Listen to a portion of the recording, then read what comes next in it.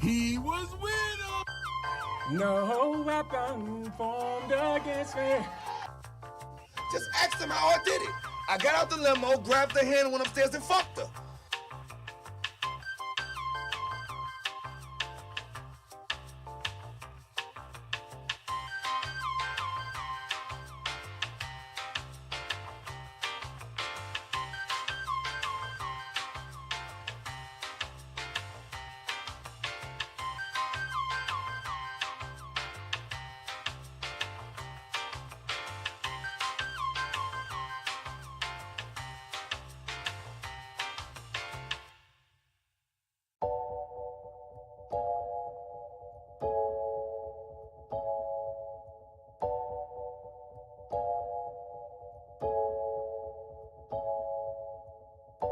I would have been swallowed up. Have you ever been swallowed up?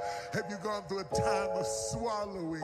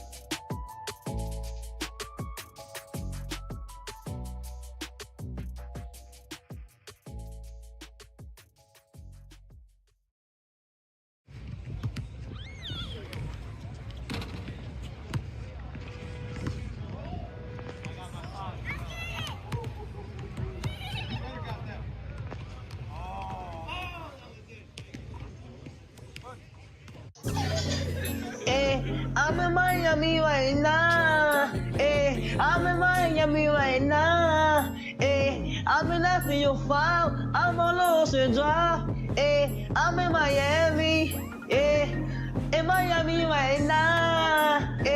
I've been after your file right now. On Ocean Drive right now. That's on my mama. I'm in Miami. I've After I go to the video, so I'm going to Cali. I said I'm too official. I'm out with them niggas. I said, man, the rapper on the city, that nigga, he wicked. We pull out with them guns, you know me in the real. Well, mama pays, I ain't having ever since that I was ill. Now I can't look like an egg and never squeal. Whenever ever on my mouth, cause that's what I'm too real. Yeah, I'm in the East Coast, I'm living life for real. Why the fuck you can hate it? I advise you to chill.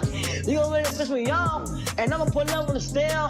I'ma pull up with a drink, go and get your ass killed.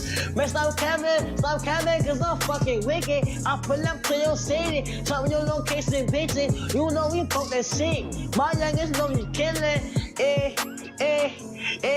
I wanna grind, got money in my mind, put money in my wrist, so I can tell the time. You know I'm rapping the job and I'm trying to eat. All around the world I'm doing shows, I really come to eat. They trying to play on me, I swear I'm doing shit. One more time, I was poor and I ain't have shit. Every day I'm just riding by the same outfit. I done came up, I'm switching cars, now I'm switching shit. These niggas mad at me, ain't wanna clone me. I'm in Miami right now, I'm off of South Beach. I'm living large, I'm living life. They know me, wanna take my life. Yeah, it's on my mama. I'm in Miami, I'm out there doing video shooting, going to Cali. I'm on my mama, and I'm in Miami right now. I'm in the 305, yeah, I'm on Ocean Drive, pull up with a red car. My life is on now, they wanna play with me, they wanna clone me. I'm bad bitch, Latino, she wanna sleep with me. I'm in the 305 right now, I'm in Miami right now, on Ocean Drive right now. I'm in Miami right now, I'm in Miami, I'm in the 305, I'm in Miami, I'm in the 305, I'm in Miami, I'm in the 305, I'm in Miami, I'm in the 305, I'm in Miami right now, yeah, I'm on Ocean Drive, I'm in Miami right now, yeah, I'm on Ocean Drive, yeah. And the front car, now come look at me. I'm the youngest in the game, you can't beat me. Cause I'm that nigga from the bottom, no, I will never change. Diamonds on my hoodie, I got diamonds on my chain. I'm in this so no, that's why ain't no game. Yeah. In Miami right now, and the 305, yeah.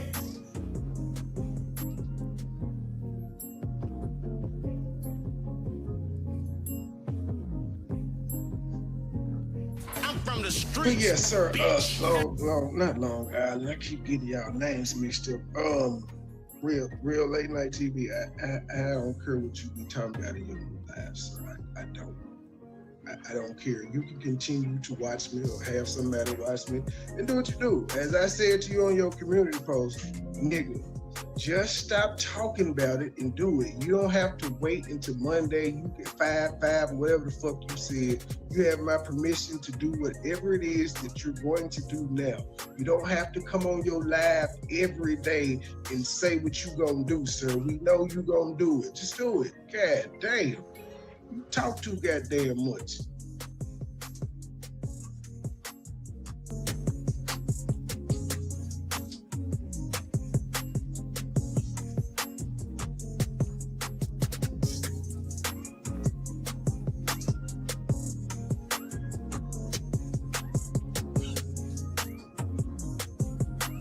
Late night crew, nigga. Mama Hill was happening, cuz. Shout out to Mama Hill. I pray that everything is still awesome for you, young lady. Tell that son of yours I said what's happening, cuz.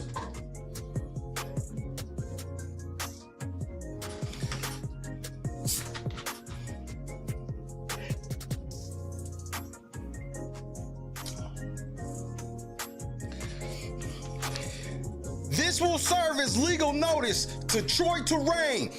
If anything happens to this video or any video that was created after January 6, 2025, it will be considered receipt of legal notice with the intention to sue, and it will also be considered as receipt of my waiver of service in your CCB case that might be getting dismissed here momentarily.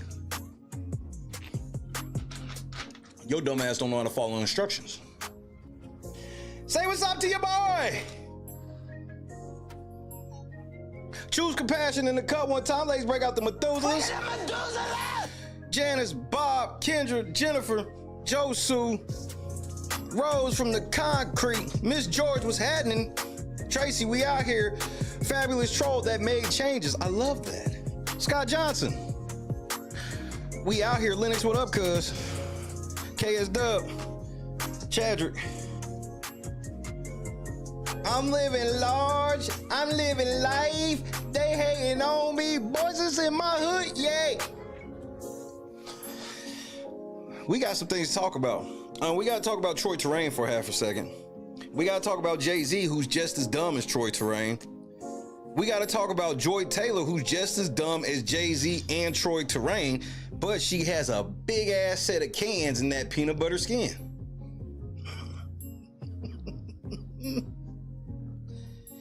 We got to talk about Simp Newton. Cam Newton, you're a fucking simp. I knew it with you. I knew it with you. That's why the end of your career went the way it did. You a simp, nigga. You talk tough, but you a simp ass nigga who bought and paid for, that's trying to grind your way to be on ESPN and all them other stations just like everybody else. You fuck Joy Taylor, nigga? Put it on record that you didn't fuck Joy Taylor. Put it on record you ain't fuck Molly Carroll. Put it on record you ain't fuck none of them bitches. Cause some of y'all niggas sound like y'all fucked and y'all scared of being told on. Stephen A. Smith, you fucked that woman? Huh? Oh, now y'all don't hear me. Okay. Okay.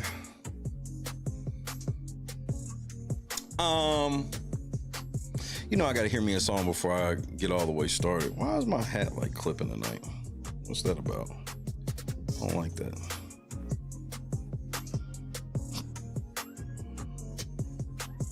Yeah, that's what I don't like.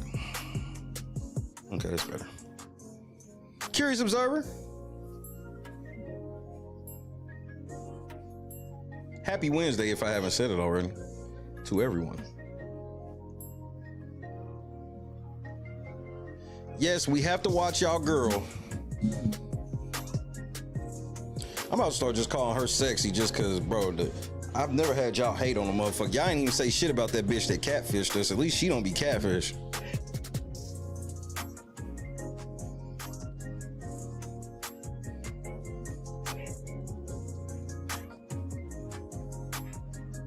Clee, what up, cuz? You almost snuck in on me. James, what's happening?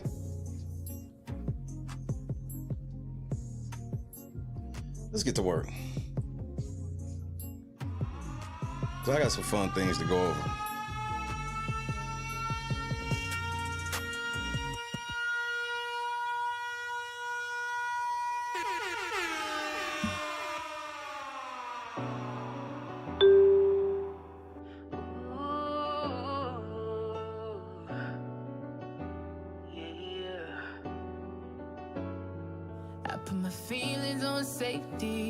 So I don't go shooting where your heart be.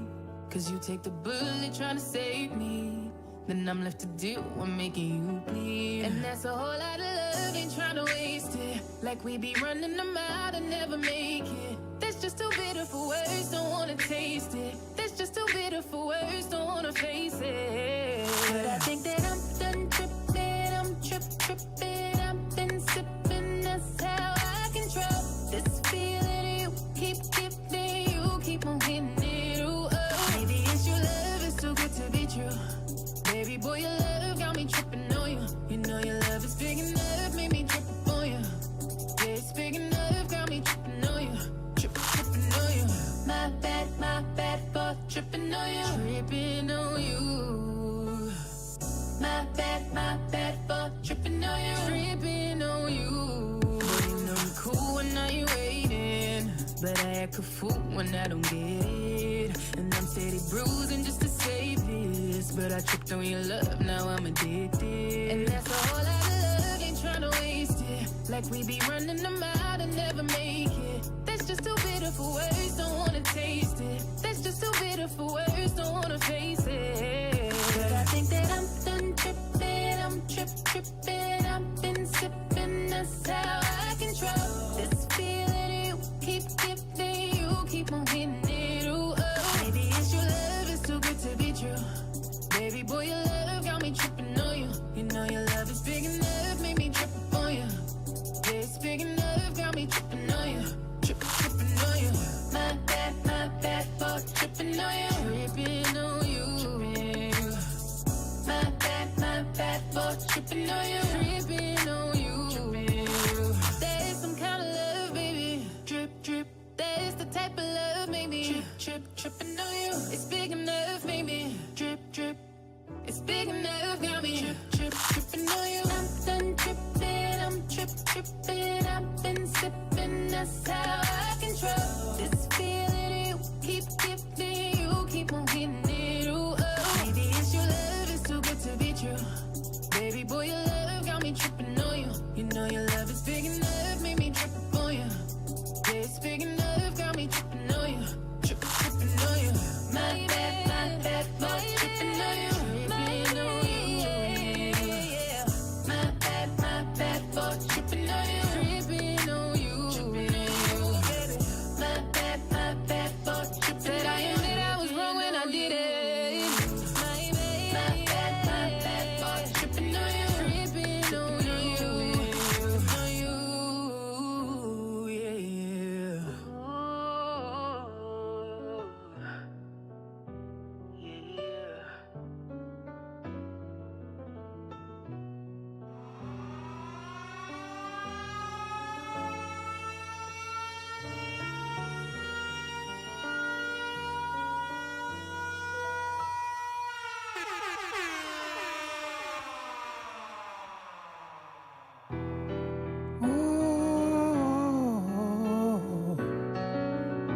Yeah. Yeah.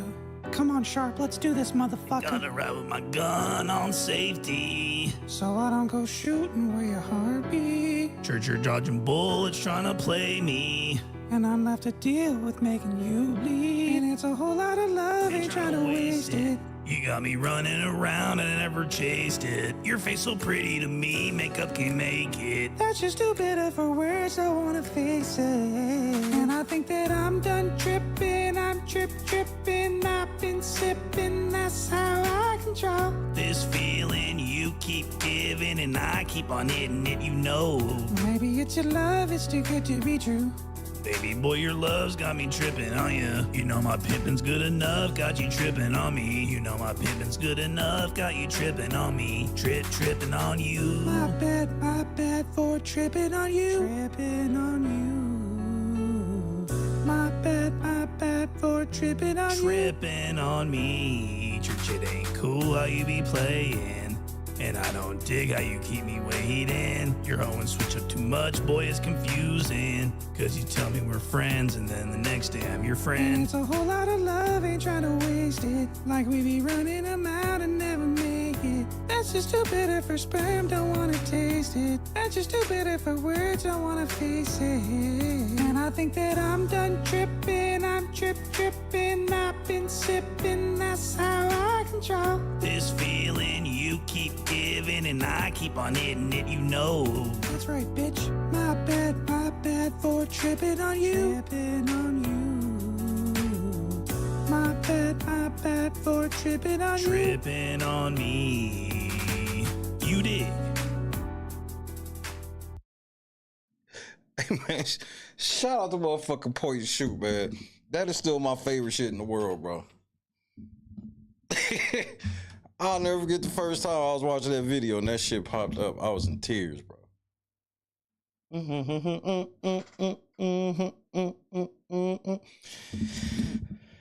The fact he can do all them niggas' voices. Brick Baby.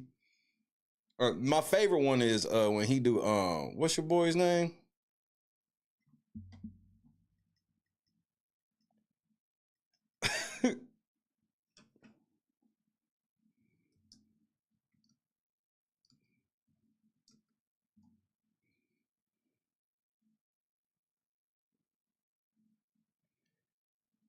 What's your nigga's name? I can't even think of nigga's name. What's that nigga's name? Hold on.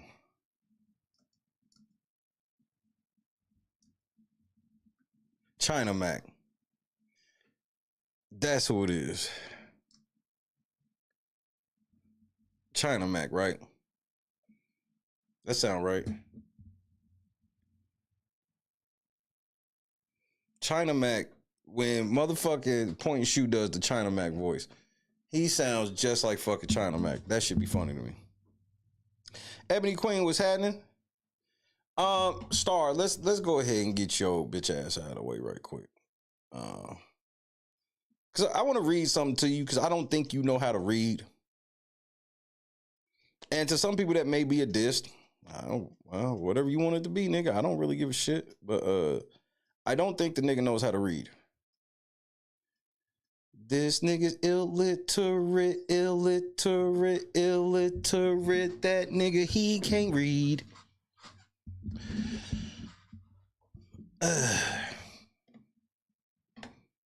This, I know what you did with this, and we gonna get to this amended claim here shortly, because wow, you really are dumb. But let's see what them people told you on December 2nd, 2024. Let's see what them people told you.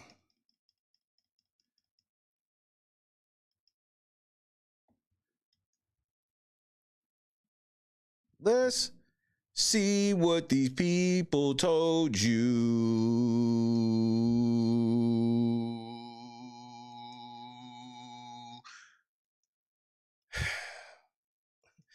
But you right.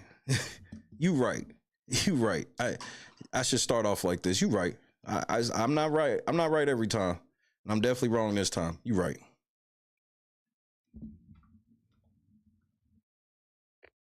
Tactical nuke incoming!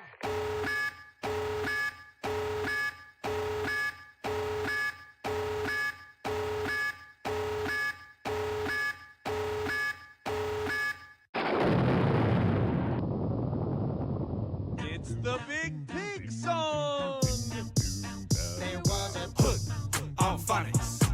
Your kid will read a 30-day guarantee. Got him hooked on phonics. 5 millisecond books, cause we got them all hooked on phonics. From ABC's competing and spelling bees, got them hooked on phonics. 30 years in the game, got them learning from the hook. 20 minutes every day. Single lessons you can do at any pace. They can choose from a game or a book, make it easy to learn, celebrate when it works. Yay! In 30 days, you're going to hear a lot of questions. What's a resurrection, Dad? What's a recession? Oh my Lord, my kid just put me under pressure, but I'm happy that my kid can read a book because we got them all hooked on phonics. Your kid will read a 30-day guarantee, got them hooked on phonics. 5 millisecond books, cause we got them all hooked on phonics. From ABC's competing and spelling bees, got them hooked on phonics. 30 years in the game, got them learning from the hook. You don't learn from hooks. You don't learn from books. You don't learn from looks. You don't learn anything except if it's from a crook. That's you, bro.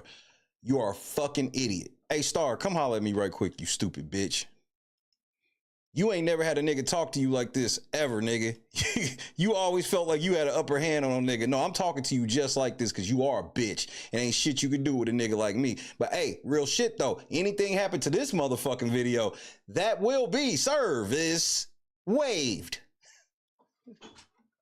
Because you got some explaining to do anyway, Troi Torain. You got some explaining to do. 6, what's happening? For the record, the only 6 I recognize is Jenna Von Oy. But we'll make an exception this evening.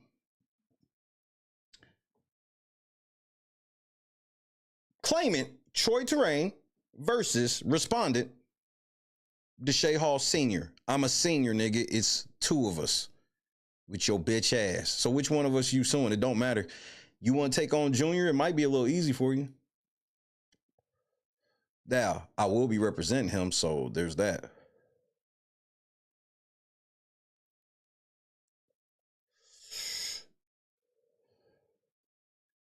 Notice of compliance and direction to serve.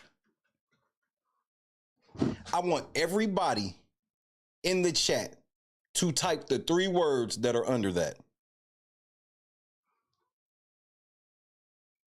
Everybody in the chat, type the 3 words that are under notice of compliance and direction to serve. I just want to get us all on the same motherfucking page.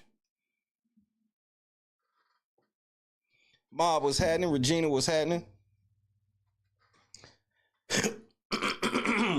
Please read carefully. This is what they told you, nigga. Before we even read, nigga, you got to understand this is an action letter. They telling you the only thing that you can do right now. You can't do anything else right now except what's in this letter. That's why it's called an action letter.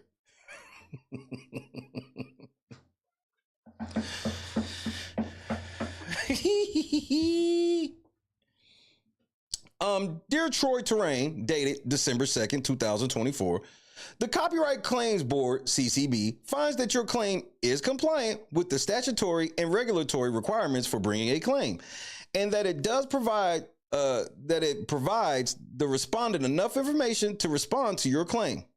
Finding the claim compliant means that it can move forward. It does not mean that the CCB agrees with any of the statements you have made or answers you have given in your claim, including, but not limited to, whether you have checked the correct boxes for the rights that were allegedly infringed or whether or not any respondent is an online service provider.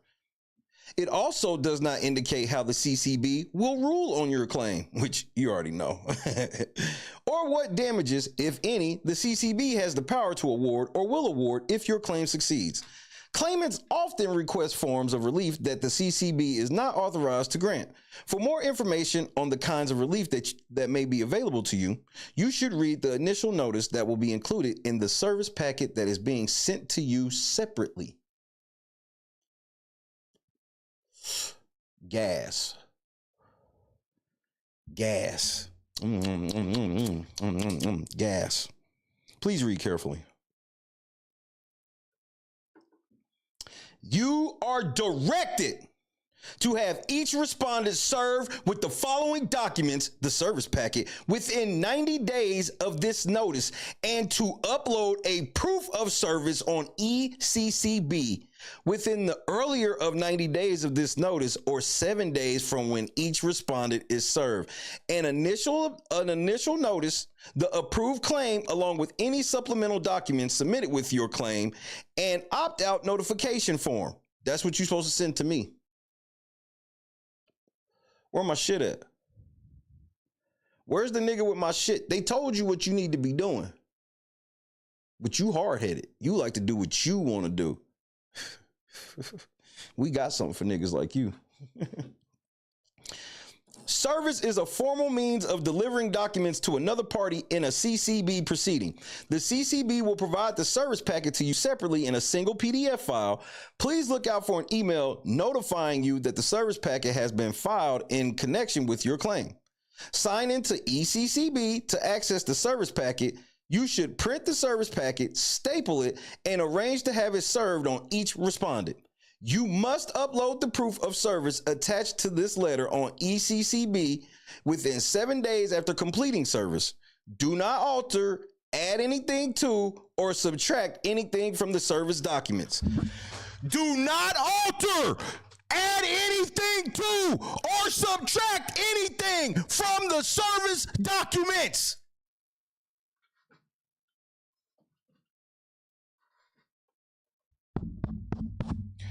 I said, do not alter, add anything to, or subtract anything from the service documents. You're an idiot. Let me read it one more time just to make sure you're listening. Do not alter, add anything to, or subtract anything from the service documents.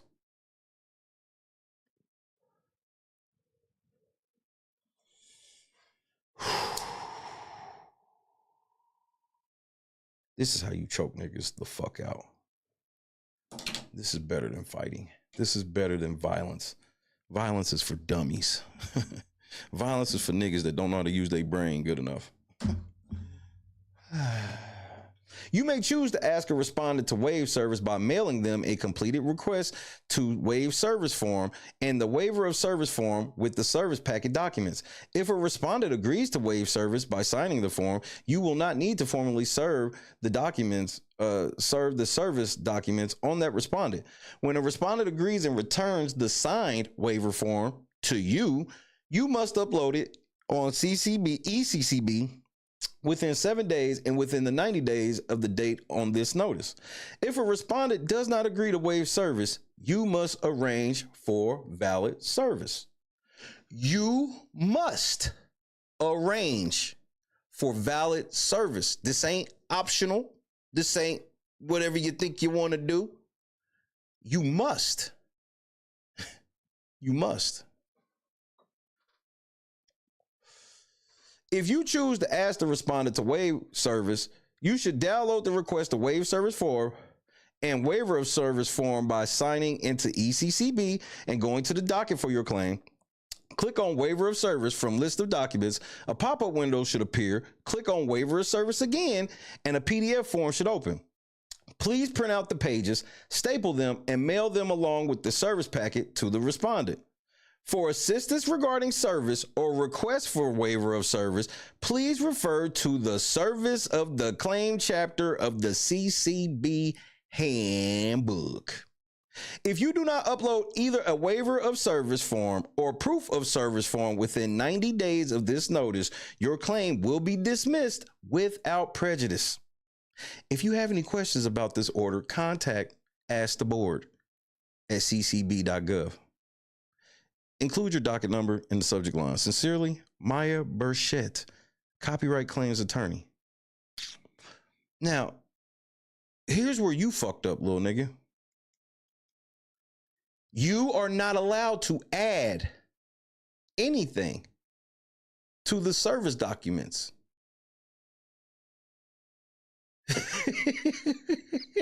Your case about to get dismissed, nigga. And I'm still suing the fucking shit out of you, you dumb bastard. What part of don't add anything didn't you understand?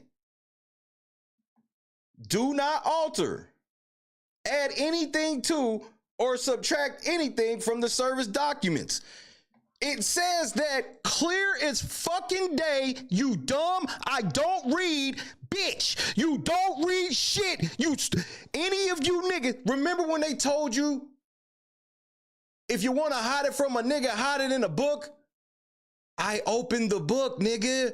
They weren't lying. We hide shit in books from niggas like you. Yes, nigga, 60 years old and you don't even read court papers, nigga. What's wrong with you? This is your life. Your life on the line. You don't work nowhere else, nigga. This is your whole livelihood that you flushing down the toilet because you thought you could punk me. No, I'm gonna punk you. You the bitch in this scenario, nigga. I'm daddy. You the hoe. You the hoe. So keep working them strings for me, bitch. Daddy will be by to collect very shortly. First of all, they throwing your shit in the trash because they told your dumb ass, do not alter, add anything to, or subtract anything from the service documents. You amending is you stating that you've changed something, you stupid bitch. Fucking retard. You real tough in the shadows, but you a bitch in your soul, nigga. Behind that twinkle in your eye, I can see the bitch in you.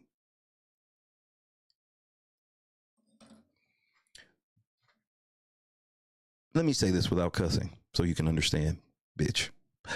Do not alter, add anything to, or subtract anything from the service documents. You're supposed to be serving me. How are you adding new shit to some shit? You can't add anything, nigga. You've already said what you said. Serve me, then we can have basic discovery and all of this other shit. Nah, but guess what this nigga did? Oh, you not gonna believe this, nigga. You not gonna believe this. Come with me, y'all. Come with me.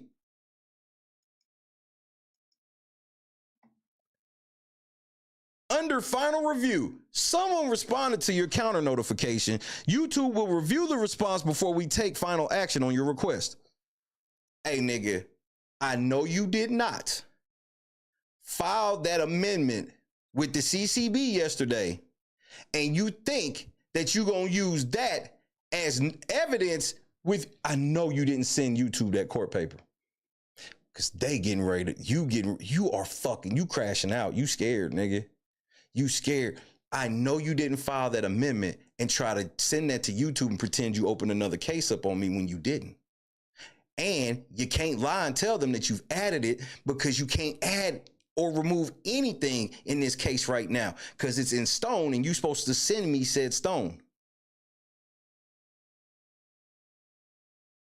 It's the reefer, ain't it? The reefer makes you the reefer enhances my mind.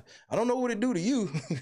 It enhances mine. But keep looking down on it. It has to be the reefer. What else is it? I'm like the biggest fucking nerd the world's ever seen, nigga. Proud of that shit. What is it, nigga? I'm confused. I know you know they're gonna tell you no, right? They're looking at it and they're gonna tell you no. What do you just fucked your other case up by trying to do some slick shit in this shit. I'm getting all, bro, it don't matter. You want to keep them down for 3 months? I don't give a fuck, nigga. I gives no fuck. But I want you to understand something. I never lost. I never lost. You telling me you can beat Air Michael Jordan in a one-on-one? I never lost.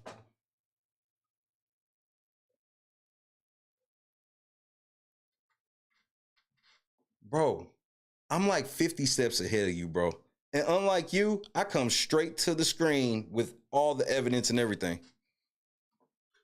Like, I got Jay-Z's whole motion. That's why people come fuck with me, bro. You gotta understand this. People, yes, I am going to be long-winded, but my long-winded comes with thoroughness. So I'm not just gonna repeat what some other niggas said the court paper said, because some of you niggas are liars. I don't believe in lying. So I'll just read the court papers and let the shit shake. Same thing with you, nigga. That's why you didn't know what to do. You was like, this nigga's pulling up public court records. What the fuck? Oh shit, this is a privacy violation. These records are sealed. Well, if they sealed, how do I have them? Because that's the only way you could pull this shit.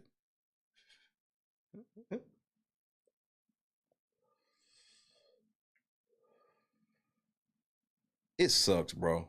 I wouldn't want to lose to me either. I got a big ass mouth, bro. And I'm very motherfucking loud when I win. I'm extremely loud when I win.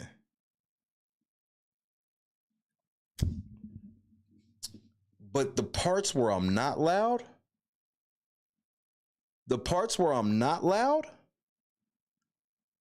that's when you should worry about me the most. It's not the bark, bro. You shouldn't worry about the bark with me, nigga.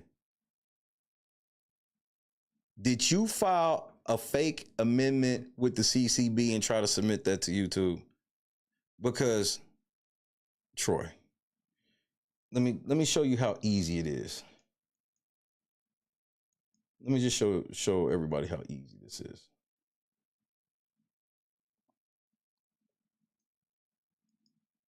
Let's go to the home page.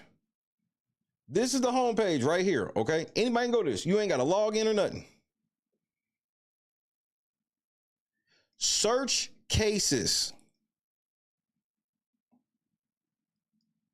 Type in last name, Torain. This is the only case you filed, but you have 2 of my videos down. So why would you respond to my counter notification unless it's with court papers? And you not going to no court. You just going to, what are you doing, bro? Look, who wants to bet this nigga's channel gets terminated? But I got action on this. Who is dumb enough to bet me? I'll even let you have the whole year. Or you could, bro, look, all I need is 3 months. 3 months, he up out of here. Because he going to be gone in 30. And then once YouTube get the paperwork, he going to be gone.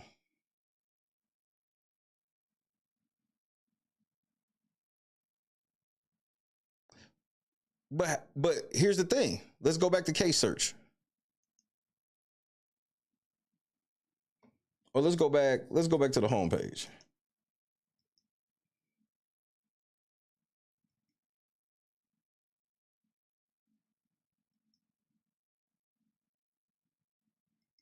View closed dockets.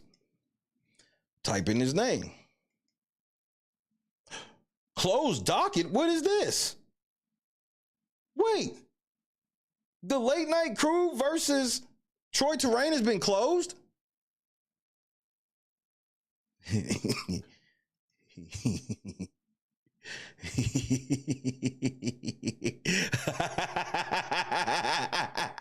Hey nigga, I know you thought a nigga was playing, but a nigga wasn't. A nigga was not playing. Let's look at what the late night crew filed on January 8th, 2025 at 12:04 p.m. Eastern Standard Time. Let's see what they were talking about. I hereby request to withdraw my claim for misrepresentation under 17 USC section 512F. Does that sound familiar to any of y'all? Read that DMCA, nigga. I hereby request to withdraw my claim for misrepresentation under 17 of the United States Constitution, section 512F. I intend to pursue this claim along with any other related claims in federal district court. Late Night Crew, LLC. So what did y'all say?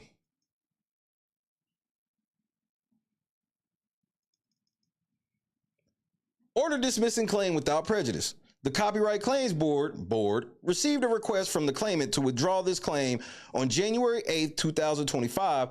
The board dismisses the claim without prejudice and closes case 24-CCB-0370, 37 CFR 222.17 A through B. Dismissal without prejudice means the claim can be filed again in the future provided there is no agreement with respondent to the contrary. Copyright Claims Board. Just so you understand, nigga, I had to close this case before I open my federal case. Procedure matters. They care about that type of shit. They real anal when it comes to procedure. You know, like when they tell you don't add, don't alter. They can be sticklers about shit like that.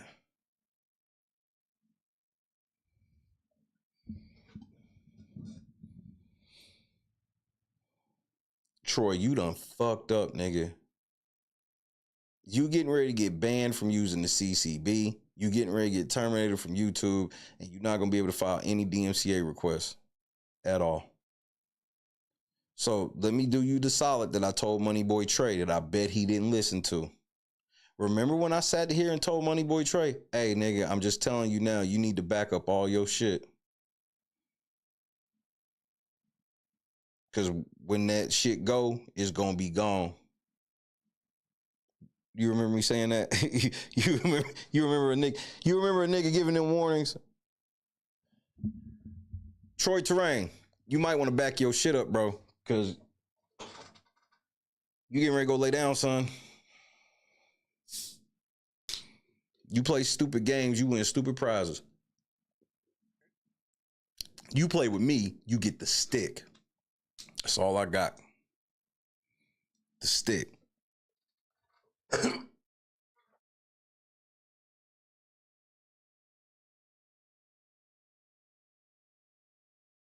Oh, I only got like one more day of that crap. Apologize. Midnight, great evening. Oh, he's definitely going to tell me to pause the stick. Trust. He's going to want that stick paused. And it ain't going to come. No Diddy. No Camel. No steak. Yeah, I'm trending. When I get the stick out, he going to be telling me to pause. It's too late. The wheels are in motion. I've already made promises to my people, so I got to go through with it. So my word is really all I got around this motherfucker. My word and like 4 or 5 hoodies. That's about it. I ain't got shit else. Actually, I'm down like 2 hoodies.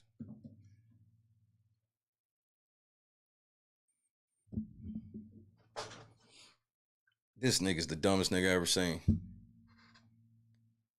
You want to play these motherfucking games, nigga? Hey, I looked you right in your eye and I said, we could keep it gangster. We could keep it cordial. How do you want to go about it? Because all of that dumb shit, I'm with it. All of that dumb shit, I'm with it. Don't. You know what, Troy? This is for you, nigga. All right, bro. This is exactly how I'ma vibe out after your ass get gone.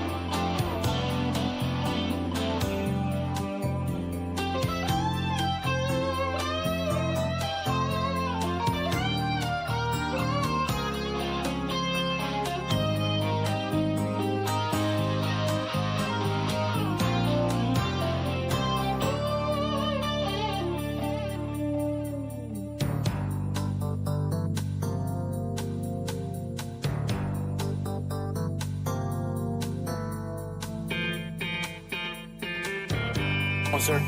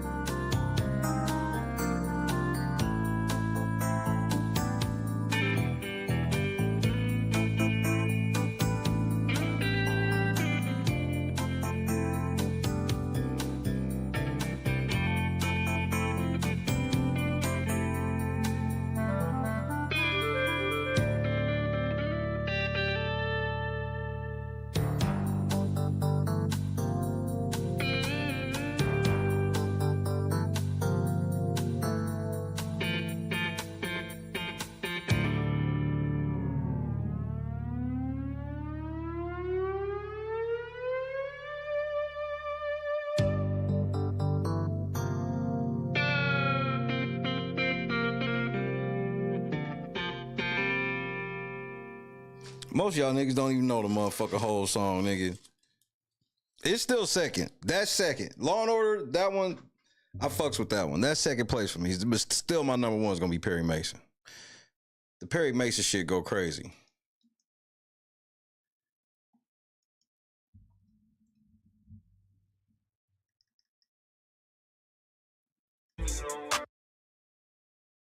In the criminal justice system, sexually based offenses are considered especially heinous. In New York City, the dedicated detectives who investigate these vicious felonies are members of an elite squad known as the Special Victims Unit. These are their stories. All right, no, I'm good. All right, you just the way he treated me, okay. I was gonna park the vehicle, no tickets issued, but just next time show some respect. That's all I gotta say. I don't have to. All right.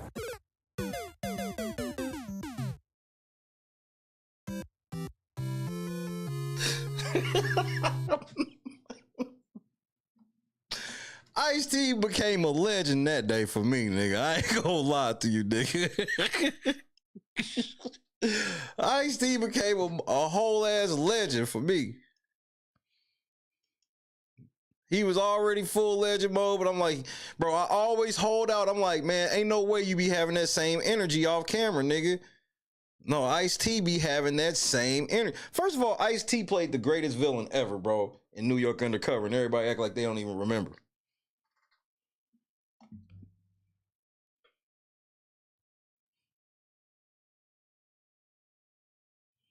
Nigga, when y'all killed that nigga brother, he went on a murder spree, nigga.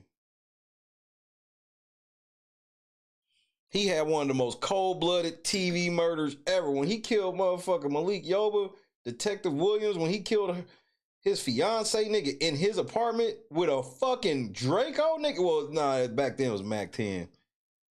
He hit his Danny Court, nigga. Hit his bitch with a motherfucking Mac 10 in his apartment, nigga. Top 20 was happening.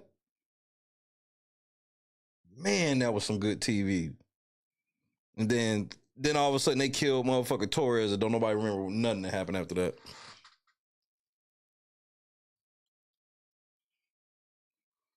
That was some, bro, I had never seen no shit like that on like regular TV. It was like, what the fuck? Ice-T crazy than motherfucker selling cat.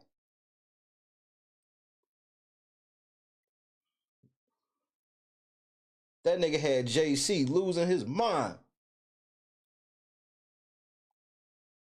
That nigga learned everything from Nino Brown, but figured out how to do it smarter, because it was great because they had him be this, he was a super nerd, but he was super evil.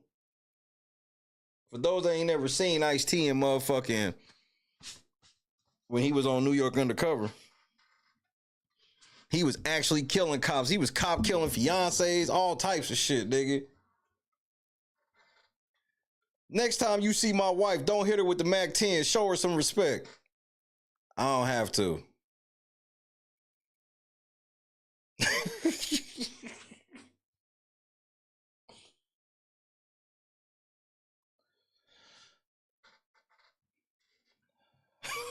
That nigga said I don't have to. That's some shit I be saying. You know what I used to say to people that really used to make them mad when I was younger? I used to just say, well, what if I just said no? Bro, when I found out how that bothers people when they really want something from you, it ain't even gotta be like money or anything, just anything, nigga. Motherfucker ask you, hey man, hand me that salt right there. Well, what if I just said no? Hey nigga, just give me the fucking salt. Doing all of that for? Try that shit. Motherfucker ask you something and just ask them, what if I just said no? It could be the most mundane thing ever. Watch how mad they get. The more mundane the thing is, the more mad they gonna get, I promise you.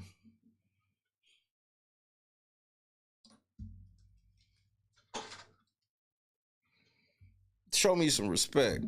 He didn't even say he wouldn't. He just said I don't have to.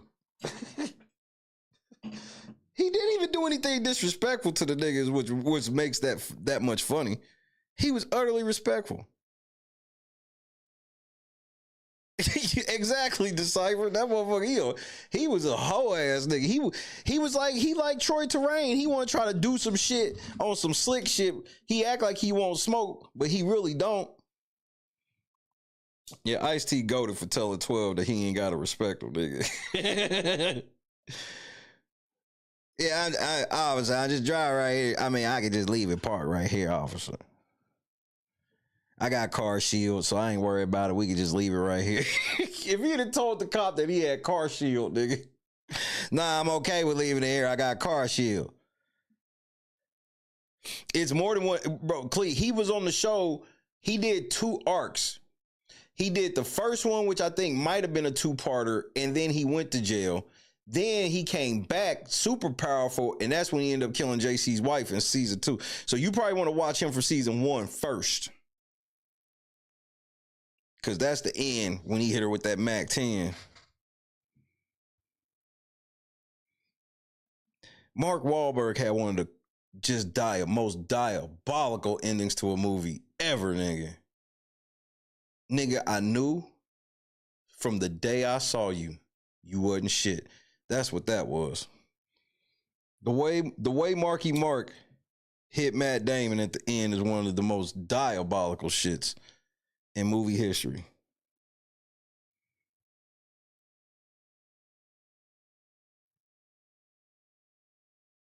Yeah, Ice-T and Trespass.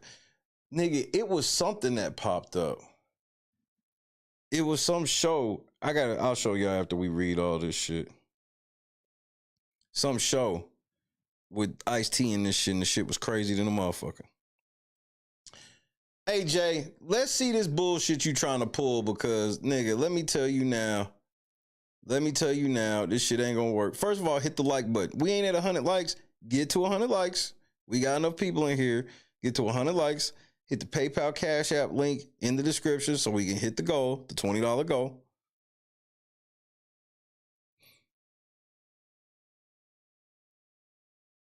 Now, I want y'all to remember what the Lord, do y'all need a quick refresher of what the judge said? Remember, the judge said, Alex Spiro, cut this fucking bullshit out. Stop talking about Busby. And if you keep doing these things, understand this will not be a favorable outcome for your client. Do y'all remember her saying that? 1 for yes, 2 for no.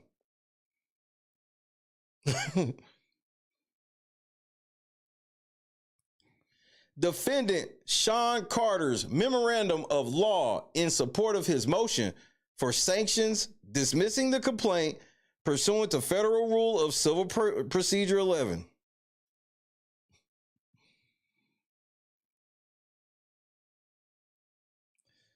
Preliminary statement, factual background, legal standard argument. The court should impose Rule 11 sanctions for Mr. Busby's. Oh, my Lord. Didn't she tell you to stop bringing up Tony Busby?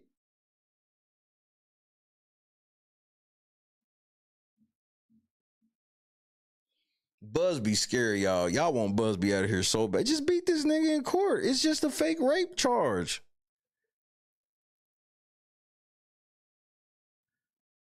Bobby's World with the 49 piece. I ain't even see it, Bobby's World. Bobby's World with the 49 piece said prayers to all those affected by the fires. Indeed, man. If you out in LA area and what was it, the Palisades and shit, who knows now? All that fucking wind and shit. Please stay safe. Fuck you. Fuck the stuff, bro. And you talking to somebody who's lost everything before, so you be all right. You somehow you'll have enough to be okay. It's made it to Studio City. Yeah. We probably gonna look in live on some fire coverage because I'm sure a bunch of people are live, so we will look in live to that. So shout out to all my people on the West Coast.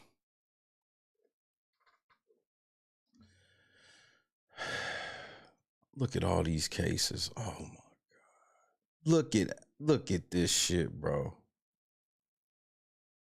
Diddy, Diddy, Diddy, Diddy, Diddy, Diddy, Diddy, Diddy, Diddy, Diddy, Diddy, Diddy, Diddy, Diddy, Diddy. Nigga, how many Diddy cases did you use? 1, 2, 3, 4, 5, 6, 7, 8, 9, 10, 11, 12, 13, 14. You cited 15 Diddy cases, bro.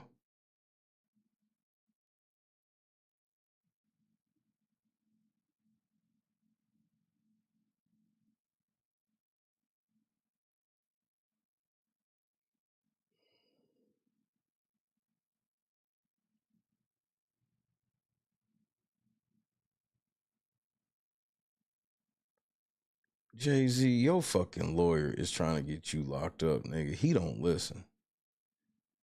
Defendant Sean Carter respectfully submits this memorandum of law in support of his motion for monetary sanctions against plaintiff's counsel, Anthony Busby, and the Busby law firm, and to dismiss plaintiff's first amended complaint, the FAC, pursuant to Rule 11C of the Federal Rules of Civil Procedure. Preliminary statement.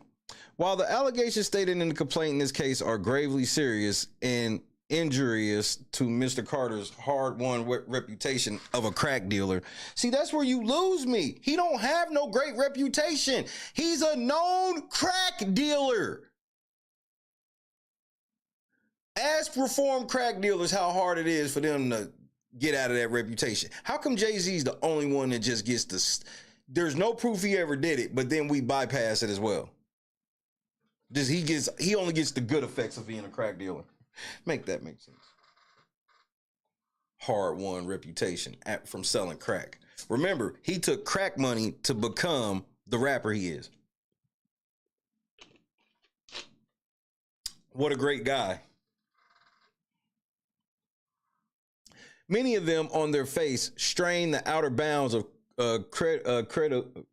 credulity, and none of them appears to have been subjected to even the most rudimentary diligence by the filing attorney who initially signed his name to them and has since declined to withdraw them.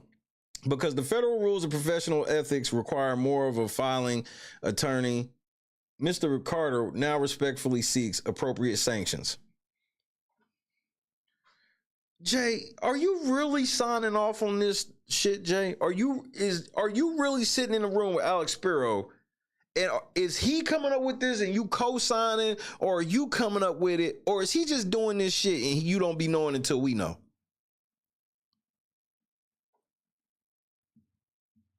Federal Rule of Civil Procedure 11B3 requires every attorney who signs a complaint to certify to the best of the person's knowledge, information, and belief, formed after an inquiry reasonable under the circumstances, the factual contentions have evidentiary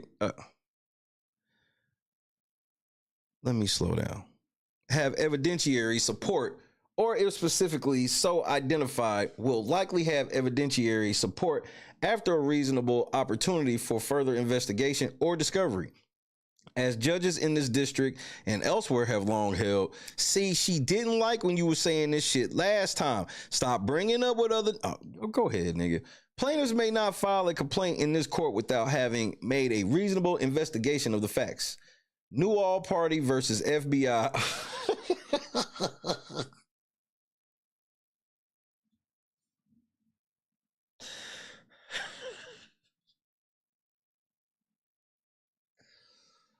Bringing the feds up in your motion is a wild strategy, nigga. 858 F sub 425-429, Southern District, New York, 1994. The rule accords with the rules of professional conduct which prohibit an attorney from knowingly asserting material factual statements that are false. New York R Prof Conduct 3.1 B3, and from failing to correct a false statement of material fact or law previously made to the tribunal by the lawyer. New York R Prof Conduct 3.3 A1 Accord Text R Prof Conduct 303 or 3.03 A1 B. See also 28 USC 1927. Those basic guardrails on litigation are critical to the integrity of the judicial process. Courts rely on attorneys to conduct a reasonable investigation into the facts alleged in a complaint to avoid wasting judicial and party resources litigating meritless claims. Bus Guides, Inc. versus Chromatic Communications Enters, Inc. 498 U.S. 533 542 1991. Rule 11 is aimed at curbing abuses of the judicial system. Internal quotations omitted. Cooter in jail. Oh, my Lord. Cooter in jail versus Hartmax Corporation, 496 U.S. 384 393 1990. The central purpose of Rule 11 is to deter baseless filings in district court. Moreover, in cases where the allegations assert outrageous or criminal conduct, an attorney's certification that the allegations are reasonably supported by evidence ensures that parties cannot improperly use statements in judicial filings, often shielded from defamation liability by the litigation privilege, to impugn the reputations of innocent people or attempt to extract unwarranted settlements. See China All Cap Limited versus DLA Piper LLP US 2023 WL 501-6492 at 8 Southern District, New York, July 28, 2023. Sanctions appropriate where claim can only be viewed as an attempt to harass defendants and cause reputational harm. Report and recommendation adopted 2024 WL 964-596, Southern District, New York, March 6, 2024. Usherson versus Bandshell Artist Management 2020 WL 3483661 at 18 Southern District, New York, June 26, 2020.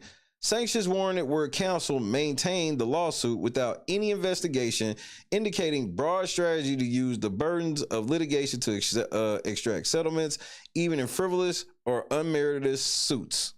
Plaintiff's lead attorney, Anthony Busby, has violated Rule 11B by either knowingly making false allegations about Mr. Carter in the amended complaint, failing to conduct an adequate investigation into the complaint's factual allegations, or at minimum, failing to withdraw the complaint once it became clear that numerous allegations in the complaint are false and other allegations are therefore at least highly suspect. Nigga, let's start here. Didn't they tell you no to all of this shit already? Didn't she say, stop talking about Busby, stop making inflammatory statements about Busby? Didn't she just tell you that? It was on December, I can tell you exactly when it was, December 26th. She told you to stop this shit. Why are y'all still doing it? I'm confused.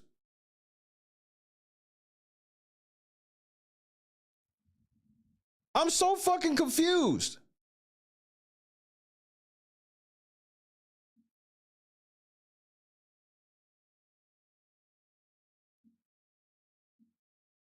And what is y'all proof that he made these statements?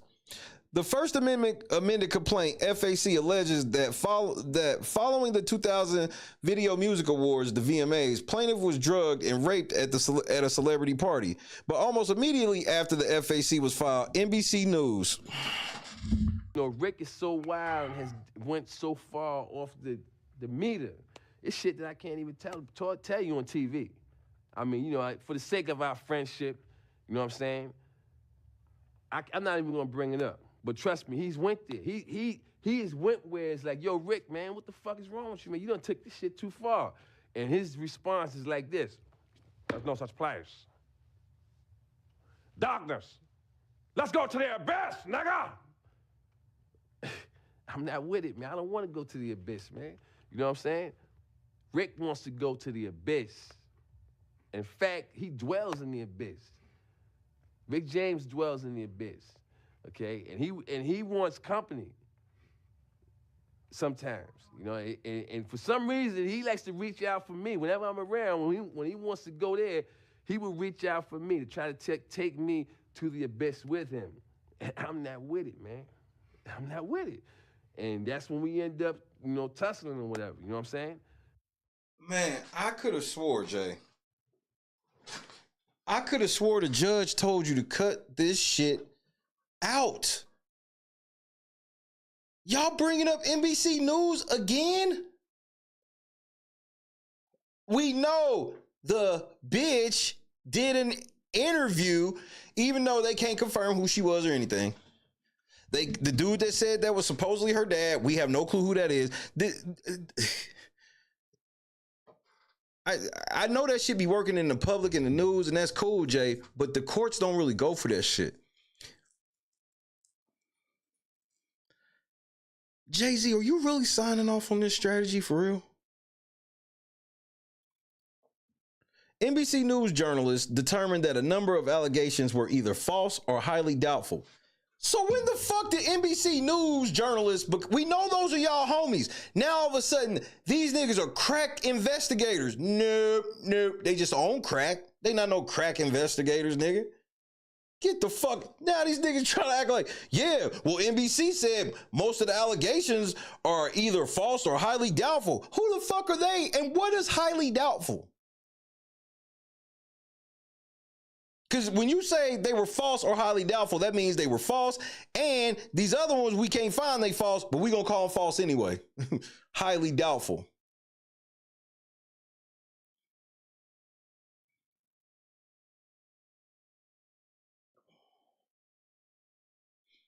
There's no way you signing off on this, Jay. For example, paragraph 44 of the complaint claims that the party occurred at a large white residence with a gated U-shaped driveway that was approximately 20 minutes from the VMAs by car. Oh, we're not doing this again. Why? This nigga's like, I'm gonna just keep saying this shit till I win.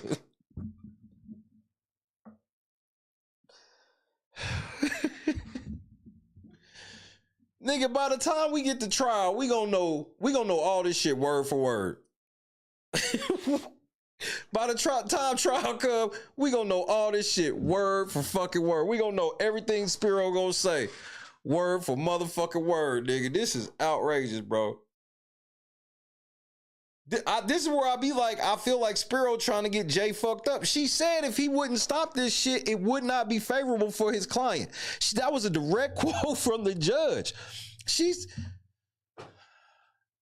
said in that letter, bro, stop doing this shit. It won't be favorable for your motherfucking client. And he just won't listen.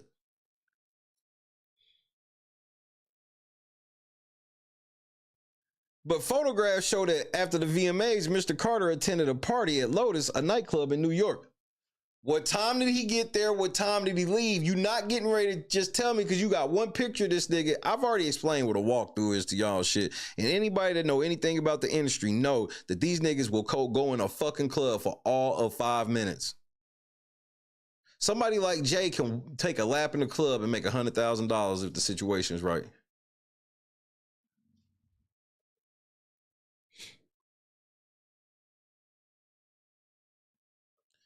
This nigga. And then what he is citing is the NBC article. Oh my Lord.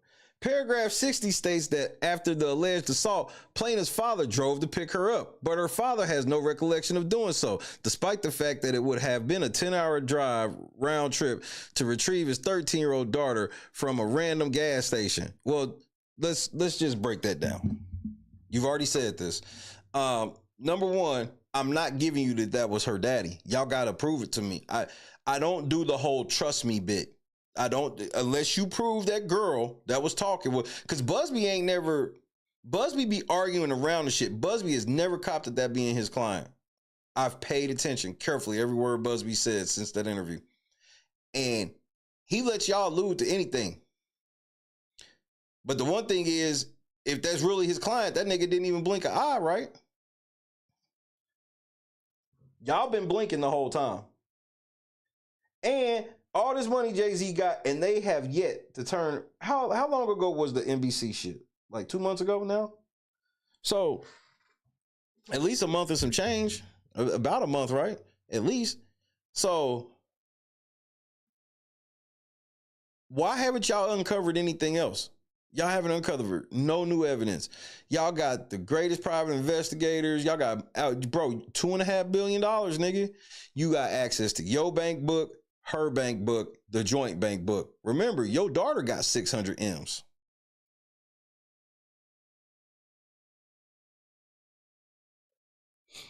Oh, very true.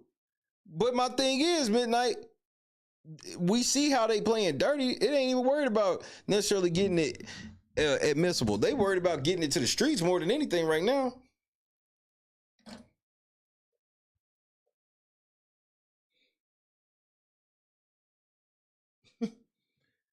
Now, it's been 20 years. What if her dad has like dementia, early onset dementia, something? Like seriously. You know what most people with early onset dementia do when they can't really remember something? They don't want to admit they can't remember. A lot of them are like that.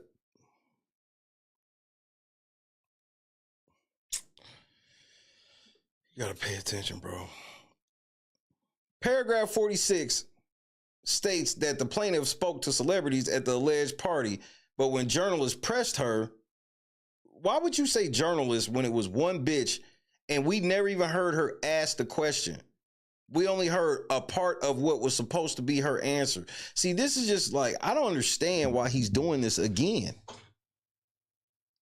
She named a person who was in Chicago that evening performing a concert. That does not mean, see, now it's changed. This nigga could have very easily performed in the evening and went to an after party in New York. That's commonplace. What do you... Paragraph 40 states that the plaintiff watched the VMAs on a Jumbotron. In fact, photographs from that evening show there was no Jumbotron as New York City had denied MTV a permit. And the same paragraph says the plaintiff approached limousine drivers at the VMAs, but video shows the limousine area was cordoned off by police and inaccessible to fans. Yeah, you can tell me in one still photo this nigga is a fucking retard. For him to be thinking that I'm gonna be believing one picture, you're gonna show me one picture and this represents exactly how this shit looked for 5 hours. From this picture, we can tell that nobody ever got close to a limo or anything from one picture for hours. Just like we could tell that Jay-Z didn't do anything all night long from one picture. Javon Barksdale.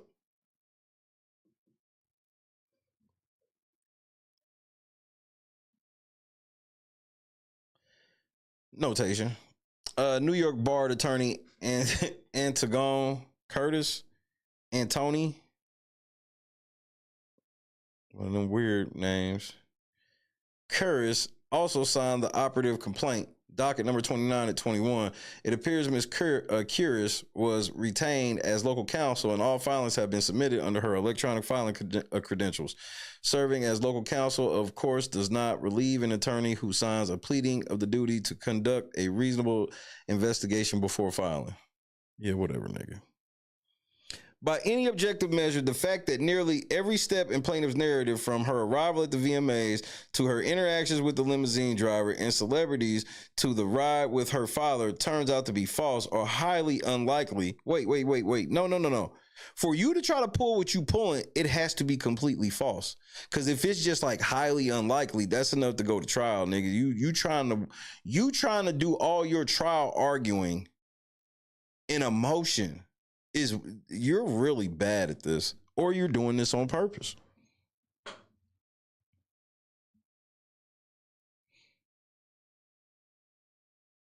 From her arrival to the VMAs to her interactions with the limousine driver and celebrities to the ride with her father, turns out to be false or highly unlikely, casts considerable doubt on plaintiff's allegation that Mr. Carter raped her, which he did not. Confronted with those glaring red flags, a competent and ethical attorney would have not only omitted the many erroneous allegations from the complaint, but also completed a thorough and careful vetting of the core assault allegation before affixing his or her signature to the complaint. Nigga, this whole thing where because she said it was Jay-Z, he was supposed to treat Jay-Z like a different fucking person, and you're literally up here arguing for Jay-Z to be treated like some fucking god. You're literally, and then all you arguing is Anthony Busby should have known better than to go at Jay-Z. Who the fuck he think he is? And it's obvious, nigga. That's why you keep losing. But every time you file paperwork saying the same shit, it lets me know that Jay-Z probably did whatever the fuck that girl said he did. Abiding by that, and that's my personal opinion. Yeah, this motion will definitely be denied. They're not dismissing shit from this. Abiding by that ethical duty was especially important here, given the defamatory character of the assault allegations and the near certainty that the complaint would generate massive publicity in light of the identity of the defendant, inflicting irreparable reputational harm and forcing him to explain to his own children that he had been falsely accused of assaulting a child. Boo fucking who? Jay-Z sits around and brags all the time about how great his life is and nothing bad about his life. So the fuck what? Everybody's had to explain about somebody lying on them before. And it should be easy for you to explain. He act like it's hard to explain. Since we have so much money, people will lie on us like this.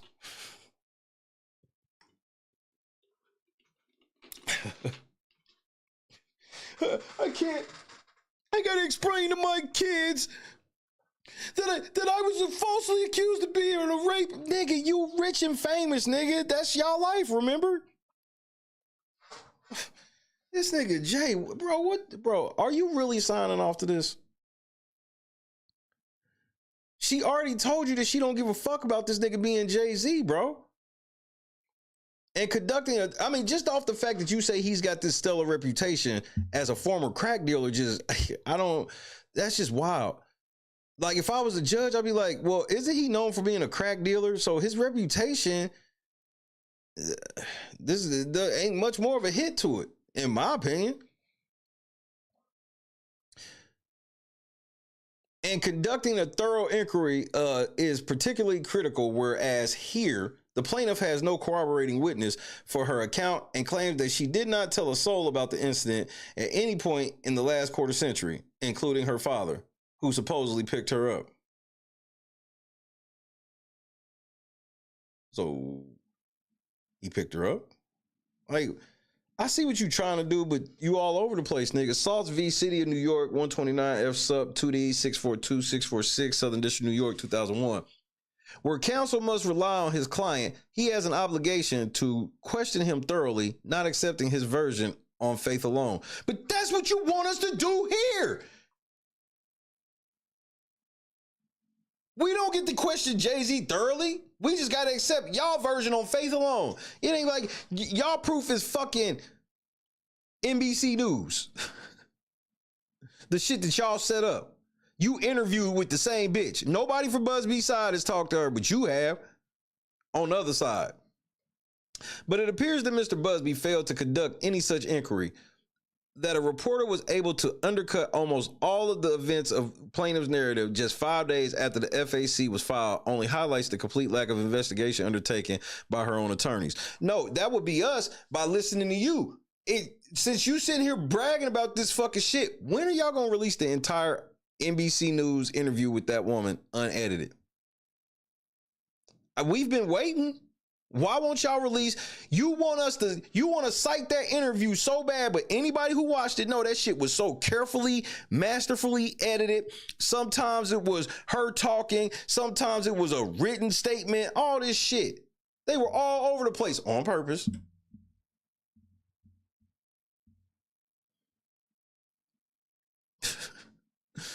A simple call to her father, a review of publicly available video footage and photos from that night at and after the VMAs, or a review of publicly available property records. Why would somebody, this is outrageous for you to be like, Busby should have checked property records to see if she was lying about getting raped. That doesn't even make sense. That don't make no sense. Alex Spiro's doing this shit on purpose. Would have quickly revealed the plausibility of her allegations. Yeah, because Busby's going to go look for White Houses in public records. Just so I got to make sure that there's actually a White House somewhere near there because it's Jay-Z. What? But Busby has all but admitted that he declined to undertake such a basic investigation. Didn't she tell you stop making inflammatory statements about this nigga? He all but admitted, which means he never admitted. When confronted by NBC News journalists with the series of false allegations in the complaint, Mr. Busby sought to cover for his utter lack of diligence by claiming his client would undergo a polygraph examination, an offer he seems to have abandoned since making it weeks ago. No. NBC News cited that in that article, but that was not a quote from Busby that he gave to them about that shit. Alex Spiro, you playing a very dangerous game. You getting ready to get yourself kicked off this case. Busby got all types of shit on you already. And here you are again. You're referring to when they said that motherfucking statement. But Busby has said that shit about something else. And NBC brought it up in that article, and they try to make it seem like they interviewed Busby. They never said that they spoke to Busby after that interview. They said they spoke to Jay-Z, and they actually sat down with Spiro. NBC News can't be trusted.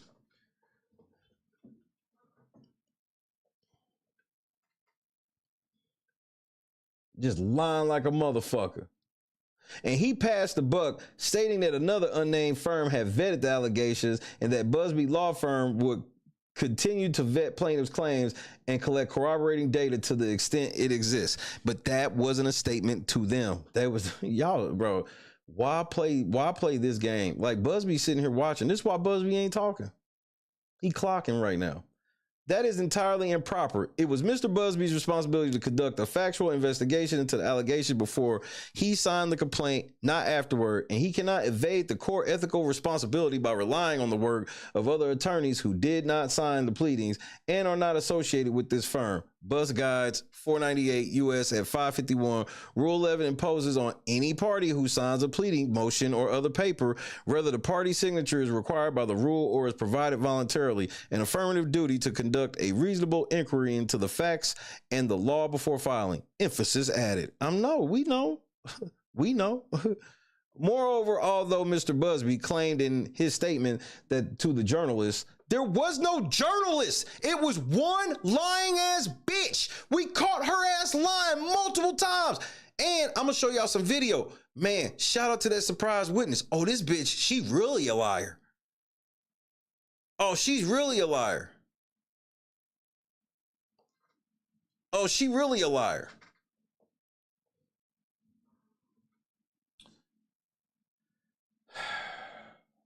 The journalist that his firm had interrogated plaintiff intensely, and she admitted to the journalist that she had made some mistakes. The fact that he put an S on journalist to make it seem like it was multiple people when it was just that one bitch. Made some mistakes and was guessing about key details. Serious problems with her account that Mr. Busby would have uncovered had his firm actually interrogated plaintiff. Yeah, but I see that one piece of evidence that Busby put in the complaint, I see that y'all niggas have never said nothing about that. You ever notice that? Remember that one piece? Remember there's like one photo in her complaint where it's like a plastic thing or something. They said that that's the thing that they were using to put shit in people's drinks. You notice they've never mentioned that. They argue everything else about this shit. Why don't any of them come out and say, that's fake? I would never be near nothing like that. I always love how they've ignored that. NBC article at 4:7-8.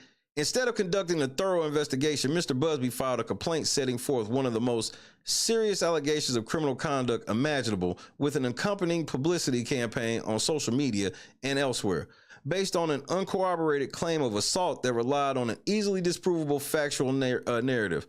And inexplicably, even though the NBC News story was published over 3 weeks ago, Mr. Busby has taken no action to withdraw a complaint that contains provably false statements. Why would this nigga withdraw his claim over an interview that y'all clearly had set up with NBC?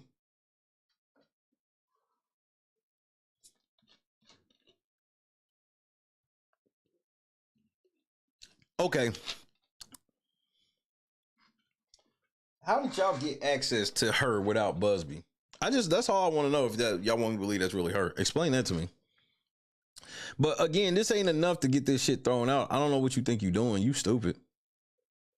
None of that is acceptable for a member of the bar of this court or any other court. That is perhaps why Mr. Busby has not obtained admission pro hoc vice, despite having signed numerous pleadings and other filings in the 2.5 months since signing the original complaint. Indeed, although Mr. Busby advised the court on December 20th that he was admitted to practice in the Eastern District of New York and intended to apply for reciprocal admission to the Southern District, docket number 50 at 3, he has not even sought interim admission pro hac vice while his application is pending, despite signing more filings over the ensuing weeks. Time out. Didn't she tell you on December 26th to shut the fuck up about Busby? This whole thing where y'all trying to throw everything to the wall. Why are y'all so scared of Busby, bro? Why are y'all scared of Big Crunch Bar Busby? Y'all ruined that nigga's reputation. What happened to the case with the Jane Doe, where he put the motherfucking bumped up Crunch Bar in that bitch? And then gave the bitch some lawyer coupons. What happened to that?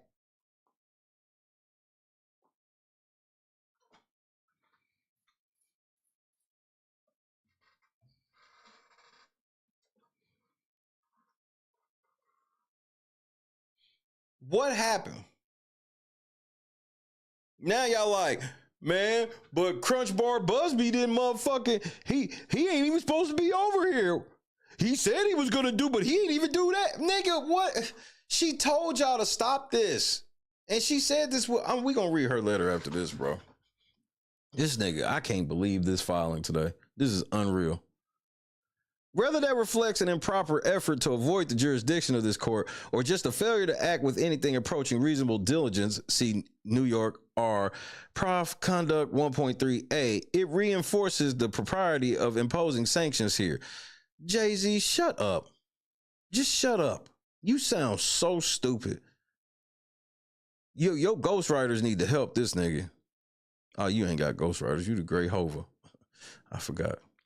Given the horrific nature of the allegations in the FAC, every day this inadequately vetted complaint remains on the docket causes extraordinary harm to Mr. Carter, his family, his businesses, and his employees. Well, that's proven directly false when they have just been bragging that Beyonce's Beyonce Bowl had hundreds of millions of motherfucking watchers.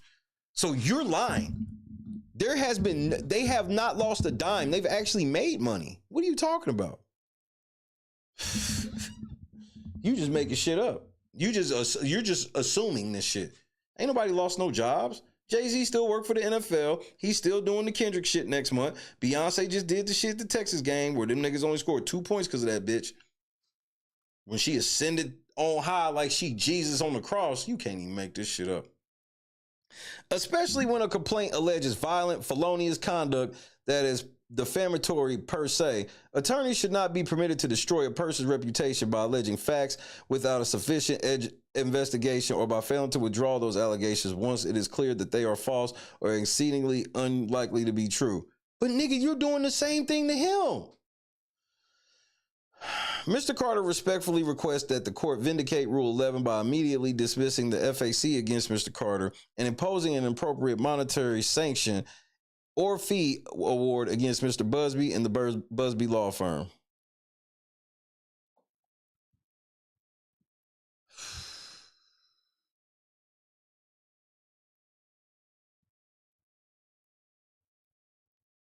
They've said so much fucked up shit about Busby. For them to be acting like Busby's just been running around trying to tear down their reputation.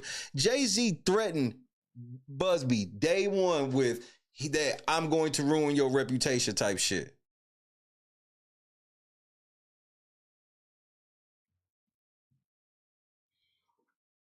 Unfucking believable, this nigga, bro.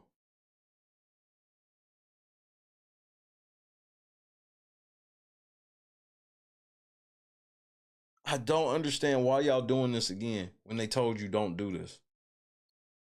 On September 17, 2024, federal prosecutors unsealed an indictment against Sean Combs for racketeering and other offenses related to sexual misconduct, none of which involved Mr. Carter. I'm done, nigga. I can't believe this nigga, bro. Jay-Z ain't shit. You ain't shit, nigga. Why would you start this shit off throwing Diddy under the bus, bro? What the fuck is that? You start this shit off throwing Diddy under the bus? Hey, man, hit the like button. We going to commercial. How we under 100 likes and there's almost 200 people in here? We shall wait until y'all get on the like button. I'm very patient. Matter of fact, I'll like my blunt since y'all niggas is bullshitting. That like button that shit gotta get situated. I got the paperwork, obviously. So let's get on that like button. This nigga starts off the factual background. Diddy got a gang of cases and Jay-Z ain't part of none of that shit. Nigga, what?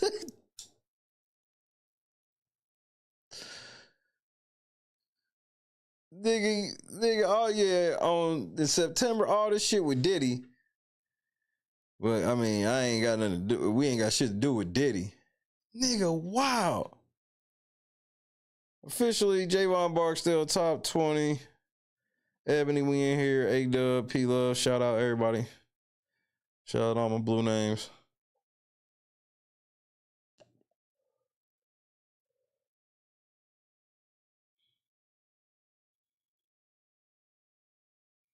Shortly after Mr. Busby published a 1-800 hotline for potential plaintiffs seeking to sue Mr. Combs for abuse, You citing the Chris Hansen show? Oh my Lord. At 6:20. Oh my Lord. Just 2 weeks later, Mr. Busby stated in a press conference that more than 3,000 individuals had contacted him via the hotline, claiming to have been victimized by Mr. Combs. Fox 26 press conference that we watched in full. Mr. Busby further stated that he was already representing 120 plaintiffs who intended to bring civil claims against Mr. Combs. That's not what he said. It's not what he said. What he said was they narrowed it down to about 120 and they're going to continue to vet those. Man, you're a fucking liar. Janine, what's happening? Shout out to Australia in the building.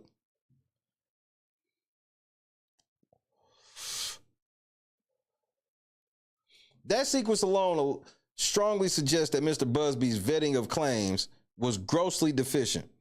Even assuming Mr. Busby set up the hotline on the same day that Mr. Combs' indictment was unsealed, the sheer number of calls that Mr. Busby allegedly received within the 2 weeks between the unsealing and the October 1st press release indicates that Mr. Busby could not possibly have vetted every caller's allegation to the extent necessary to establish their veracity before signing up 120 of them as plaintiffs.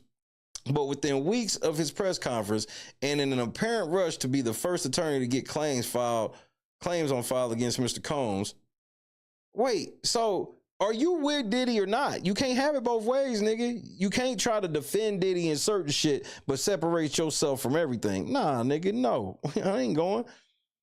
Mr. Busby filed 15 lawsuits on behalf of individuals who contacted him via the hotline in this court alone.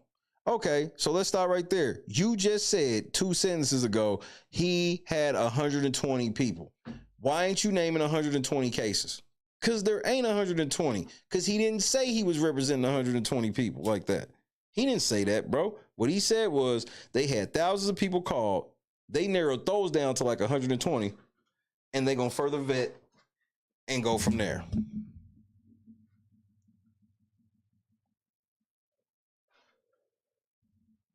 In addition to those 15 lawsuits, Mr. Busby also filed the original complaint in this case. So that's 15 cases. You said 120. Why do you lie in said court documents? Y'all just be thinking the judge can't remember or something. I don't know. That complaint alleged that Mr. Combs, along with another unnamed male celebrity, raped plaintiff at a party hosted by Mr. Combs following the VMAs on September 7, 2000, while a female celebrity watched. Paragraph 1, 14, 48 through 57, in a letter dated November 5th, and in subsequent telephone conversations, Mr. Busby threatened to go public with false and defamatory allegations that Mr. Carter was the other male celebrity who had raped plaintiff and that he had raped another minor unless Mr. Carter agreed to pay an exorbitant sum in private mediation. Bro, it's already been proven false. Why are you saying all of this shit again? You really cited all 15 Diddy cases, bro. You fucking garbage, Jay. Because citing 15 Diddy cases is proof that he filed 120. This nigga said he filed 120, then it went down to 15 quick.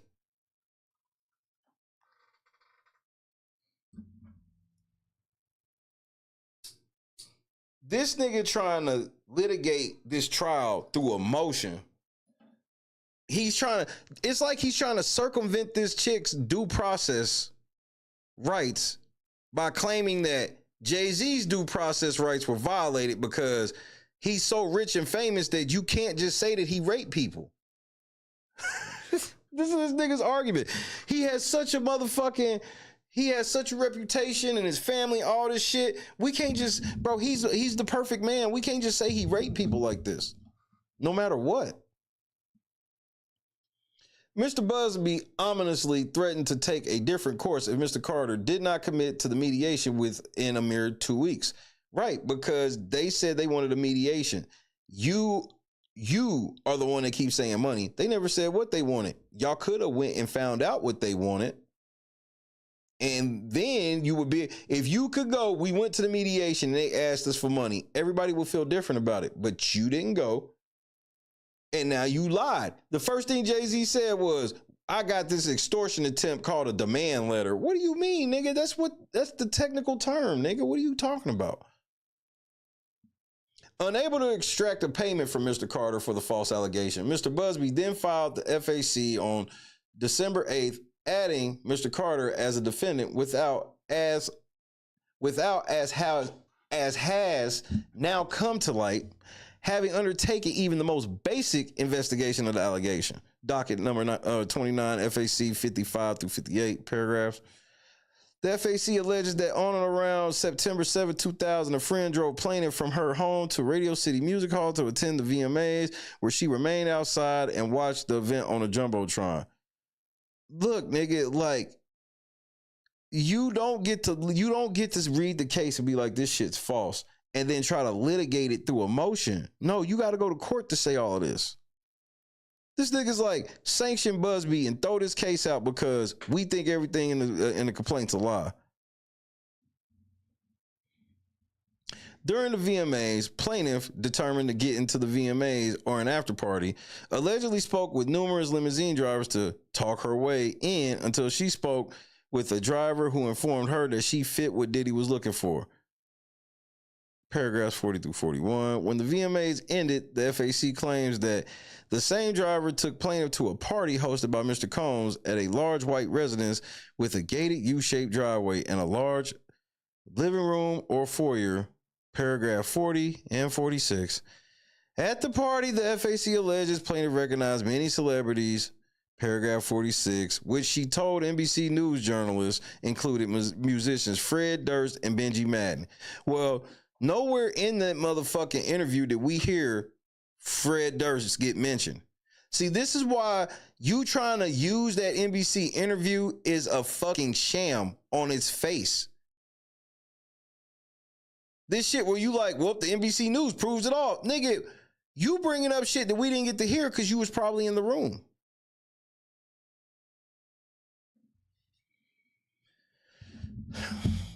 Because remember, they brought up Fred Durst in that article. It was like, wait, where did Fred Durst come from? Keep rolling, rolling, rolling, rolling. That nigga like, man, yeah, keep rolling right past me. The FAC then recites the same rape allegation as the original complaint and alleges that the previously unnamed male celebrity who also assaulted her was Mr. Carter. FAC paragraph 52, 54 through 55. It states that following the alleged assault, plaintiff ran out of the house, passing numerous celebrities and other individuals on the way to a gas station where she, quote, called her father, admitted that she had lied about her whereabouts, and asked him to pick her up, end quote. Paragraph 60.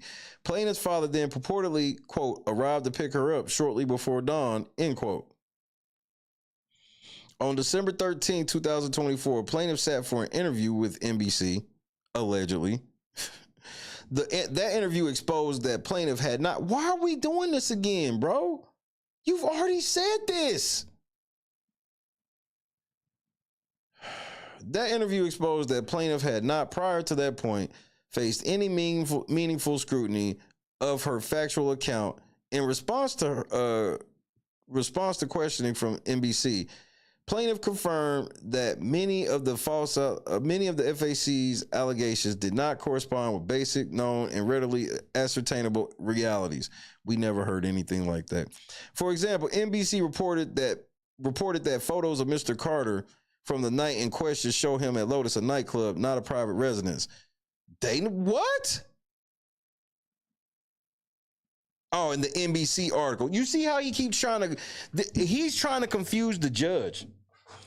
He be wanting he'll be talking about the NBC interview, and then all of a sudden he'll bring up something from the article and make it seem like that's what was said in the interview.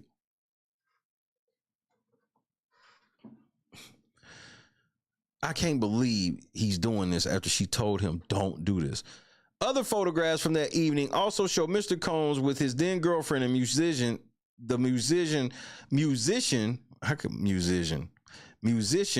and actress Jennifer Lopez at two different establishments. You're watching When Keeping It Real Goes Wrong. Here you go bringing up J-Lo again for no reason. Why is J-Lo being mentioned in this motion? They can't make this motion without putting Jennifer Lopez's name in there. All these other celebrities that was at Lotus or whatever, Jay-Z didn't name nobody else. Why would they name Jennifer Lopez?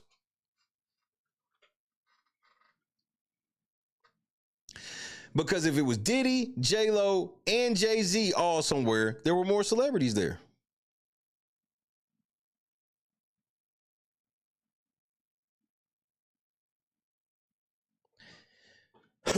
They got pictures of J-Lo at two different places. Lotus and Twirl, neither of which was a large residence with a U-shaped driveway. Plaintiff also claimed with certainty that she spoke with musician Benji Madden at the alleged party about his tattoo of The Last Supper. Pulling that from the article. She supposedly remembers this interaction with clarity because she has a religious background, so it was something to talk about. But Mr. Madden was not even in the state of New York. His representative told NBC that he did not attend the VMAs and in fact was on tour in the Midwest with his band, Good Charlotte. Plaintiff also asserted that, and we just take that as word. We don't know who they talked to from Benji Madden. We don't even know if he was around the same people 20 years later, any of this shit. This one I'm like, bro, get the fuck out of here. And Jay-Z could be telling the truth about all this shit, right? This ain't how you do it, and this ain't how it's gonna get done. You're not arguing your case in emotion, nigga. Plaintiff also asserted that when she could not gain entry into the VMAs on the night in question, she watched the award show on a jumbotron outside, paragraph 40. Photographs and video, however, confirmed that no jumbotron existed as the city of New York denied MTV's permit request for one, and that when picking up or dropping off celebrities, limousines were cordoned off by police barricades inaccessible to fans. You showed one picture of this nigga. Stop. This nigga be trying to frame 5 hours of shit with one photo. See, you got this one picture and you got this picture right here. So there's no way it could have happened at all that night because we have two pictures.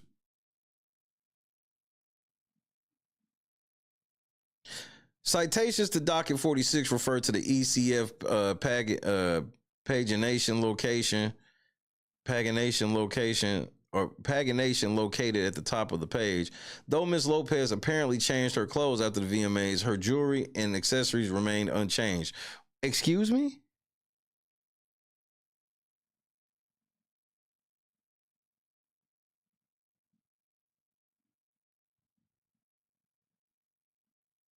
Excuse me? Why are y'all repeatedly bringing up J-Lo? Y'all brought in J-Lo, Fred Durst, Midnight's Right. Y'all put Benji Madden in a spot where he has to testify to all of this shit.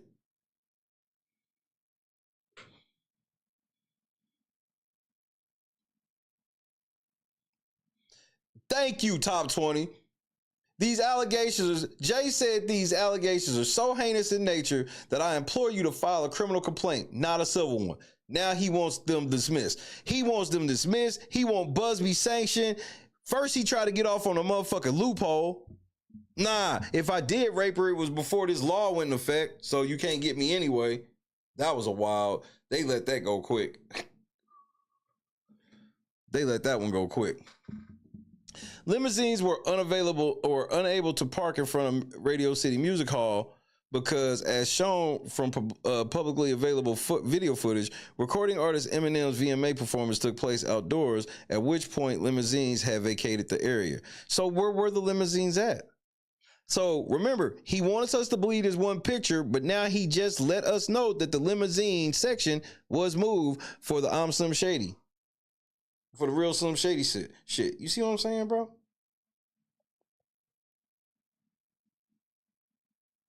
You've just moved the limos.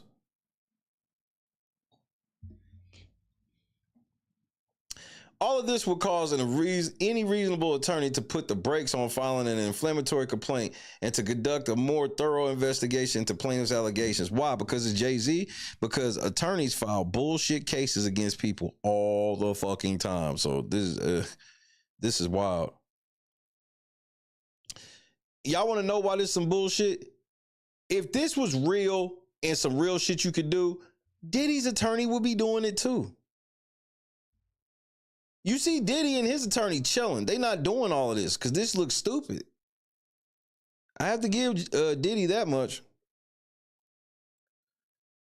Such an investigation would have immediately led the attorney to the FAC's only identified witness of the alleged events, plaintiff's father. Oh my Lord. We don't even know who the bitch is, but we know how to get to her daddy. And even a brief call to him would have revealed, as the NBC News journalist, why do you keep saying it's more than one when it was one bitch? He keep trying to make it seem like the whole NBC News staff helped. Immediately found out that he was entirely unaware of the assault until the week he was interviewed and had no recollection of picking his daughter up at the gas station, which I don't know what question y'all asked him, how y'all asked that question, because that's important too. You ever remember picking your daughter up from a gas station and, I don't know, 20 years ago? Remember, she said she didn't tell him. So why would that ride be memorable to him like that? Because y'all, we don't know where they came from and shit. Y'all told us it was from Rochester. Bro, we don't know where the fuck, bro. The bitch don't stay in Rochester now, allegedly. Like, bro, NBC has exposed themselves to be even bigger liars than I thought they were before. And now I didn't think that was possible.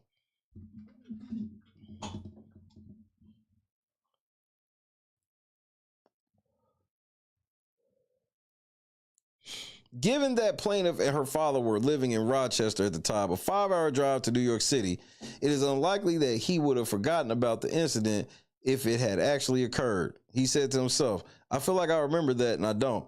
That's something that would definitely stick in my mind. Right. If his daughter told him, come pick me up because I got raped, yeah, he would remember.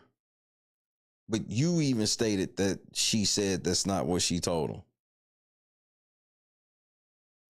That's why this can't get thrown out. There's too much gray. This nigga acts like he's sitting there telling this shit like this is clearly this bitch is lying. Like, I don't even know if you talk to the bitch. You can't even prove to me you talk to this chick.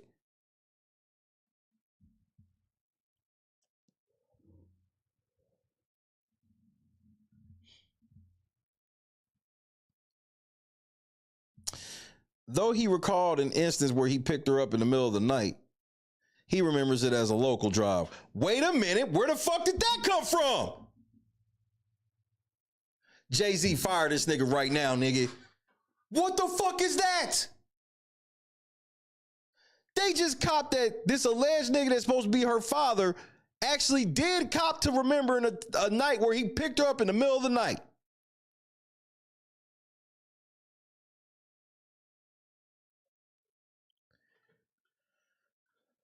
Jay, you did that shit. And here's where I think Busby's like, you don't even realize. I think that whole 2003 narrative that everybody has been, running with, that shit be lining up like a motherfucker, bro. And I gotta be honest with you, nigga. Busby sitting here watching like, you did this. You know the year is wrong. And you about to get cooked. LT was happening, cuz.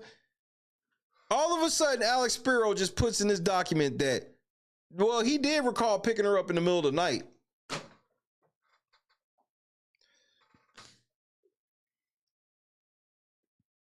So you do remember. Jonathan in the cut one time. Let's break out the Methuselahs. Bring it the Methuselah! So you do remember. What is Alex Spiro doing, bro? He got Jay-Z looking bad, bro. Uncovering these serious problems with the claim would not have taken a competent and ethical attorney much time. NBC journalists identified the complaint's factual inaccuracies only 5 days after the FAC was filed. But despite engaging in maximalist maximalist efforts to solicit new clients through his 1-800 hotline and extract an outsized payment from Mr. Carter under threat of taking a different course if he did not acquiesce. Mr. Busby did not apply the same vigor to actually testing the specific allegations of plaintiff's case. Indeed, although Busby claims that his firm will continue to vet his client's allegations, he appeared to admit, which means he didn't admit at all, NBC that his firm failed to conduct any investigation into the merits of plaintiff's claims in the first place. Let's read this notation. Plaintiff cannot rely on her father as an outcry witness, as she claims she did not tell him what occurred when he picked her up that evening. So that proves that dad couldn't remember whether or not she was coming home from a rape that night, bruh.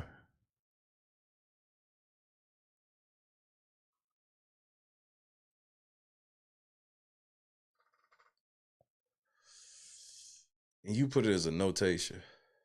This piece of her story, too, is incredible. She contends that even though her father drove 5 hours from Rochester to New York City in the middle of the night to pick up his 13-year-old daughter, the two drove home in silence, and he did not ask her what happened and did not ask her what she did or where she was. But you said he remembers picking her up in the middle of the night.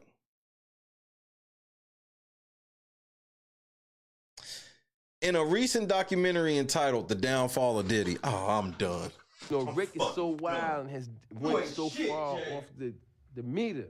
It's shit that I can't even tell you on TV. I mean, you know, for the sake of our friendship, you know what I'm saying? I'm not even gonna bring it up. But trust me, he's went there. He has went where it's like, yo, Rick, man, what the fuck is wrong with you, man? You done took this shit too far. And his response is like this. There's no such place. Darkness. Let's go to the abyss, nigga. I'm not with it, man. I don't want to go to the abyss, man. You know what I'm saying? Rick wants to go to the abyss. In fact, he dwells in the abyss. Rick James dwells in the abyss, okay? And he wants company sometimes, you know? And for some reason, he likes to reach out for me. Whenever I'm around, when he wants to go there, he will reach out for me to try to take me to the abyss with him. And I'm not with it, man. I'm not with it. And that's when we end up, you know, tussling or whatever. You know what I'm saying? Hey, Jay, you a whole bitch, bro. Hey, Jay is a whole ass snitch, nigga. How you sitting here? How did y'all even watch that? Why are y'all watching that, Jay? The Downfall of Diddy, Inside the Freak-Offs.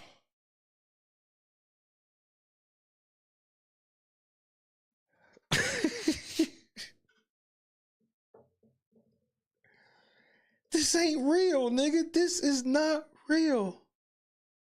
He acknowledged to reporters that criticism that he puts enough embarrassing things in a firm will continue.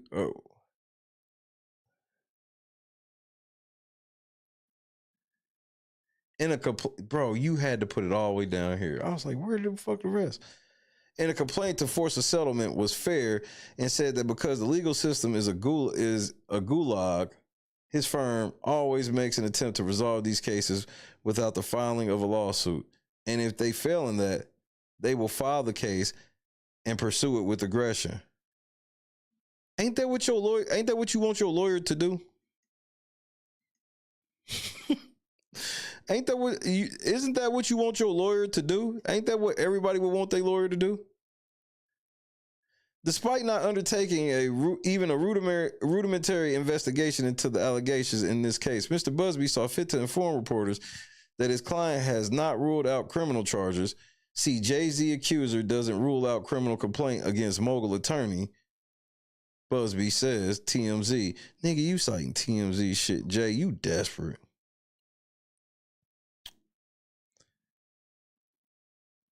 Indeed, although Mr. Busby claims that his firm will continue to vet his client's allegations, he appeared to admit to NBC that his firm failed to conduct any investigation into the merits of plaintiff's claims in the first place.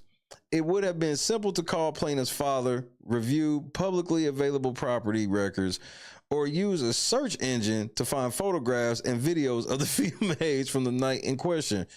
But Mr. Busby apparently did not undertake even these basic steps. Instead of providing any justifiable basis for this complete failure to comply with Rule 11, Mr. Busby has sought to shrink his Rule 11 obligations and foist blame onto another law firm, telling NBC, quote, Jane Doe's case was referred to our firm by another who vetted it prior to sending it to us, end quote. That does not mean he said that in response to that interview. You guys are such fucking liars.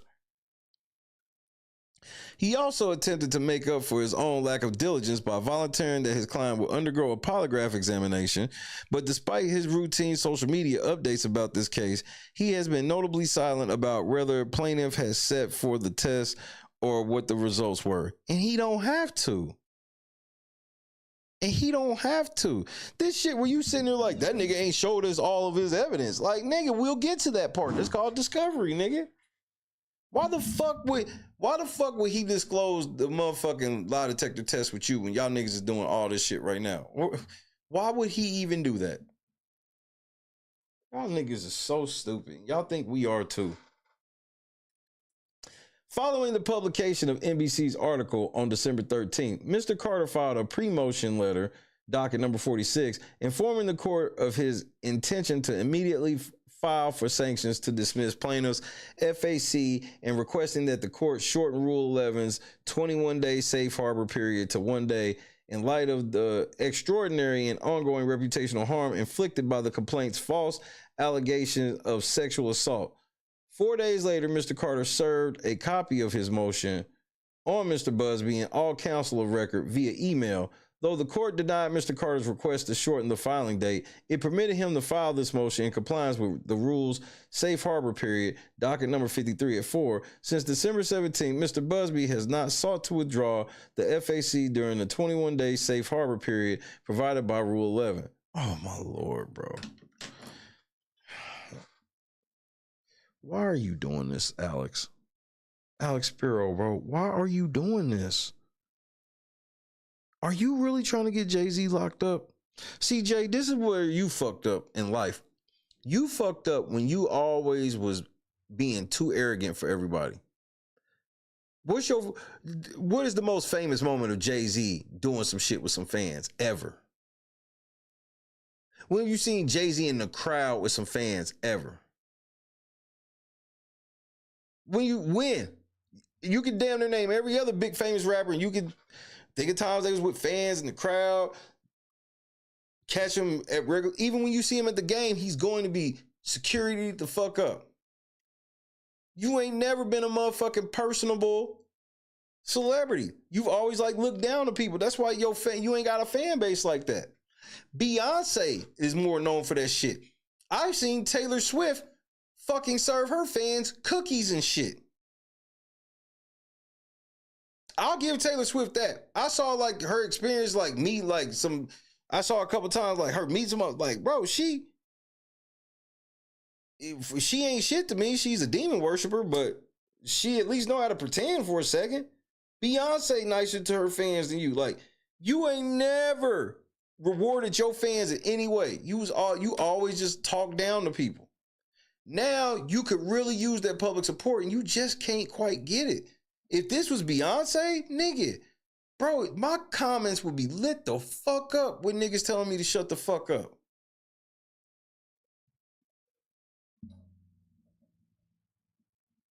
I promise this is an issue for Jay. Him always looking down. Bro, that's why ain't all these rappers coming out for him.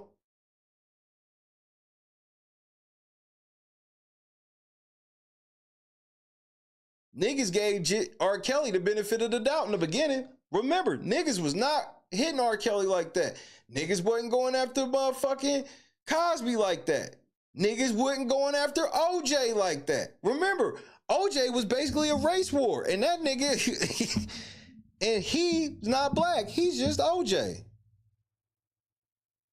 Nigga, when you came up, nobody really, bro, everybody is kind of like, man, you do look like a camel, and you probably did something, bro. You always been with Diddy. We always knew Diddy was nasty.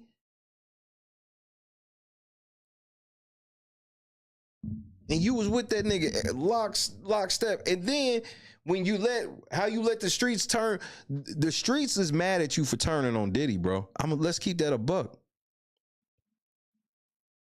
The first time I started seeing podcasters and other people saying shit was when Jay-Z came out, was like, nigga, me and Diddy wasn't friends like that. Nigga, only Charlemagne was caping for that shit.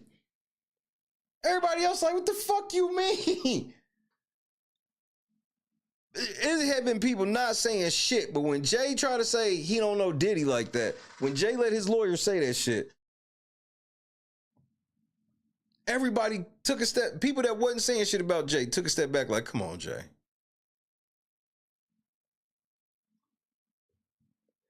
In this motion, he's sitting here citing a motherfucking documentary called Diddy's Freak Offs.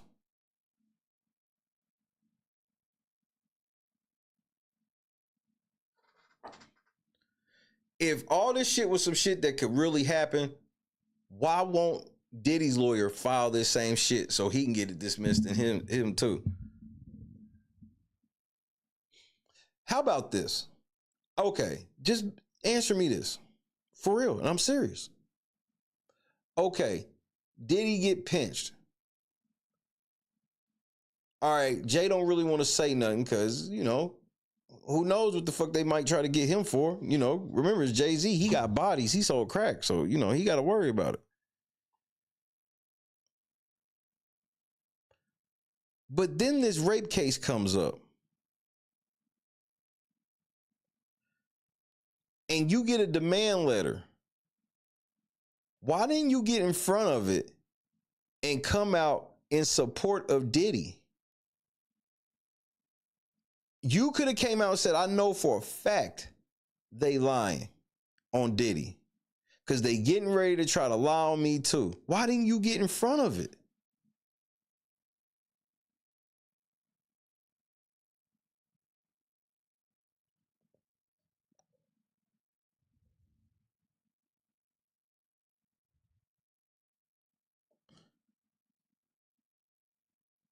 I'm just so confused by just how all of this is just played out and how, like, I'm telling you, Jay, they might be setting you up, bro.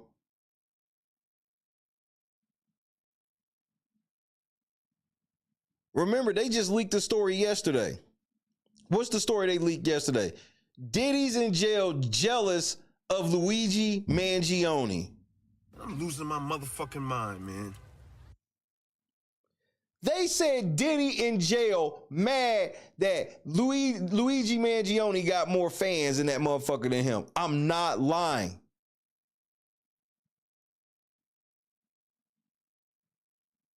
I'm like, what is this? I'm like, prove it. Timestamp where it didn't happen. Where I ain't trying to say these niggas be innocent, but I sit back and watch shit where it's like, they just dunked on Diddy yesterday for no reason, nigga.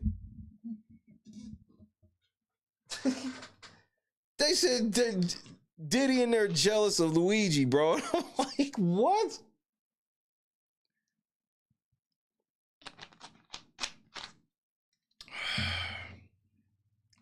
Hold up. Hold on. Give me 2 seconds.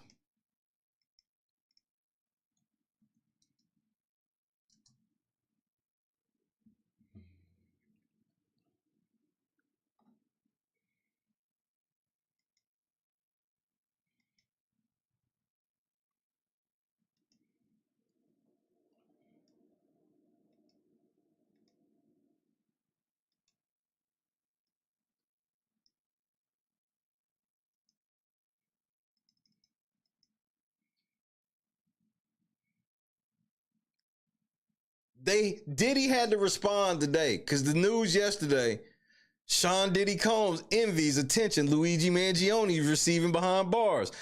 Jealous Diddy is raging that Luigi Mangione is getting more attention. Like, nigga, what? Diddy is throwing tantrums as CEO killer Luigi Mangione is getting more. I was like, nigga, what is this? I'm like, come on, man. What is this?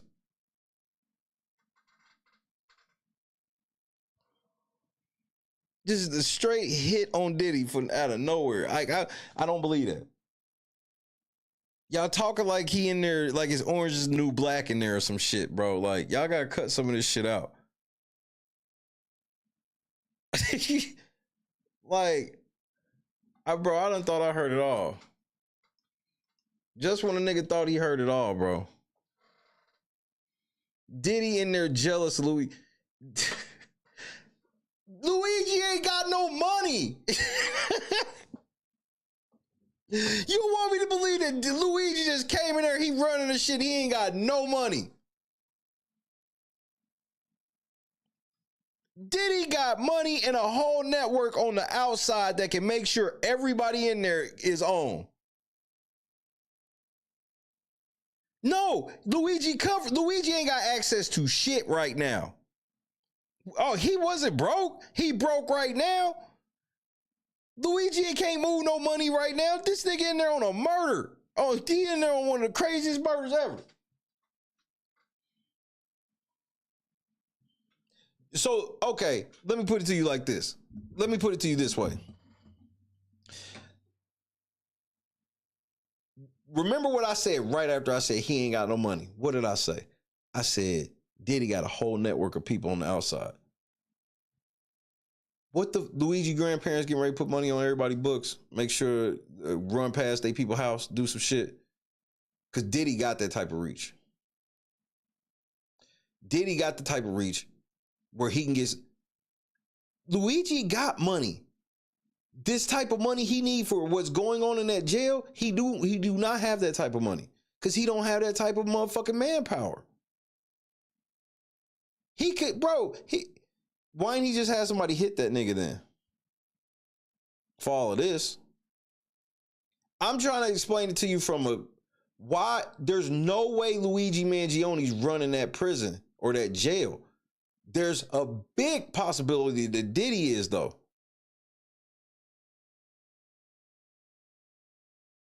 So when we talking money, we talking about the whole thing.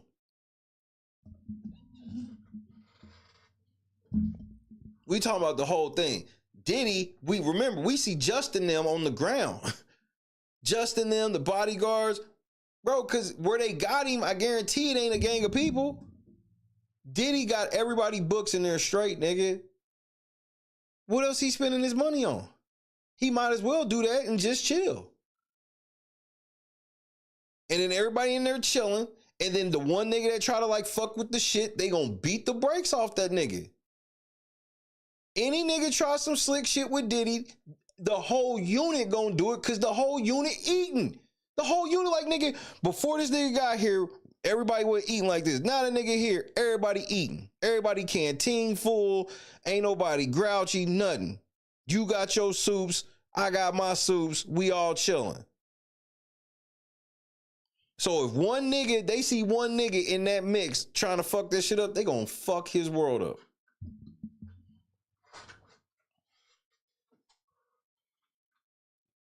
Diddy, they ain't did shit to Diddy money. Diddy tried to give him 50 million and they said we don't want it. Let's not forget that. What I'm talking about with Diddy would probably take a couple million. He trying to get him 50 to get out.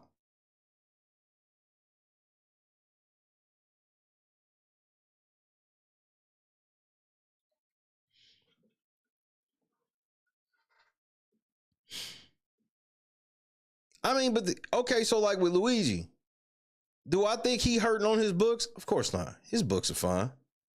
But he ain't doing no other type of motion. Anybody, if he get caught doing some shit in any type of way, it's hard for me to believe that Mangione got access to people like that. I know Diddy do. Diddy got some grunt niggas that y'all ain't never heard of that you don't even understand. When you get like a level of Diddy, you get so many one-off connects where certain people can hit certain people who hit certain people. Like,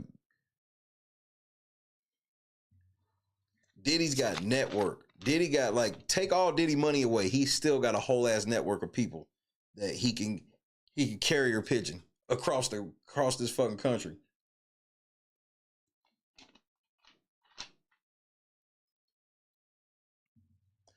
it's just one thing that I don't like about that. Before I read the rest of this, one thing I don't like about that is, I swear, it's what I've always felt about this Luigi Mangione nigga the whole time. It's like, why has the media and everybody been praising this nigga like he's some kind of fucking hero?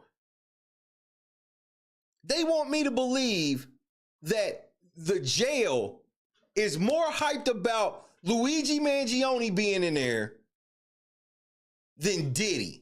Give me a fucking break, nigga. You know how many niggas Diddy has signed since he been in there?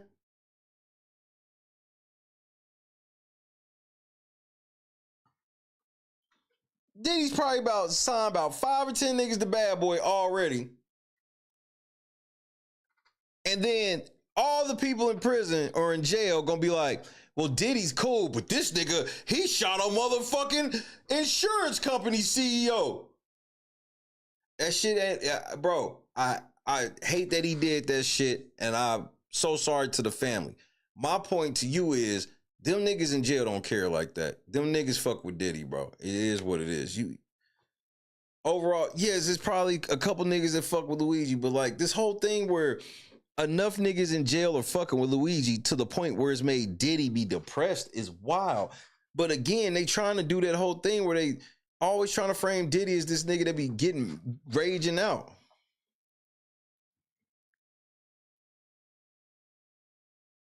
You follow his story more than Diddy's because you want Diddy to be innocent. you ain't really trying to follow a nigga that's, you know, did the shit. That shit hit different. I mean, from the court sketch to now, I read that shit. It stopped me in my tracks. I was like, now y'all niggas gonna tell me that Diddy in here jealous of Luigi. He jealous of a fucking murderer, nigga. I like when you like this, Daddy. Daddy, I like when you scrambling and scraping for shit. I like that. Just like, you know, notice how they kind of sweeping that whole Tesla blew up shit up under the rug? Hey, and Ricky Smiley, I'm getting back on your head tomorrow, nigga, because hey, that shit you did is foul, nigga. You supposed to be a man of the Lord, so I'm gonna have to get on your head. I ain't gonna lie. Legal standard.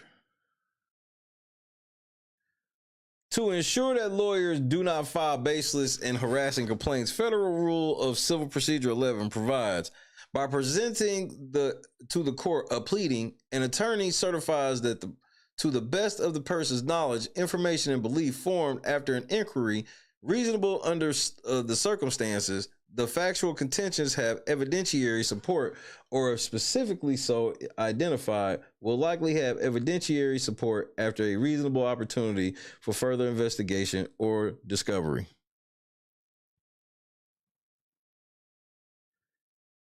Nigga, why are you doing this? FedR Civ P11B, an attorney may not transcend the facts of a given case, and counsel may not concoct facts that are not well grounded. Levine v. FDIC, 2F3D, 476, 479, Second District Circuit, 1993. Moreover, Rule 11 imposes an affirmative duty on each attorney to conduct a reasonable inquiry into the viability of a pleading before filing. O'Malley v. New York City Transit Authority, 896 F2D 704 706, Second Circuit, 1990. See also Bus Guides 498 U.S. at 551, noting that such duty is imposed on any party who signs a pleading, motion, or other paper, whether the party's signature is required by the rule or is provided voluntarily. Emphasis added. Thus, as explained above, courts in this district have long held that plaintiffs may not file a complaint in this court without having made a reasonable investigation of the facts. New All Party v. FBI, F858, F-Sup 425 429, Southern District, New York, 1994. Now, Jay-Z, I got to ask you real quick. How you claiming you gangster and you citing the FBI cases, nigga? Ain't that kind of like snitching? I gotta check the snitch handbook. Hey, Star, you about snitches, right? You like snitching on people? How many people have you told on to make sure they went to prison? How many people have you told on? I was just wondering. An attorney's Rule 11 obligations do not end with the filing of the complaint. Counsel has a continuing obligation under Rule 11 to ensure that a complaint has a reasonable, factual, and legal basis. Gallon v. Hamada, 283 F sub 3D 189202, Southern District, New York, 2017, 753, Appendix 3. Jeez. Second Circuit 2018. For that reason, even if counsel has a reasonable basis when filing an initial pleading to believe that the claims are valid, he or she may not be sanctioned for refusing to withdraw the pleading after it was shown to be inaccurate. Alterations omitted. See also Carlton Group Ltd v. Tobin 2003 WL 217-82650 at 6 Southern District, New York, July 31st, 2003. Rule 11 sanctions are appropriate where an attorney or party declines to withdraw a claim upon an express request by his or her adversary after learning that the claim was groundless. Alterations omitted. Argument. The court should impose Rule 11 sanctions for Mr. Busby's filing of the amended complaint and refusal to withdraw it. I mean, this is some shameful shit.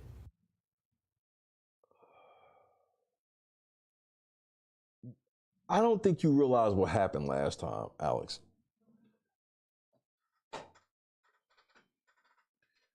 She told you, yeah, you could file this shit, but she went through everything you said and told you don't do this shit. Stop making inflammatory statements about Busby. She told you this directly. And what did you go and do? You filed the same shit you filed the first time, but you just do it and follow the procedure to file this stupid shit.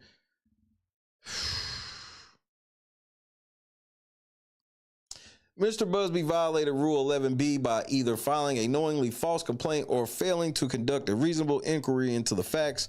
Mr. Busby signed an FAC containing extraordinarily serious and defamatory claims against Mr. Carter because so much of the narrative set out in the complaint is demonstrably false and other allegations are highly unlikely. It is clear that Mr. Busby either knowingly filed a false complaint or failed to conduct a reasonable inquiry into the factual allegations. Even if she questions Busby, this violates due process because why would Busby have to prove any of what you're saying right now? For you to just sit here and be like, sanction this nigga based off of what we're going to argue in court is wild. I've never seen this strategy in my life. Mr. Busby all but admitted that he failed to vet the complaint and was still searching for corroboration of the allegations, casting the blame on an unnamed law firm that referred him the case. Yet weeks after the interview aired, Mr. Busby has failed to withdraw the FAC or even move for admission pro hac vice, underscoring that he has simply ignored the basic ethical responsibilities required of a lawyer practicing in this court. Rule 11 imposes an affirmative ongoing duty on lawyers to conduct a reasonable inquiry into the facts and the law before filing. Buzz Guides 498 U.S. at 551. This duty serves the twin goals. Why are you just repeating the same shit over and over? This duty serves the twin goals of deterrence against baseless filings and the curbing of abuses. Smith v. Westchester County Department of Corrections, 2023 WL 519-2751 at 4 Southern District, New York, September 16, 2013. See also Buzz Guys 498 US 542. Rule 11 is aimed at curbing abuses of the judicial system. Cooter in jail v. Hartmax Corporation 496 US 384-393-1990. Central purpose of Rule 11 is to deter baseless filings in district court and streamline the administration and procedure of the federal courts.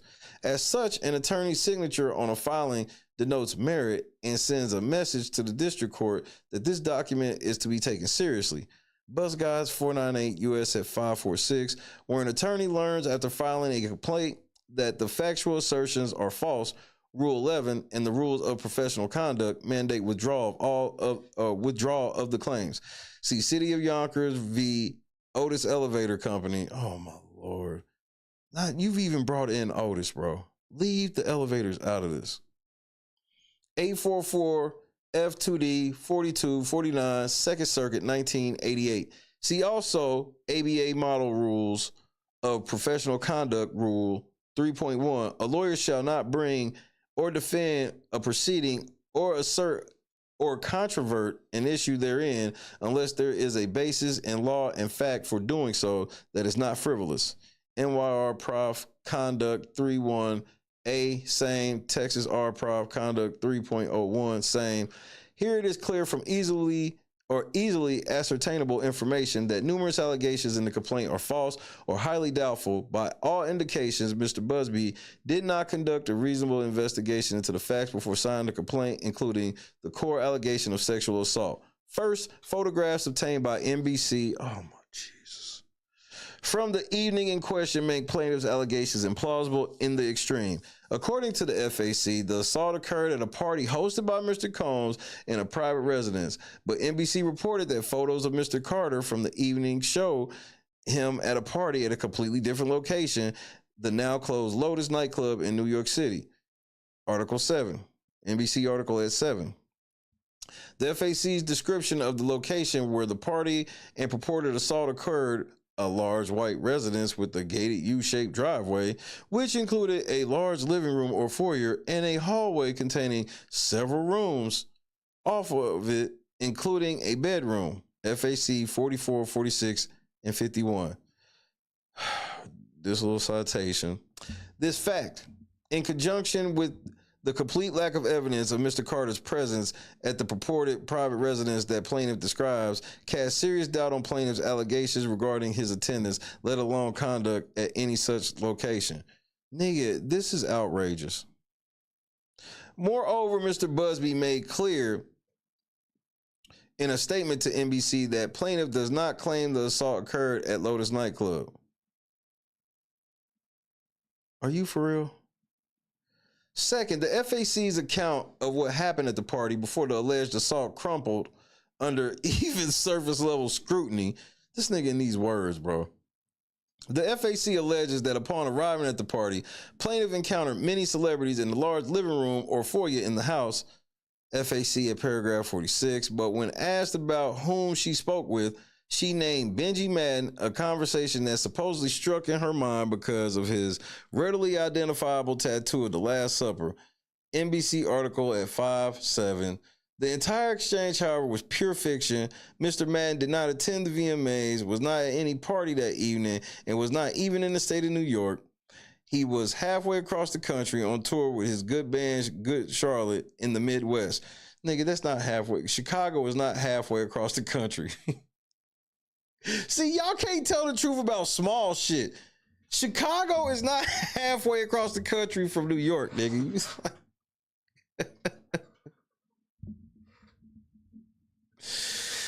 Nigga, Crunch Bar about to eat this shit up, nigga. You gonna let a nigga with a dick that look like a Chico stick outrun you, nigga. Watch this. Watch this.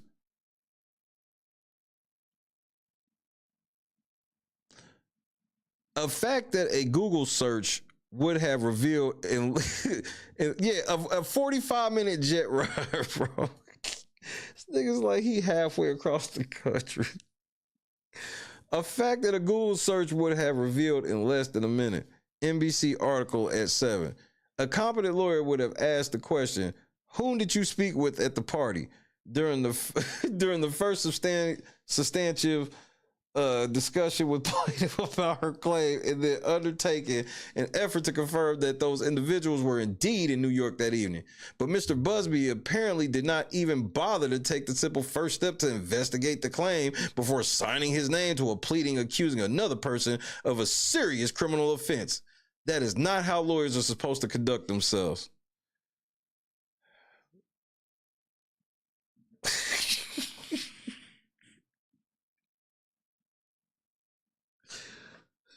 The top result of Google search for Good Charlotte 2000 tour is an archive website that conclusively demonstrates that on September 7th, 2000, Good Charlotte performed a concert in Chicago, Illinois.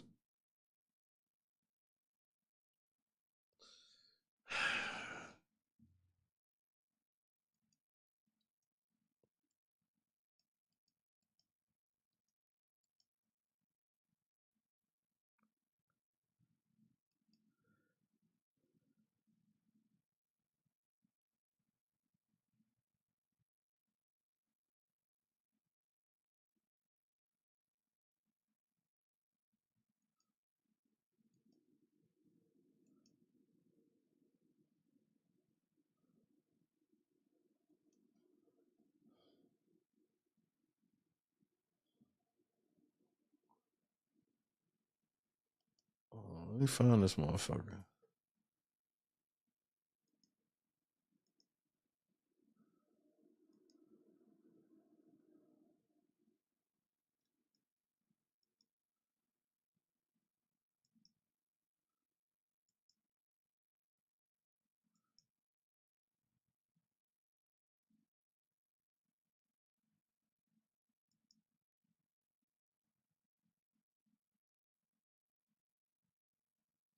This is the proof that it happened. This is the proof. This is the proof.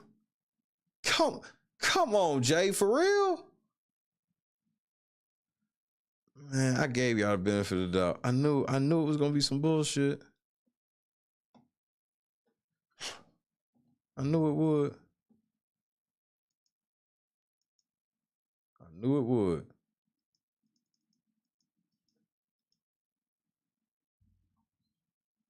This nigga Spiro is like the worst attorney ever, bro. He's really bad at this shit. I mean, he's really bad at this shit.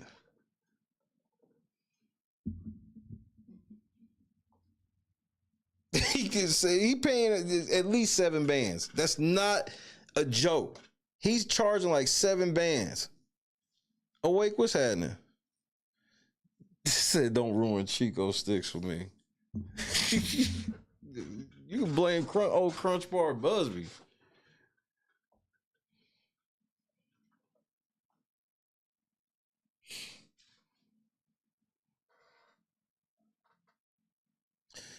Third, oh jeez, Mr. Busby evidently did not even contact the one witness that he both knew about and had access to, plaintiff's father, who was more than willing to discuss the matter with NBC News. And when he spoke with NBC, he disputed a critical element of plaintiff's story, how she got home. The FAC alleges that after the purported assault, plaintiff ran to a gas station, called her father, admitted that she had lied about her whereabouts, and asked him to pick her up.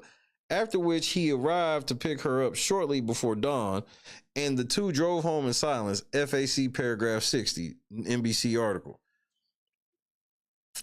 When asked about that claim, however, plaintiff's father told NBC that he has no memory of the drive ever happening, even though it would have involved a 10-hour round trip to pick up his 13-year-old daughter from a random gas station. Wait, so that's how y'all found out? So now you're telling more story. Who did y'all talk to, and how do we know that was really her father, bro? Huh? Explain that to me. Y'all telling on yourself about a second. I like this. This is fun. This is fun. And like virtually any other parent who was confident that he would not have forgotten such an incident, I feel like I remember that, and I don't. He told NBC News, even though that's something that would definitely stick in my mind, it is extremely unlikely that had Mr. Busby spoken with plaintiff's father as part of a reasonable inquiry into the claim, the FAC would have alleged that he picked her up. The logical takeaway is that Mr. Busby elected to file a FAC without even finding out whether the only identified witness, apart from the anonymous female celebrity, could confirm plaintiff's story. Funny you say that. Fourth, oh my Lord. The FAC contains contains other allegations refuted by publicly available sources. For example, it claims the plaintiff watched the VMAs from outside Radio City Music Hall on the Jumbotron and spoke to limousine drivers to try to talk her way into the event or a later party, but photographs established that no such Jumbotron existed. NYPD confirmed that MTV's permit request was denied by the city of New York, and if plaintiff had been outside the VMAs, as she claims, there was no way she could have approached celebrity limousines because they were only outside of Radio City Music Hall. The way that you want to litigate this entire case and get Busby in trouble all in one motion, I've never seen no shit like this. Damon, what's happening? Kayla and I, what's happening? He wants to get Busby in trouble and get this whole case dismissed all in one motion. This is some bullshit. Pick up and drop off and in any event were separated from fans by police barricades, as publicly available video of the event shows. The FAC also describes a house with a U-shaped driveway located within 20 minutes of Radio City Music Hall, but public property records confirm that Mr. Combs did not own a residence at the time that matches this description. Well, why you acting like Diddy couldn't rent a house? This nigga like, well, Diddy didn't own no house. All of this information was in the public record before Mr. Busby signed the FAC. The fact that he chose to include each of these demonstrably incorrect facts in the complaint demonstrates that he failed to undertake inquiries to locate the publicly available records, photos, and videos that belie these allegations before filing suit. The unethical misconduct is compounded by the nature of the allegations here. Given the gravity of a claim of sexual assault of a minor and the likelihood that its public airing would harm Mr. Carter's reputation and inflict emotional harm on third parties like his children, man, fuck his kids, nigga. Like, you can, why ain't y'all mentioning Beyonce? Did Beyonce say, do not mention me? Don't be mentioning your wife? Where the fuck is Cowboy Carter at, nigga? An ethical attorney would have conducted an especially thorough pre-filing investigation of plaintiff's claim. Salts 129 F sub 2D at 646. If the attorney has his client's assurance that facts exist or do not exist when a reasonable inquiry would reveal otherwise, he has not satisfied Rule 11 obligation. Alterations omitted. But this is not the course Mr. Busby chose to take. At a bare minimum, an ethical attorney would have immediately withdrawn the obviously false allegations and reconsidered whether he or she has a reasonable basis to proceed with the suit in light of the numerous holes in plaintiff's story uncovered by NBC News, Carlton GRP LTD 2003 WL 217-82650 at 6. Rule 11 sanctions are appropriate where an attorney or party declines to withdraw a claim upon an express request by his or her adversary after learning that the claim was groundless. Alterations omitted. See, here's the problem though, Jay-Z. Here's the problem that you got. Where you fuck up in all of this, big homie, is they tried to talk to you privately and you said no. And they told you, and you said they told you that if you didn't want to talk, they were going to seek other means. If you cared about your kids finding out and all this shit, you would have took your ass to that private mediation, found out what the fuck they wanted, and then you could actually use it against them now. But you didn't.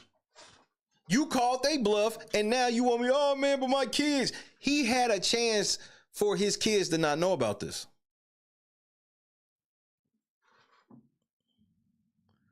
Mr. Busby, however, has inexplicably declined to do so. That is deeply unethical behavior that warrants judicial condemnation.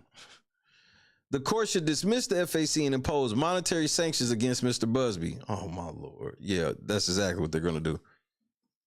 For the foregoing reason, Mr. Busby's failure to conduct anything close to a reasonable investigation of the claim here violates Rule 11. Rule 11C1 permits the court to impose an appropriate sanction on any attorney, law firm, or party that violated Rule 11B or is responsible for the violation. Fed R. Civ P 11C1. Several considerations favor a serious sanction here.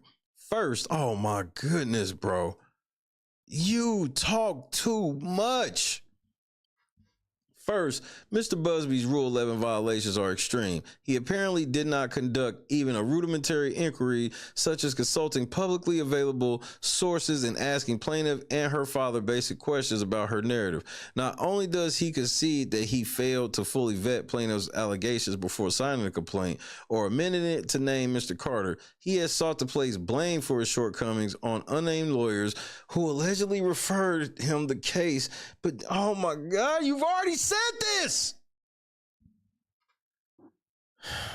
You just keep changing, you keep saying the same shit but keep changing just like a couple words. That excuse is insufficient, as Mr. Busby should have known. Mr. Busby is the lawyer who signed the pleadings in violation of Rule 11. They were not signed by the lawyer who he claims referred him to the case. See O'Malley 896 F2D at 706. There is an affirmative duty on each attorney to conduct a reasonable inquiry into the viability of a pleading before filing. Emphasis added. It was thus Mr. Busby's duty to conduct a reasonable inquiry into his client's allegations. Salts 129 F sub 2D at 646. Such an inquiry is particularly important, whereas here plaintiff has no corroborating witness or evidence, purports to have told no one about the alleged assault over the last 24 years, and has made assertions inconsistent with publicly available information. When an attorney must rely on his client, he should question him thoroughly, not accepting his version on faith alone, like we supposed to do with you. You ain't showing no proof, but we just supposed to believe everything you say. And the shit that you refer to as proof is the most spottiest shit ever. The notation states, the defense does not seek to levy irrelevant ad hominem attacks against Mr. Busby, but the very nature of Rule 11 inquiry requires calling into question an attorney's conduct. Oh my goodness. Plaintiff told NBC News that she did not disclose the alleged assault to anyone over the last 24 years because it would have been the word of two celebrities against hers, just like right now. However, the FAC alleges that 3 celebrities were in the room when the alleged assault occurred, not 2, revealing yet another inconsistency in her story. Oh my Lord.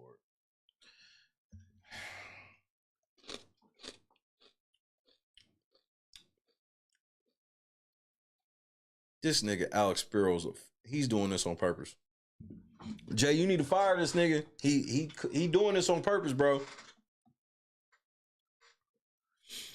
The Second Circuit's decision in Levine is instructive. There, the court upheld sanctions where subsequent deposition testimony from both the plaintiff and one of the defendants revealed that statements in the pleadings and other filings were provably false. But they had to have a deposition first. How are you citing some shit? Because if the judge agrees with you, she'd be like, okay, then let's have a deposition. And y'all don't want that. Levine 2 F3D at 477 through 78, amended complaint affidavits and memoranda certified by attorney under Rule 11 were not grounded. In fact, they were contradicted not only by defendant's deposition, but also by the admissions of his own client. Yeah, but we got to get to that part first. This is just bad lawyer work. In so doing, the Second Circuit credited the district court's conclusions that the complaint's allegations were not well grounded in fact, and that the plaintiff's counsel had ignored facts revealed through reasonable inquiry and perpetuated his misconduct through the filing of numerous memoranda well after his errors were revealed to him. This is so irrelevant to what you're trying to argue. ID at 478, see also Salts 129 F sub 2D at 646, imposing sanctions where counsel did not attempt to investigate claims during the period between when he was first retained by his client and when he filed the complaint. That is precisely what Mr. Busby has done here. The court should come to the same conclusion as the Second Circuit in Levine. It's not the same thing because y'all haven't had a deposition, you asshole. Second, Mr. Busby is a repeat offender. On October 14, 2024, he filed a different complaint on behalf of an anonymous John Doe against Mr. Combs that also contained easily disprovable allegations. For example, that complaint asserted that John Doe had never been married, but CNN reported to the contrary. He was married and his marriage reportedly ended after the alleged assault. Right. Because he lied because he said he didn't want to tell you that after he was sexually assaulted, his wife left him. This is just bad. And that's if I believe CNN, which I don't because they're fucking liars. That is information that any attorney could obtain during an introductory meeting with his client by simply asking questions about his marital history or how the alleged assault impacted his life. The complaint also asserted that Doe was assaulted in 2006 in the Hamptons at Mr. Combs' white party. But again, CNN revealed that the white party was held in Saint-Tropez in 2006. Oh, my Lord. And in the Hamptons in 2007. So there was one in the Hamptons.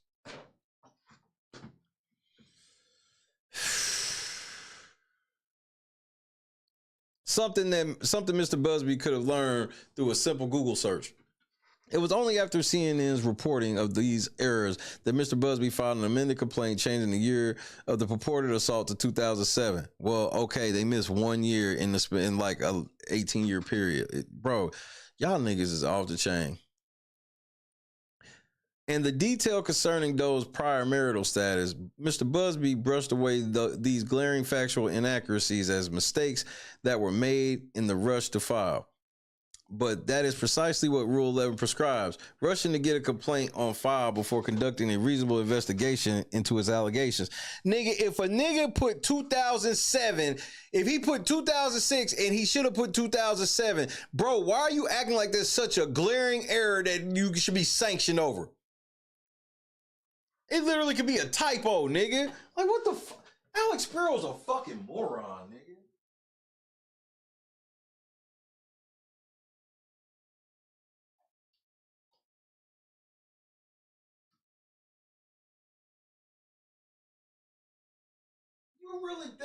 You really think you gonna get a judge to cite, yeah, he put 2006 when he should have put 2007. What if this nigga's a joke? And the detail concerning Doe's prior marital status.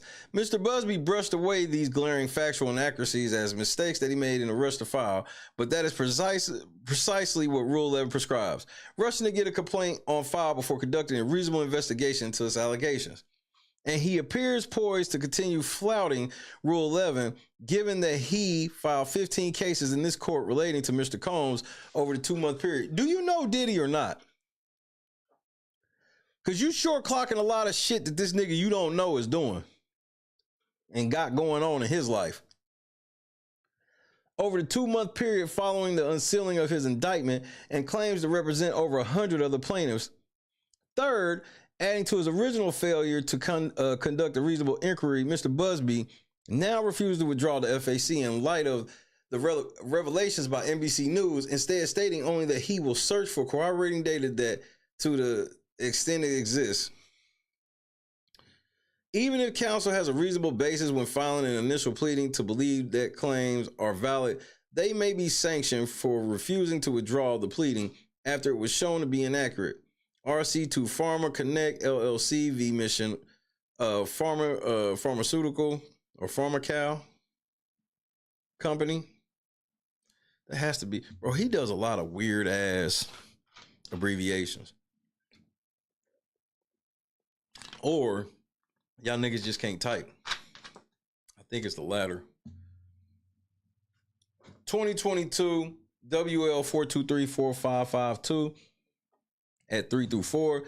Southern District, New York, September 14, 2022, imposing Rule 11 sanctions for amended complaint that repeated allegation that lack evidentiary support. No corroborating data can fix the problem that virtually every event in plaintiff's narrative is contradicted by indisputable facts. And at any rate, even if there was some reason to conclude that the complaint could be salvaged, the appropriate course of action would be to voluntarily dismiss the complaint without prejudice under Rule 41, while Mr. Busby determines whether the claims have a reasonable factual basis, not to leave a fundamentally defective and defamatory complaint on the docket while Mr. Busby does the work he should have done before he commenced suit. Have you lost your fucking mind? So you telling her to tell Busby to voluntarily get the claim dismissed, go do your work, and then come back.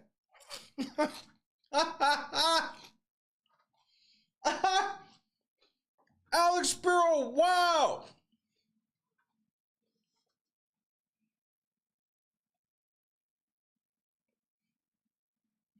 Alex Spiro's wild, bro.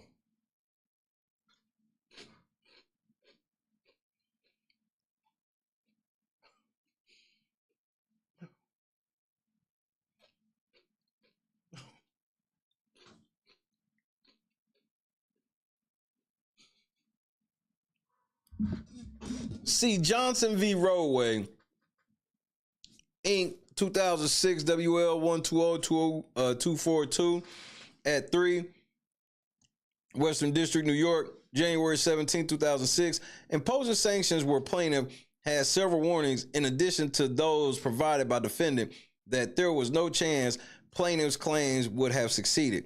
See also Fox v. Boucher, 794, 2D 3438, Second Circuit, 1986, affirming sanctions ordered where plaintiff's complaint was entirely frivolous and was made as part of a conscious effort to harass the defendant. Oh, my Lord. 4, for months now, Mr. Busby has inexplicably declined to seek admission to this court. Pro hack vice. Oh, my Lord, will you stop saying the same shit? In the 11 weeks since he initiated this proceeding, Mr. Busby has filed a complaint in this matter that was signed solely by him using an S signature, signed the amended complaint alongside Ms. Curious, adding Mr. Carter as defendant, and notice of motion for plaintiff to proceed anonymously, accompanied by a supporting brief and a declaration once again signed only by him. Most recently, on December 10th, 20, and 31st, Mr. Busby filed letters again signed only by him, docket numbers 44, 50, and 57.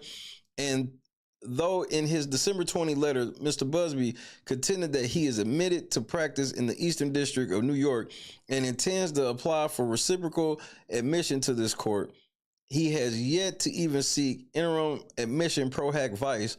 While his application for admission is pending, assuming such an application was even submitted, despite claiming to be lead counsel in this and other similar cases pending in this district, docket number 50 at 3, whatever Mr. Busby's motive for failing to seek admission for months, it only compounds the misconduct here. What? Finally, thank you, Jesus. The nature of the allegations here warrant sanctions. This is not a contract dispute or a patent case. This is an allegation of child rape. To sign a pleading accusing someone of such a horrific crime without adequately vetting the allegation, particularly when the defendant's prominence means that the allegation will be repeated in headlines across the world, is deeply wrong and unethical. You hear that, ladies? Jay-Z wants a world where if you have to deal with sexual assault or being raped, you got to deal with a full, thorough interrogation of your lawyer first, let alone anybody else. You got to have a full interrogation from your own lawyer first. That is outrageous. These supposed to be the Mr. Me Too bunch. If lawyers do not face consequences for such a cavalier effort to destroy another person's reputation and inflict emotional harm on his loved ones, that tactic will proliferate. Together, these factors justify a strong sanction. To that end, Mr. Carter respectfully requests that the court dismiss the FAC and impose monetary sanctions against Mr. Busby and the Busby Law Firm, Safe Strap Co. Inc. versus Koala Corp. 270F sub 2D 407 417 through 18, Southern District, New York, 2003. Court can exercise discretion to dismiss an action with prejudice as a sanction pursuant to Rule 11. Collecting cases, Marina Management Serves, Inc. v. Vessel My Girls, 202 F3D 315325, DC Circuit 2000. Holding dismissal is a legitimate sanction under Rule 11, and affirming such dismissal because claims were designed primarily to harass. Perry v. Gourd, 2009 WL 2580324 at 10 through 11, Western District, New York, August 18, 2009, dismissing under Rule 11 where the continued prosecution of the complaint here was for an improper purpose to harass defendants and put into question the factual basis for the allegations. Dismissal is appropriate because the FAC was not the product of a reasonable inquiry into the facts, and a monetary sanction would ensure some measure of deterrence of this sort of conduct in the future. That sanction could not take the form of reimbursing Mr. Carter for his attorney's fees and costs incurred in defending against this action. What a fucking dumbass. Notation. In the 15 other cases pending in this district that Mr. Busby has filed against Mr. Combs on behalf of various Jane and John Does, like he has done here, he has signed every document that has been filed with the exception of 2 letters across all 15 cases, despite not being admitted to this court or seeking admission pro hac vice. See examples given, Doe v. Combs and all that. Bro, you ain't shit, Jay. Conclusion. For the reasons stated above, this court should impose sanctions under Rule 11C. Should the court conclude that an award of fees and costs is appropriate, Mr. Carter respectfully requests that the court direct the parties to confer regarding a briefing schedule for the calculation of that award. Nigga, have you lost your fucking mind?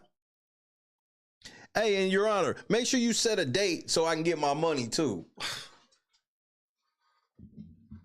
Signed, Alex Spiro. What a fucking idiot. Jay, you need to fire this nigga.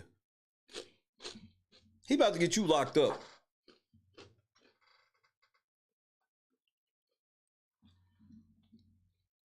She read your shit and you doubled down on everything she told you not to do.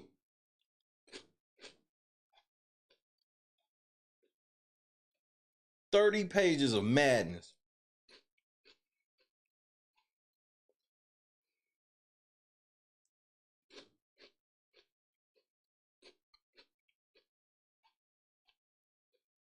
Wait, it was only 30 pages because that was the limit?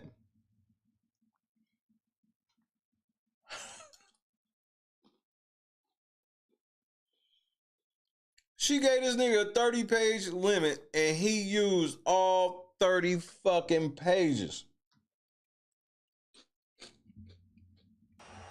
Yeah!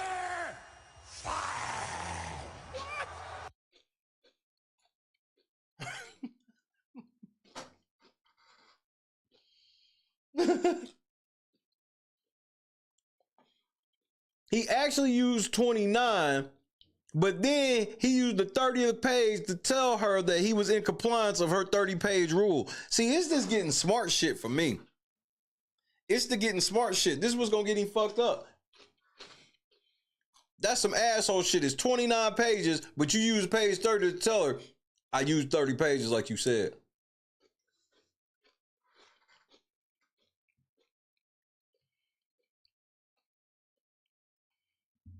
Bro, Jay, he trying to get you locked up, nigga.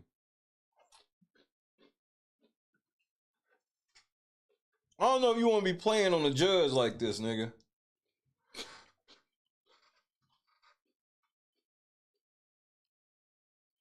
I'm stunned. This is a wild strategy being put on display by one Jay-Z. But look, I gotta show you something from that surprise witness though. She put me on game about the chick. I was like, wait, what? Damn, Ice-T, what you investigating, the homicide?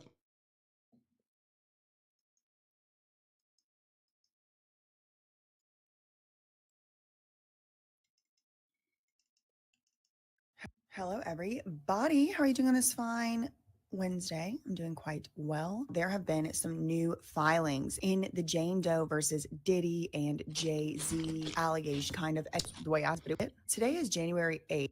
So hold on. I want you to see this game she put me up on about this chick. Fred Durst from Limp Bizkit? Fred Durst. So what happened then was the Jane Doe, she sat for an NBC interview with Troi Melas, who is a glorified gossip columnist, if you ask me. She's a glorified gossip columnist. I was like, nigga, what?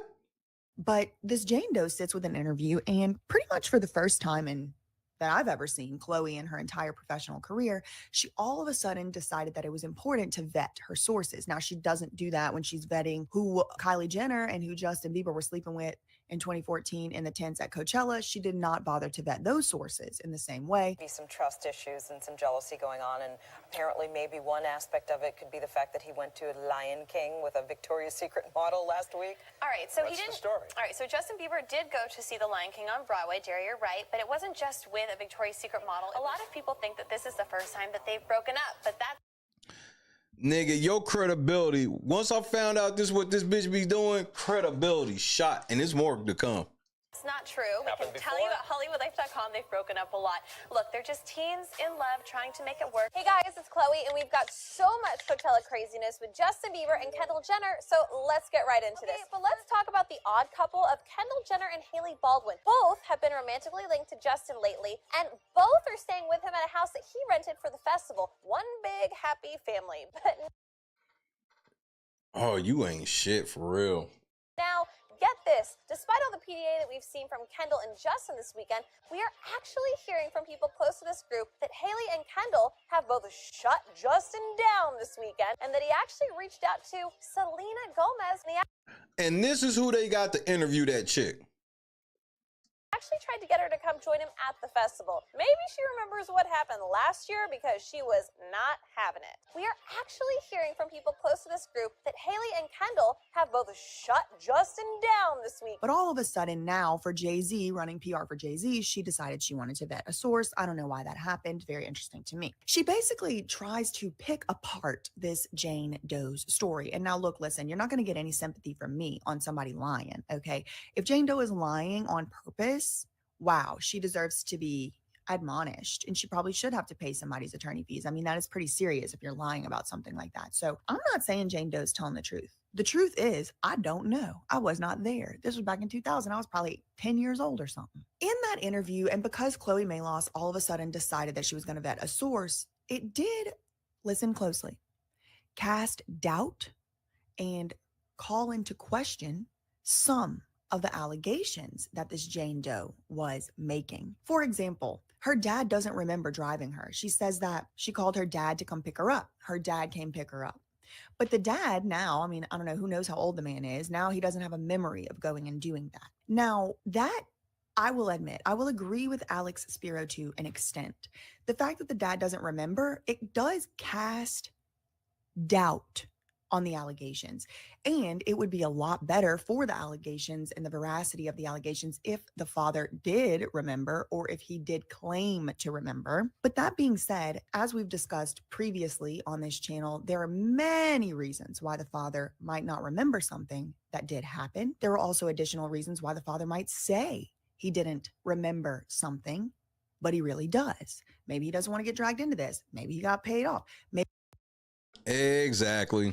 Maybe a bunch of reasons, right? A bunch of people have speculated a bunch of reasons in my previous videos. Y'all can go check out the comment sections. I'm not speculating anything. I don't know. I don't know if Jane Doe went to that party. I don't know if the dad picked her up from the party. I don't know if the dad does remember, doesn't remember. I don't know anything. All I know is what's been said, and it all disagrees with each other. So I don't know what's true and what's not. So we're just going to keep looking into the allegations. But there is a fundamental problem, in my opinion, with Alex Spiro's arguments. And this fundamental problem has already been pointed out to him by the judge. The judge admonished Alex Spiro for coming at Anthony Busby so hard. She really did admonish him already. She kind of implied as far as what I could tell in the reading of, go back and watch my Jay-Z Diddy playlist or whatever. But the way that I read the judge's statements to Alex Spiro was kind of like, lay off of this Tony Busby. She says, stop making inflammatory statements.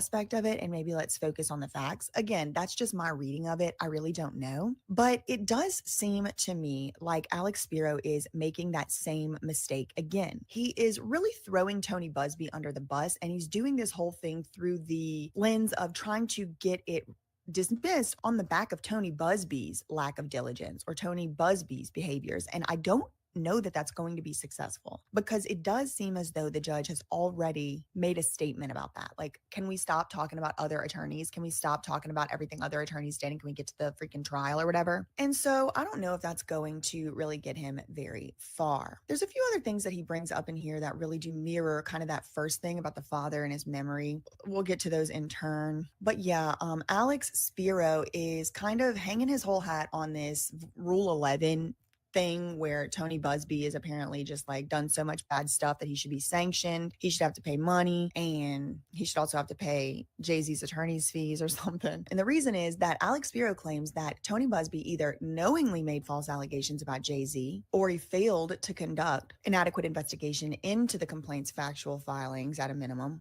or he failed to withdraw the complaint once it became clear that the numerous allegations in the complaint, quote, are false, and the other allegations are therefore at least highly suspect. And I'm not going to read every single thing in this complaint. The red here is just kind of like my notes. But as you can see here, I put a note under it. I'm like, nice try, Alex. Quote, at least highly suspect does not reach the standard that you just defined, right? He defines the standard up here. An attorney who signs a complaint to certify the best of the person's knowledge, information, and belief. The factual contentions have evidentiary support. If specifically so identified, they will likely have evidentiary support after a reasonable opportunity for further investigation or discovery. So this doesn't say if the claims in question are, quote, at least highly suspect, then you have to dismiss the complaint. That's not what it says. But Alex just kind of throws in these random pleading standards and these random legal standards, just like trying to act like that's the standard he cited in the beginning, and it's just not.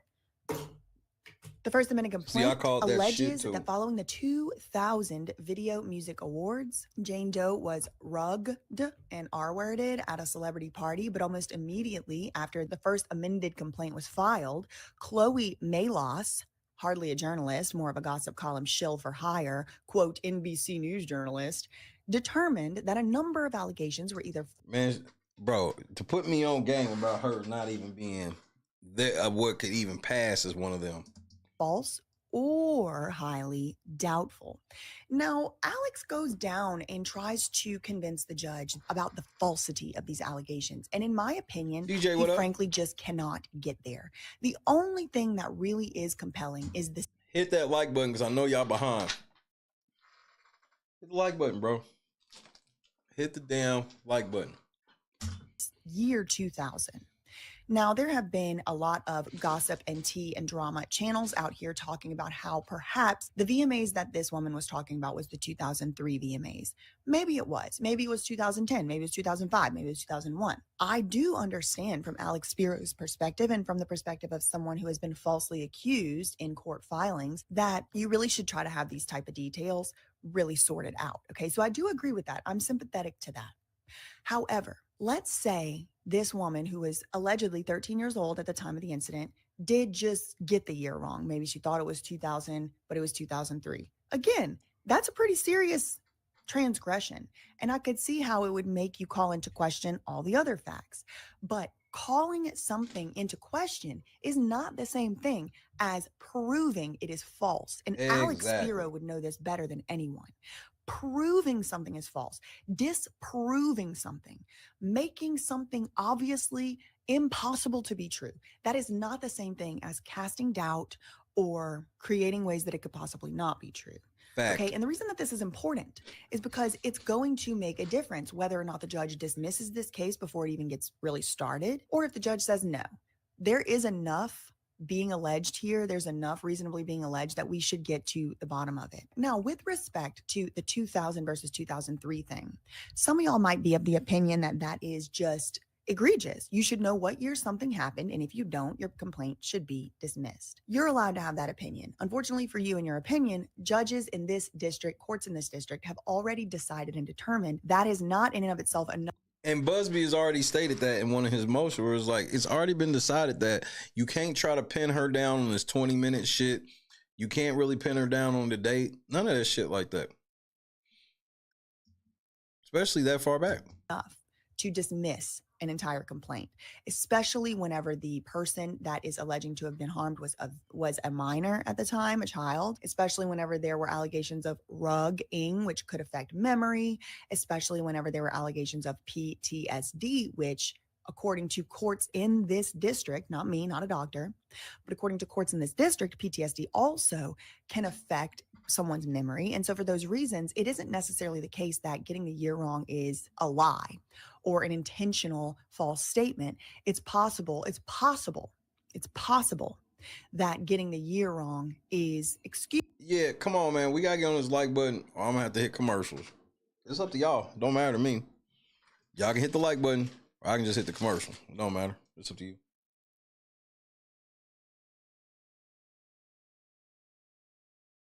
Used by maybe PTSD, maybe being rugged, maybe being, something else. So I'll admit, Alex Spiro's strongest point, in my opinion, is the 2000 versus 2003 thing. If somebody got something wrong, like the year, then you could call into question whether they maybe misremembered or guessed at other facts. But that is only that. It doesn't give you the permission to carte blanche dismiss the whole complaint because they got some things wrong.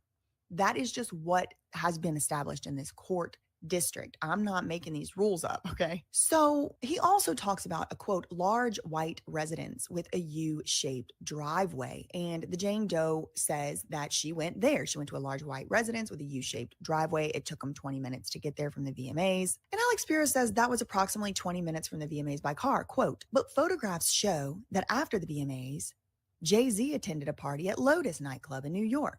And again, I think Alex Spiro should have just backspaced this off the page because it doesn't get him very far. In fact, all it really does, in my opinion, as a member of the public, just looking at this document, is show that Jay-Z was in fact at after parties that night and nightclubs closed. Nightclubs closed. There's whole songs about it. After the party, at the after party, and after the money at the da-da-da-da. What the fuck song is that? And take it to the room. And there's songs about this. Like, literally did come out the same year. Watch, it came out in 2003. Hold on. 2002. Remix of Ignition. That is R. Kelly. I thought that was Nelly. Wait, you were singing Ignition? You thought Ignition was Nelly? I'm sorry, white people. She just embarrassed the fuck out of y'all. All niggas sound the same. You can't tell R. Kelly from Nelly.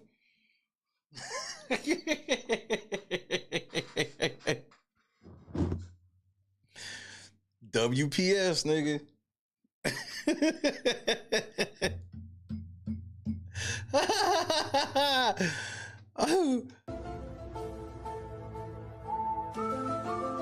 Old as hell, white people. God.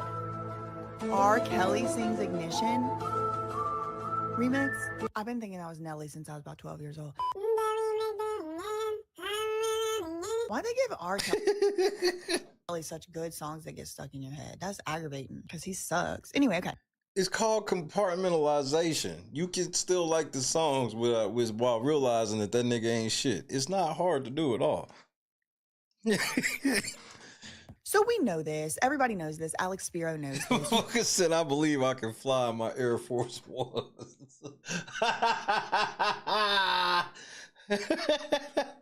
You can go to more than one after party, but here he is putting it in here like it's some type of making it false, makes all of plaintiff's allegations false. Like, no, it doesn't. Chill out. People can go to more than one place in one night. People can go to 5 places in a night. People can go to 10 after parties. Now, another allegation that Alex tries to annihilate is the thing with the father. Again, we already addressed this. The father didn't remember, or he claims to Chloe Melas that he didn't remember. But if I'm thinking about this from the both sides of it all, I'm thinking about it from Alex's perspective. I'm thinking about it from Busby's perspective. From Busby's perspective, perspective, I don't really see how this makes it false. First of all, the father could have dementia. He could have Alzheimer's. Second of all, I need to have it substantiated that this person is actually even her father. Like, did Chloe Melas do a DNA test? Did she look at birth certificates? Did she just take their word for it? Did she have any proof? I don't know. Maybe she did. But that wasn't presented to me. That wasn't presented to us as the public. Many reasons why the father might not have remembered, and it still could be true. But, however, it could also be false. It could also be false. It could have been another year. It could have been another place. Some aspects of this story could be true. Some aspects of this story could be false. Again, we just really don't know right now. He also discusses how the Jane Doe, this is Alex Spiro's filing. He says the Jane Doe states that she, quote, spoke to celebrities at the alleged party. But when journalists, that's Chloe Melas, and I think it was just one journalist. So let me just It was just her. According to my opinion here. I do have some good news to report to y'all. Chloe Melas unblocked me on Twitter, so that's nice. Wait, she used to have you blocked?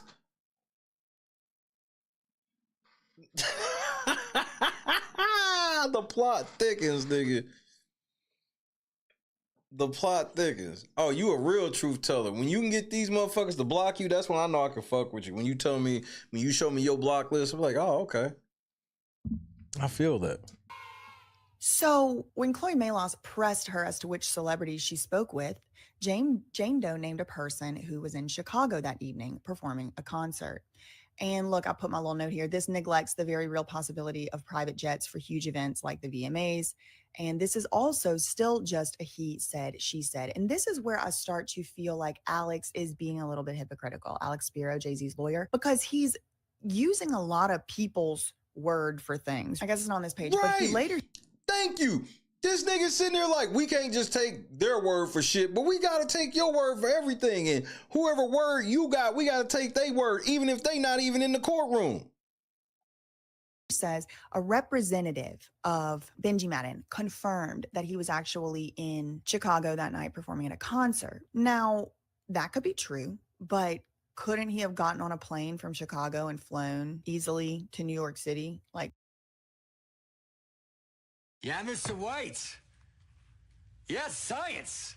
After the concert, yes. And also it could be explained by this, she just got the year wrong. Again, I understand that's a pretty big thing to get wrong, but we're not talking about, is it a big thing, is it a little thing? We're talking about, does it meet the standard to dismiss? That's crazy. I never heard of this Chloe chick until I saw her, and you saw how I was questioning everything with her. Or strike the case entirely, and or does it meet the standard to sanction Tony Busby? So far, I don't think so, because when I'm saying that it could be a different year, it could be that he got on a private plane. I'm not saying let's make Jane Doe's story true because she deserves to have her day in court. That's not what I'm saying. I'm saying in the interest of justice, could other possibilities be true? If other possibilities could explain some of these discrepancies, then that must mean that it's not necessarily false, but that it could be explained by something else. And that doesn't mean just because somebody doesn't remember something, or just because the father doesn't remember something, or just because she might have got the location of the house slightly wrong, or the year off by a year or two. According to courts, this isn't according to me, according to courts in this district, those discrepancies and inaccuracies are not enough to dismiss an entire complaint in this way. Alex knows that as well. That's why he keeps going and keeps going. Now, he also takes issue with a Jumbotron because the Jane Doe said that she watched the awards show outside of the Radio Music Hall on a Jumbotron. Well, according to Alex Spiro, there was no Jumbotron that year at the 2000 VMAs. Again, there was a Jumbotron at the 2003 VMAs. So again, if she simply just got the year wrong and she actually was talking about 2003, it does solve a bunch of these problems. And he knows knows this. The same paragraph says that she approached limousine drivers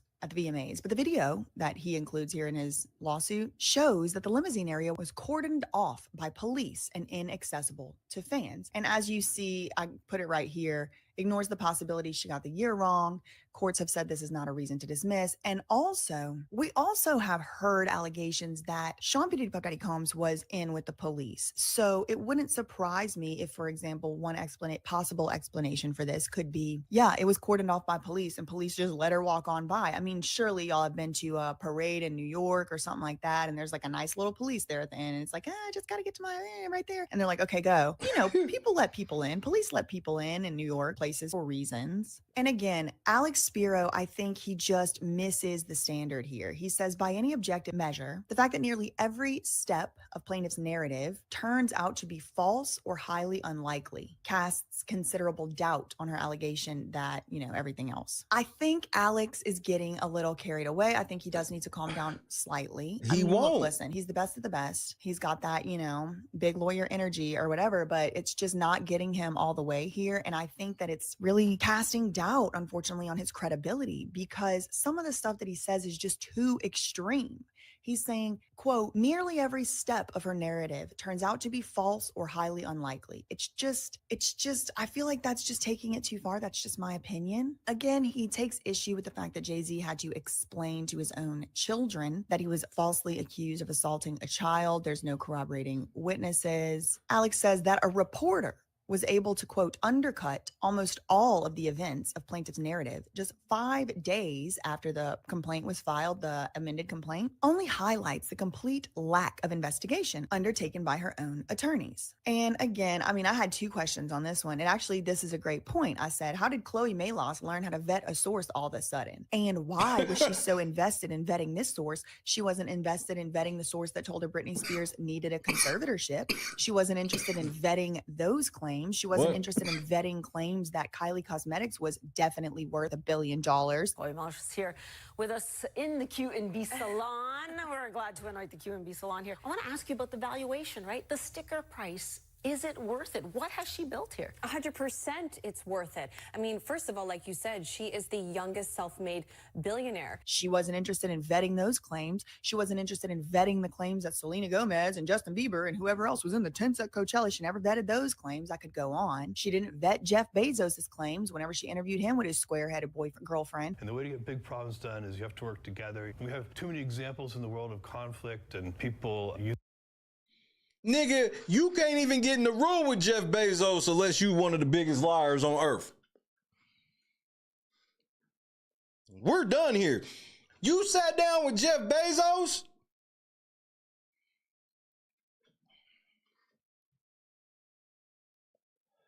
I can't trust a motherfucking thing you say. I'm so sorry, Jeff Bezos. Not really, but he ain't even sitting in the room with the bitch unless she gonna lie for him. Cooley was happening. She sat in a room. Bro, this bitch has no credibility. None. Using ad hominem attacks on social media and so on and so on. Right. The nation is very divided right now on many issues. The voices that are really negative seem to get amplified in this world. Let's bring in our own Chloe Melas, who sat down with the two of them. It just goes without saying it is so hard to get time with them. So the fact that you're the one they chose to sit down with says a lot. The fact that you're the one they chose to sit down with. I know that was a compliment where you come from, where I come from. This the kidnappers again, man. Man, stop saying that shit over the phone. Damn. I can't say shit, can I? In our own Chloe Melas, who sat down with the two of them. It just goes without saying it is so hard to get time with them. So the fact that you're the one they chose to sit down with says a lot. Thank you. Well, look, it's the first time that it says a whole lot from them together in 4 years, and the first time ever since they first came out as a couple. And it's just interesting to me that now she's vetting claims. Again, thank God. Maybe she could keep this energy up for the rest of her career. This is how you are supposed to do things. But she's never done this before in my estimation. I could be wrong. Somebody link it below where she's ever done this before. Ever. Usually she's just shilling for people. Is it worth it? What has she built here? 100% it's worth it. And finally, this part right here, he's saying that Chloe Melas was able to undercut almost all of the events of plaintiff's narrative, but that's not the same as disproving. Undercutting is to be expected. That is literally why we have trials, why we go to judges, because we have to have a fact finder find these facts. But here we have, it's undercut. So that shows that Busby didn't do his job. And look, listen, if Busby's just filing stuff maliciously and haphazardly, and he's not actually vetting the claims, then shame on him too. He does have a duty to do that. I know literally firsthand how horribly damaging it is for a lawyer who appears to be a competent lawyer to keep filing false allegation after false allegation, taking it from their lying ass client. I know firsthand how that feels. I know firsthand how it feels to have false, horrible, horrifying allegations made against you in a federal court, and they're just false. I know how it feels, and boo-hoo, Jay-Z. I've been having my name on the record like that for over 2 years. For Jay-Z, it's been 15 Talk your shit. freaking minutes. Okay, so you need to calm down. But all that to say, I'm not unsympathetic to what Jay-Z and Spiro are saying, but I do think they take it a bit too far. I think it's too extreme. I think it's, especially considering the fact that the judge is already kind of Spiro on trying to do this sanctions thing. But, you know, here he goes. Alex Spiro takes issue with the fact that Busby didn't investigate these allegations properly, and especially considering the fact that the allegations themselves are very serious. They are of the most serious degree, having to do with child, you know, abuse plus the E at the end. And Spiro also takes issue with the fact that Busby did this PR publicity. Y'all really be scared to say child abuse? You can say these things. They changed the rules like a couple years ago where you can say these things if you're speaking in regards to an actual case or anything. That's why I can put rape in the title. It's about an actual rape case. Campaign on social media and elsewhere based on, quote, uncorroborated claim of assault that relied on a, quote, easily disprovable factual narrative. And I just put in my little notes here, which part was easily disprovable? Because so far I haven't seen any evidence that full out disproves Jane Doe's allegations. I'm glad it wasn't just me. In fact, the only thing I've seen maybe casts doubt on her allegations. It maybe casts doubt on her credibility. I definitely think some doubt has been cast, but easily disprovable. Just because the father doesn't remember something doesn't mean it didn't happen. And Alex Spiro knows that. Just because the father says he doesn't remember something doesn't mean he actually doesn't remember it. And Alex Spiro, not newsflash, parents can lie, knows that. In fact, and indeed, Alex Spiro clearly acknowledges people can lie. So I don't know why it is that he finds the father's allegations to be more credible than the Jane Doe. Well, I don't necessarily think it's that, Ma. I really just think it's this nigga is just throwing whatever he can at the wall. He's trying to do two things at once, and both of the things are improper to do how he's doing it. It's improper to get one of them. It's doubly improper to try to get both. He's trying in one motion get the judge to dismiss this whole fucking case and sanction Busby in one motion. I mean, that's bold as fuck.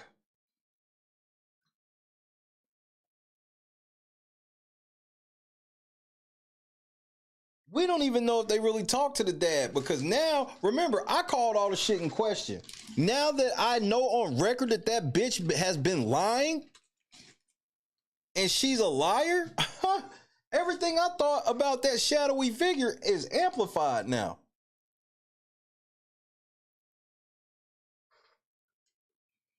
The amount of people that trust lying ass NBC having a bitch in the shadows is wild.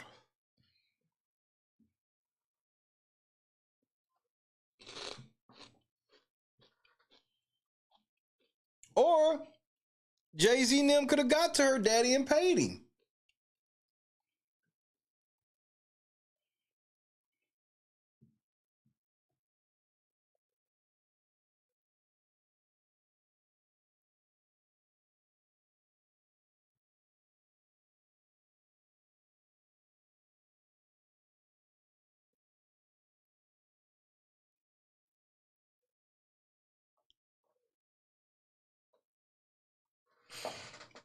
It could be a number of things, but like I said, even if it's true, it's not enough right now for you to say it's definitively true. He's literally trying to take some things that could possibly not be true and be like, see, the fact that it could not be true means it's not true. No, that's not how that works.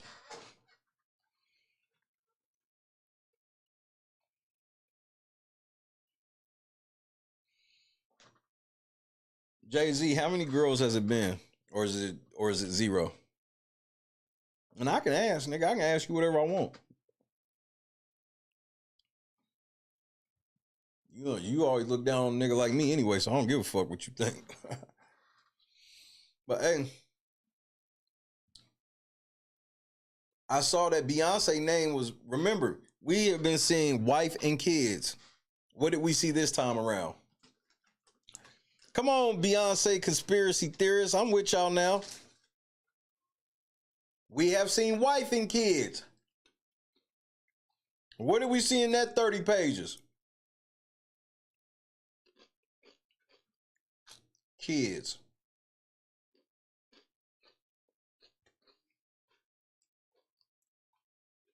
Beyonce said, don't bring that heat over here.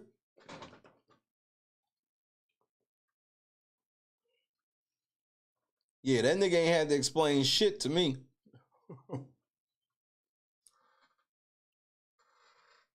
Jay-Z, do you understand your whole legacy is over if you end up going to jail and Beyonce leave you?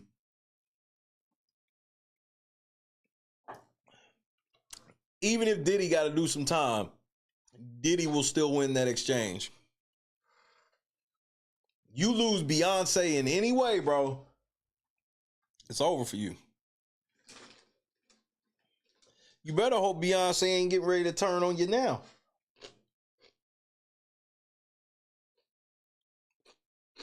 Lemonade 2?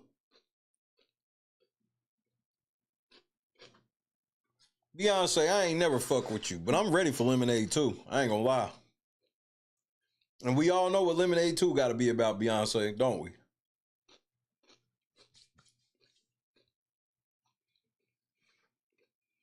Post-divorce hot in the pants Beyonce, nigga.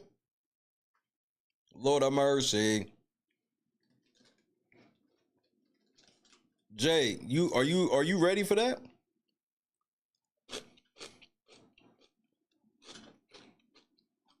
They not gonna be calling her Beyonce, they're gonna be calling her divorcee.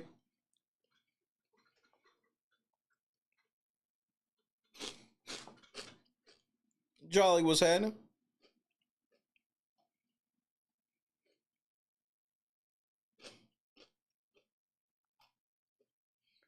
Is Beyonce starting to separate herself from Jay-Z? Press 1 for yes, 2 for no. And hit the like button on the way to type. Is Beyonce separating herself from Jay-Z? 1 for yes, 2 for no.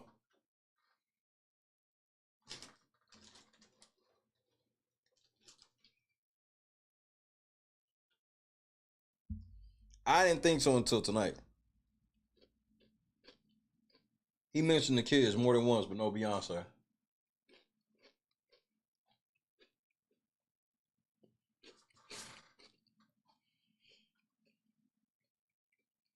I think her mama liked that shit on purpose. Somebody hacked her page to hit the like button, and that's it. You got access to Beyonce mama's Instagram, and all you did was hit a heart and then signed out.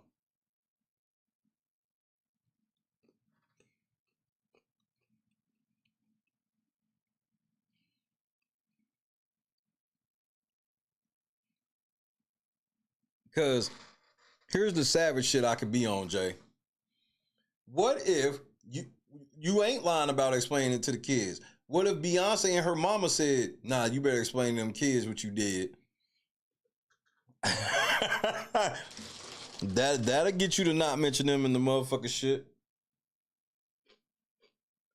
Go in there explaining to them kids what you did, you camel mouth motherfucker. Come on, B, you would never call me a camel. Shut up, you camel face motherfucker.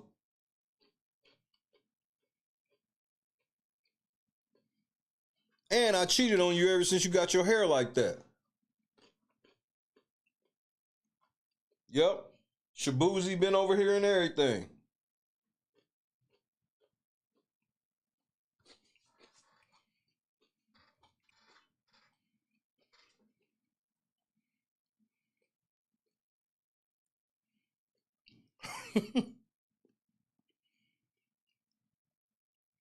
Bay got too old for Jay.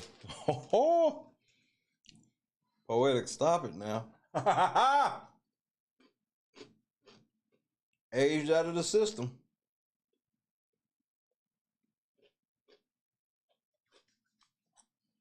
That's why she gonna let this nigga burn, Because I think there's some other bitches that she know about. And some of them may be young. That's why this one, Beyonce, like, this is the last straw. This is the last straw.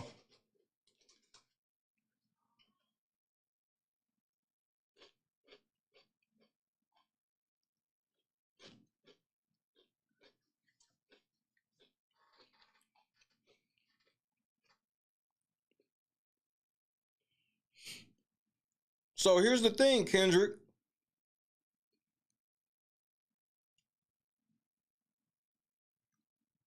We hear Jay like him young. Is Jay allowed to come to Cell Block 1? Remember, you on Drake head over a rumor. Jay-Z's actually in court and you working for that nigga. It's the Kendrick Lamar hypocrisy for me.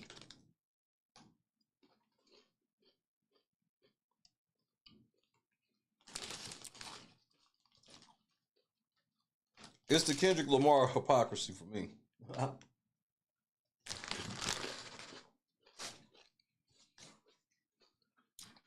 If he gonna clown Drake, how the fuck is he working for Jay?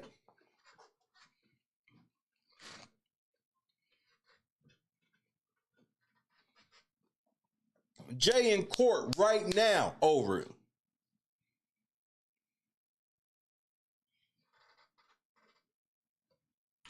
So Jay-Z probably gonna tell him, nigga, do not sing Not Like Us.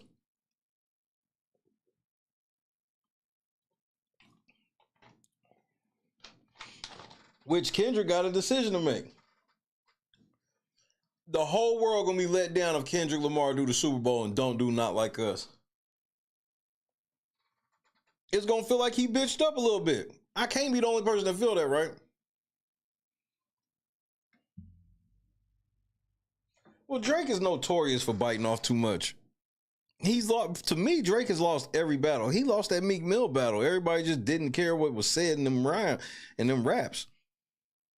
That's when I was like, oh, so we don't care what niggas say in the raps. That's why it's weird that now y'all care again with Kendrick Lamar.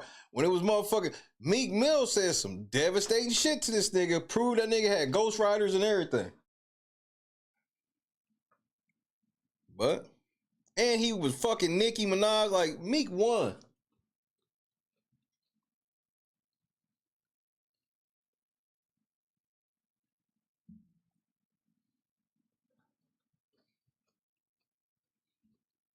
Gimmick Lamar.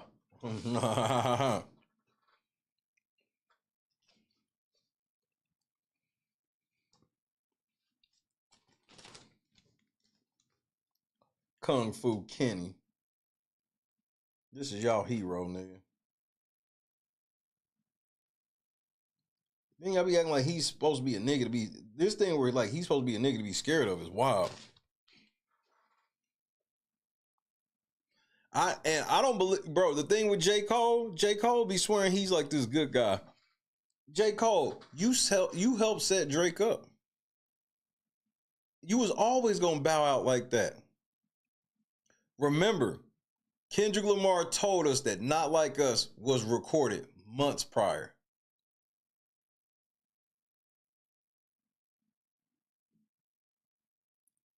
Everybody think J. Cole looked like a punk, and he did. That's how he got y'all to not pay attention that he helped Kendrick goat Jay or Drake.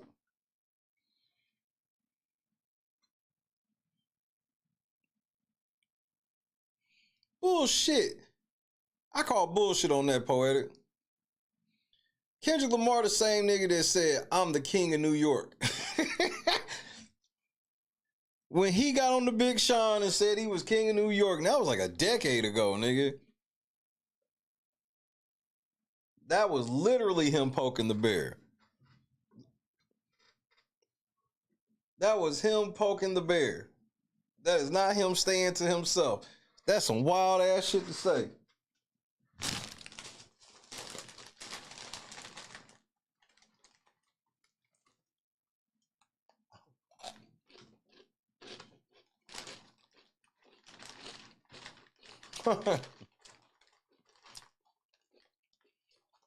Right, which is proof that he ain't never stayed to himself.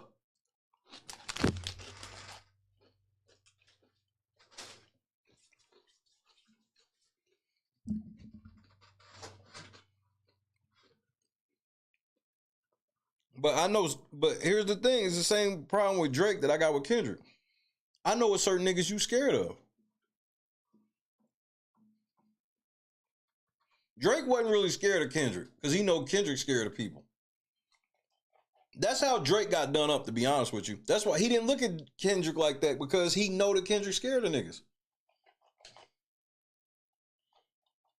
And that level of arrogance with Drake, he had his guard down and got socked.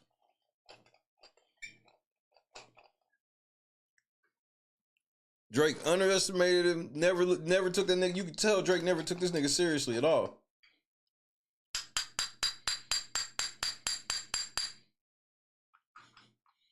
Then he had people setting him up, which was probably LeBron. We never stopped to think that, remember them encoded, them videos that had to be decoded with them different things and the ring and shit? Because I think LeBron was a way bigger part of that shit than people want to give credit for. LeBron in a whole ass video with Drake. He did videos with Drake, everything. Then all of a sudden, he want to be seen all on camera, making sure. When I saw LeBron on stage out there at the pop out, that solidified it for me.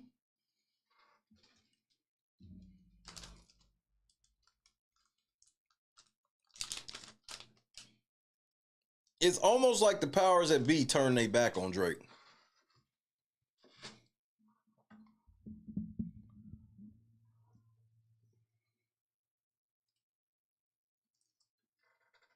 LeBron turned his back on Drake was weird. For what? Like, why wouldn't LeBron do like everybody else that's friends with Drake and just be behind the scenes listening to the shit?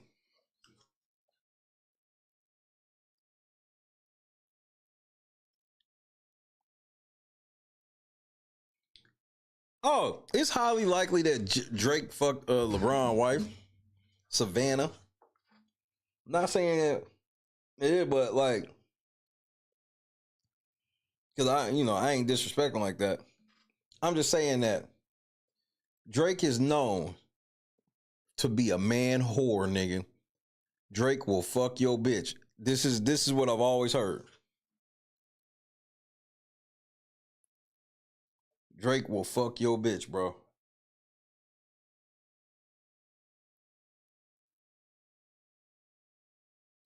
So, and Drake's the type of nigga that your bitch wanna fuck. So that's like a bad combination. That's a dangerous cocktail. So now you sitting around having access to Drake. Yeah, your girl might let Drake fuck. Good thing for us normal niggas, we don't have to worry about things like this.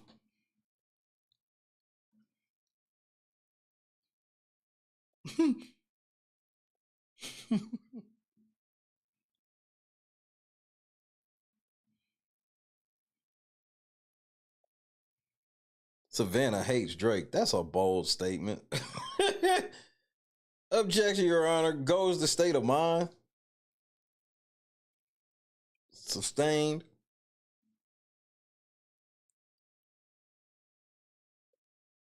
That's a bold ass claim.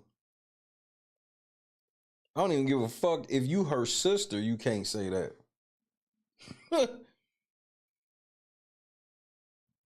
First of all, it's already been established. Women are fucking liars, bro.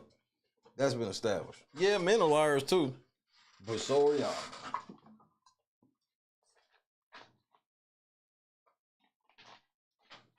I gotta watch the Jerry Springer documentary when I get off.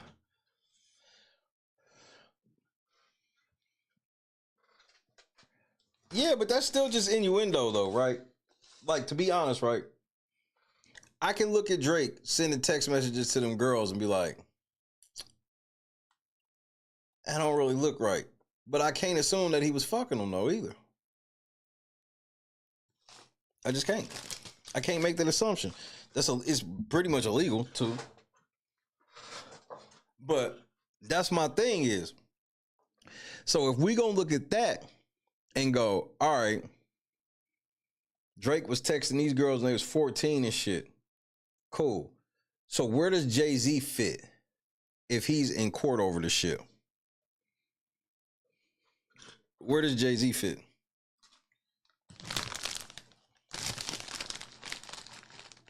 Nobody's got Jay-Z sitting, Drake sitting anywhere.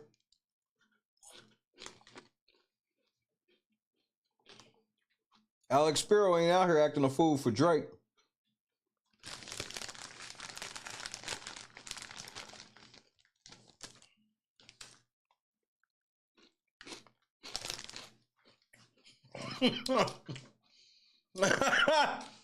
He called this nigga Prey Z, P-R-E-Y.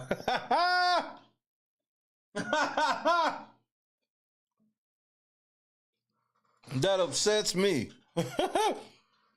Prey Z. Oh, I'm getting ready to be using that. Cooley, I'm gonna have to borrow that for the one time.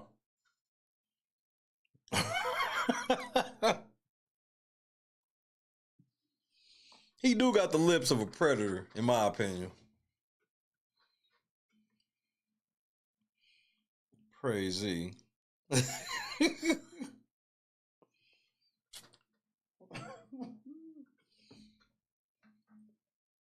I can't call Diddy the diddler. I refuse. Diddy's cool enough. We just call this nigga Diddy.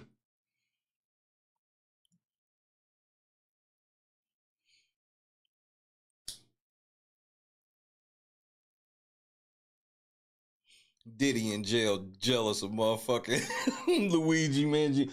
Yeah, hey, nigga. Hey, get over here, nigga. Why y'all niggas over there jocking that nigga?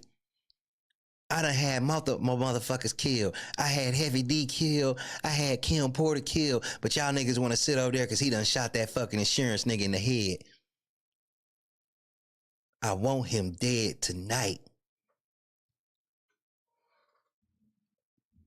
I like when you like this, Daddy. Daddy, I like when you scrambling and scraping for shit. I like that. Diddy in jail, jealous of Luigi Mangione is the wildest shit I ever heard. I don't believe you. You need more people. I can't say if Diddy's innocent or guilty of anything, but what I will say is you can miss me that Luigi Mangione's in there running shit. Luigi Mangione probably Diddy let that nigga have the TV for 1 hour a day because he who he is. Hey, so Did, from the hour of 3:30 to 4:30, you can watch whatever you want. It's a gift from me to you.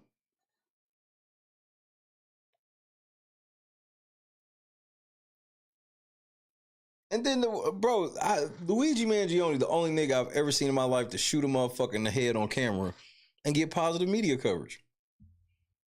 Name the last nigga you know to shoot somebody in the head on camera in front of people. Go lead a manhunt and get positive news coverage.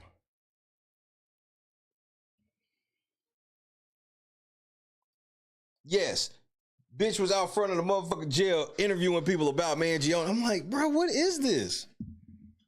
I'm like, he be feeling more and more like a plant the more y'all do this, just so you know.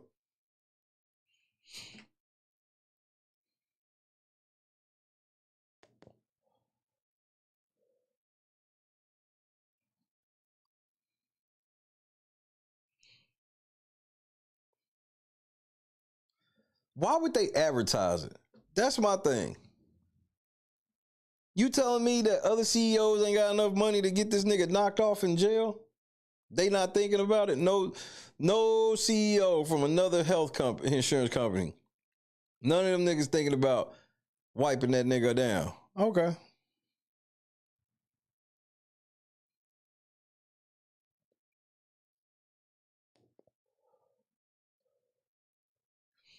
I mean, just that picture they took of him when they first took him into custody and when he was at the police station, that first picture, I was just like, none of this shit looks like normal shit. The way that they paraded him down the street like that, I'm like, what is this? Why didn't y'all just drive him down here? Everything was like this staged ass photo op for this nigga. Then he get positive media coverage and everybody rooting for him. It's like, why would I be rooting for a murderer? Like, what are y'all trying to do? What is it y'all trying to get the public to do with this?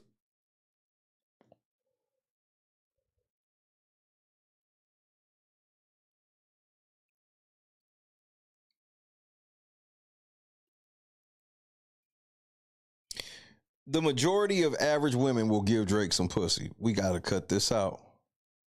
I'll admit about certain girls with guys, the average girl is giving Drake some pussy. Stop it.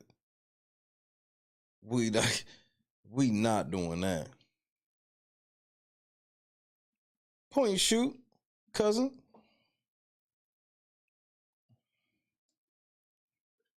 I found that video. I played it earlier. I'm playing for all of you too. Shout out to the sheriff in the chat. I read some shit from earlier with Troi Torain. He fucked up by doing that next filing. He wasn't supposed to alter anything, and he altered it anyway. So they're probably getting ready to dismiss his one shit against me. I did show everybody that we did get our motion to dismiss with the CCB cleared today, and we will be filing in federal district court shortly.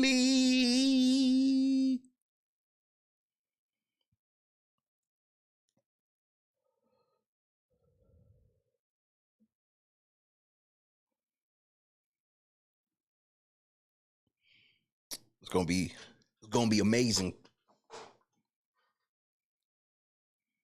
He emailed you demands. Nigga, I need to see that, bro. I'm gonna just drop this. I mean, you can do whatever you want with it, but I'm gonna just drop this.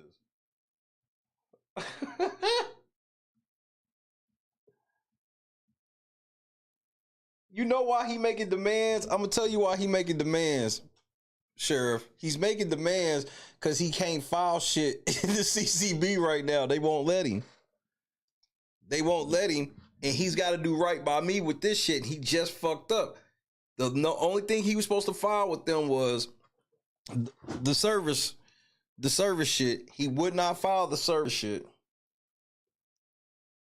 He would not file the service shit. He filed an amendment, which they told him he wasn't allowed to change anything at all. He tried to change shit anyway.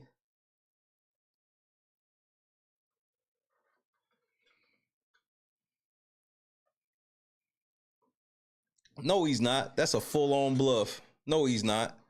No, he is not. No, he's not. Hey, Troi, no, you not. No, why you lying? You filing a copyright court next week?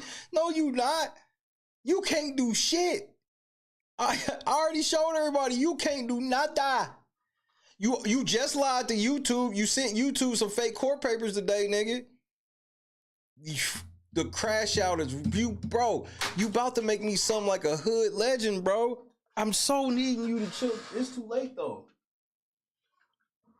It's too late. This nigga's stupid. Not he try to shake you down.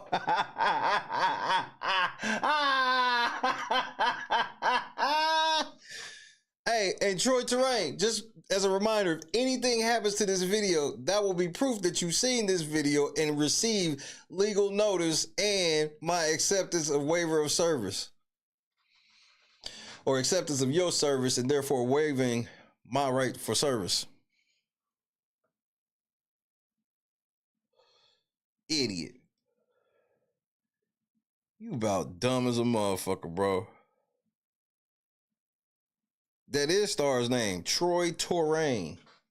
He's a fucking loser. Nigga try to now you doing extortion, man. You wild, bro. Down bad is what you are. Down tremendous.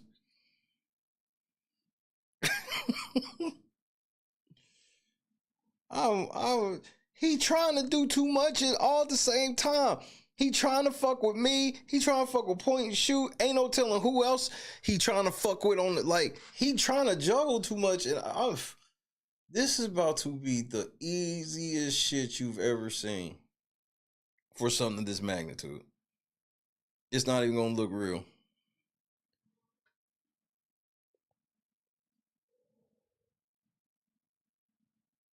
Shit, beefing. I wouldn't call it a beef. I'm just about to end this nigga's everything. Y'all better go watch the videos y'all like of this nigga, because it's getting ready to be over with. He doesn't want to be a part. He doesn't want to be a part of your beef with Flacco. Then why'd you jump in it? I don't understand it. He's a retard, man. Why would, if you don't want to be involved with it, why would you touch that video?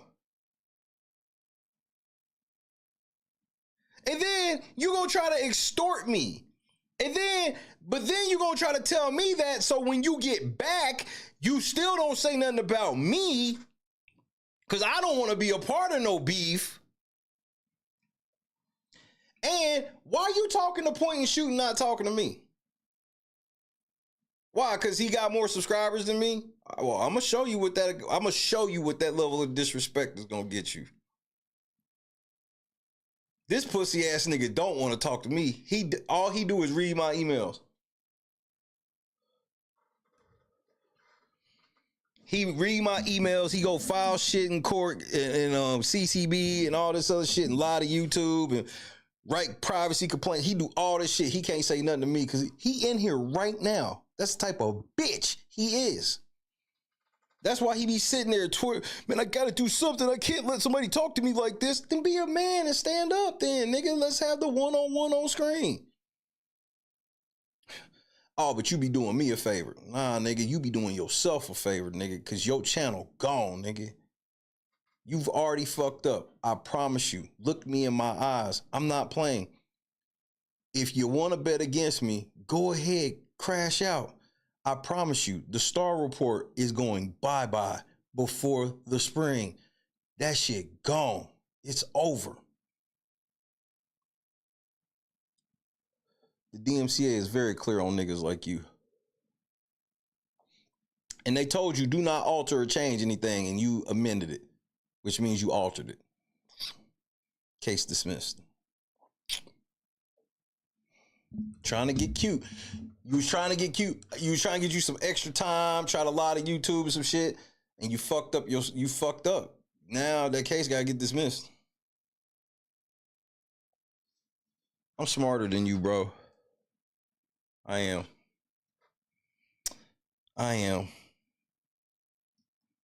You the same nigga that made fun of Aaliyah when she died, so I don't really have no respect for you. And not even necessarily because it's Aaliyah, just because who makes fun of people when they die? Outside of a cretin. Well, whatever you need from me, I got you. No charge. I don't charge for anything. No charge.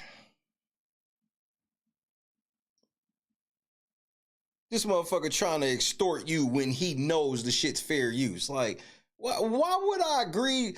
And I'm gonna tell you why he tried that shit. Because one of the CCB cases, like it might have been either the first one or the second one.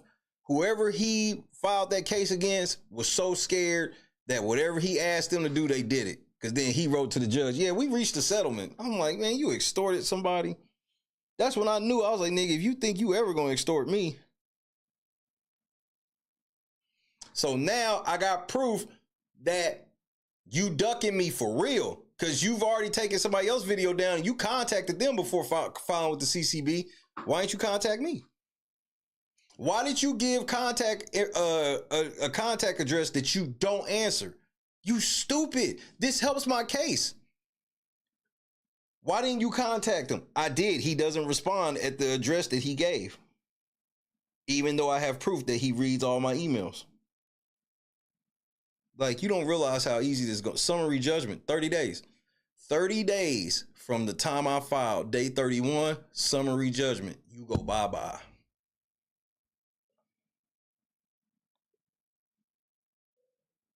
You get all, you get all of that. You get all of that, point and shoot. You get all of that. You get your legal fees, whatever your legal fees are, all of that shit. You get all of it. And you will be known as a serial infringer. You're gone. You're so gone. You filed 15 false DMCA claims against my channel, bro. 15. And YouTube is like, nigga, please leave him alone.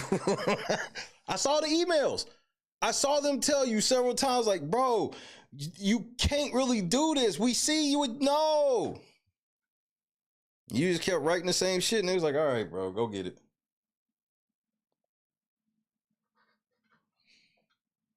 Sock his ass. This shit, these things, I'm done. This will be the start of my real journey because, oh, I love you plaque people. I love you people with the check marks. Y'all get a little better customer service than most of us common folk.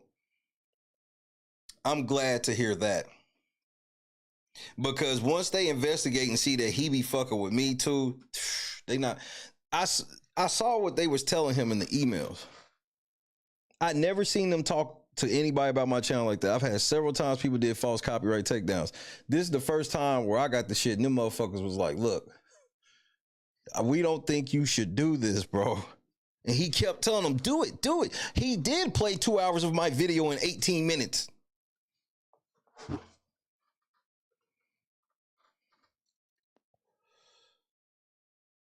This is why, hey, point and shoot. I put it on everything I love. I reached out to Sharp. He ain't hit me back yet. I asked Sharp. I wanted to know about interviewing him because I wanted to strictly interview him about the copyright shit. Because I want him to protect himself too. Because I don't want him to learn how most people learn. Most people learn the hard way. Somebody hits you with the shit and then it hurt.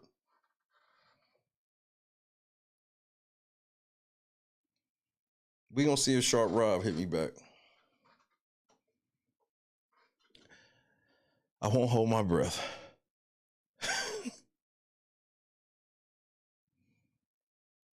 But you can expedite the YouTube crackdown though. See, Poetic Justice, a lot of people don't realize that, like, let's say that there was some real kind of ambiguity to it, right? Where it's like, I can see your argument on the copyright and I can see their argument on the copyright.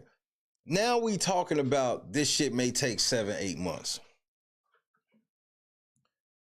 When you violate section 512F of the Digital Millennium Copyright Agreement, when you violate that, it says when you knowingly put something in a statement that's false for the sole purpose of getting them to disable the video, you lose instantly. So once you get that, cross that level of threshold, it's a 30-day process. Unless the motherfucker want to show up to court and really try to draw the shit out, which they ain't got no money. They ain't got no money for no lawyer to do that shit. And they contact a lawyer anytime. And then, like with Star, if he contacts a lawyer's gonna be like, why the fuck did you do this? I'm not playing.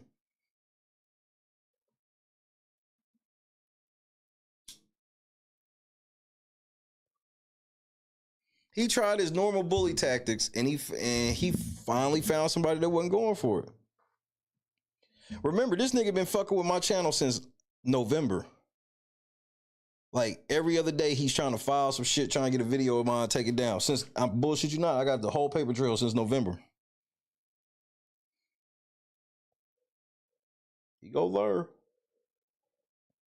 This is about to be the most expensive lesson of his life. So that's why it makes my case that much more easy, because I let him build a 2-month paper trail. I got timestamps and when he opened my emails, everything. Like, he's so fucking caught up. He can't explain why he ain't, like, he don't realize that the Copyright Claims Board told him don't file anything else except proof of service. What does this nigga file? An amended complaint. Well, we told you don't change anything and don't file anything else. So that's getting ready to get dismissed. He just sent YouTube some fake court papers Hoping they keep my other video down.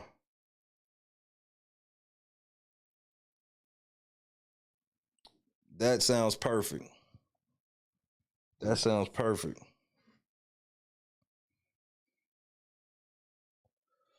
Them niggas, when you lying on them motherfucking copyright takedowns, it's a wrap. That's an open closed case. Open, shut. Damages. Do it now. Oh, my lawyer, pay for that. Oh, my filing fees, pay for that.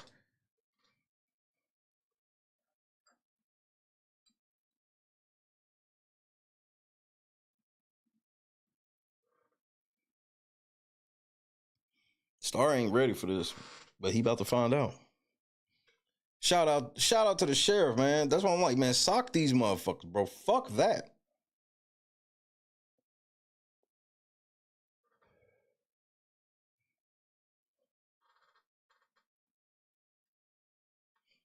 Motherfucker sitting here trying to be like, oh, I own you showing my face of a thumb. You showing a picture of my YouTube page that showed my thumbnail.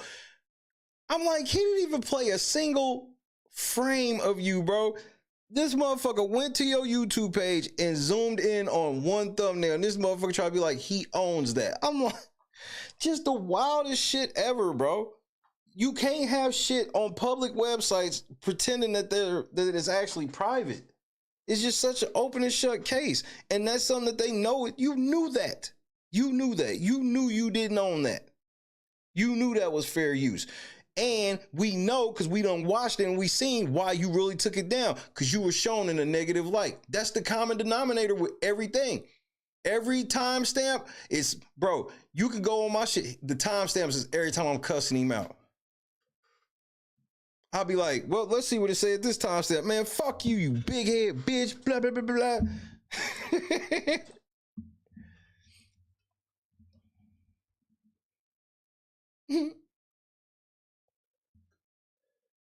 It wasn't even just the thumbnail. It was him going to the YouTube. We watched it last night. No, I'm gonna just pull this shit up. Please do something to the video. Please do something to the video. All right, so for this video, I'm gonna be going over this.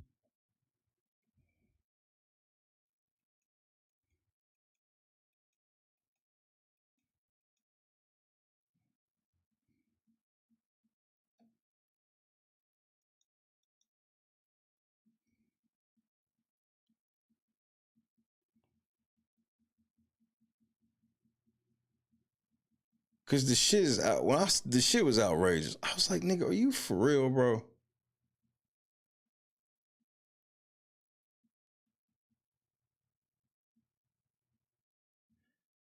Copyright and some bogus bullshit by this guy Star, who is a fraud. He shows his public YouTube page. Who I want every. And zooms in on one of the videos. And this nigga's like, I thought I owned this. There was no way this could be considered fair use. Even though he's showing his audience who he's actually talking about, which makes it fair use. He doesn't click the video. He doesn't play a single fucking word from this shit. And he tries to pretend that he's falsely representing that he has a copyright over the screenshot of a public YouTube page. Y'all be playing with some serious fire. Just blatant shit where it's like, niggas be like, oh, you gonna be in court for months. That's only if there's an argument. When niggas blatantly lie, you're not going to be in court long at all.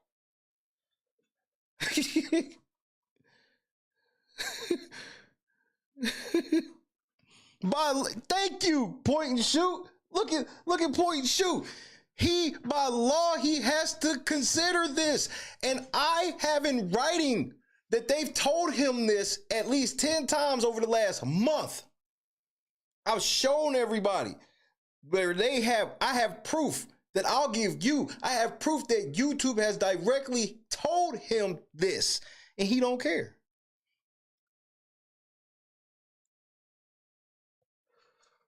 Just blatant violations. He know good damn well you could do this.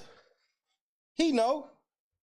Nah, that nigga want to try to be funny. Okay then, please do something to this video. So we could prove that you seen it. That's all I need to be able to do at this point is just prove that you seen it. Hello, everybody. How are you doing on this fine? So we'll see.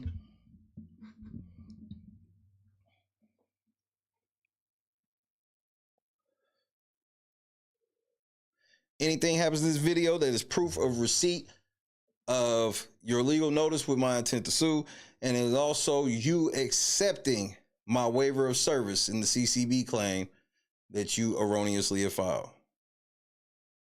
And this will be admitted as evidence. So, good luck with that. He went to a public YouTube page, zoomed in on one part of it. This nigga said, I own it.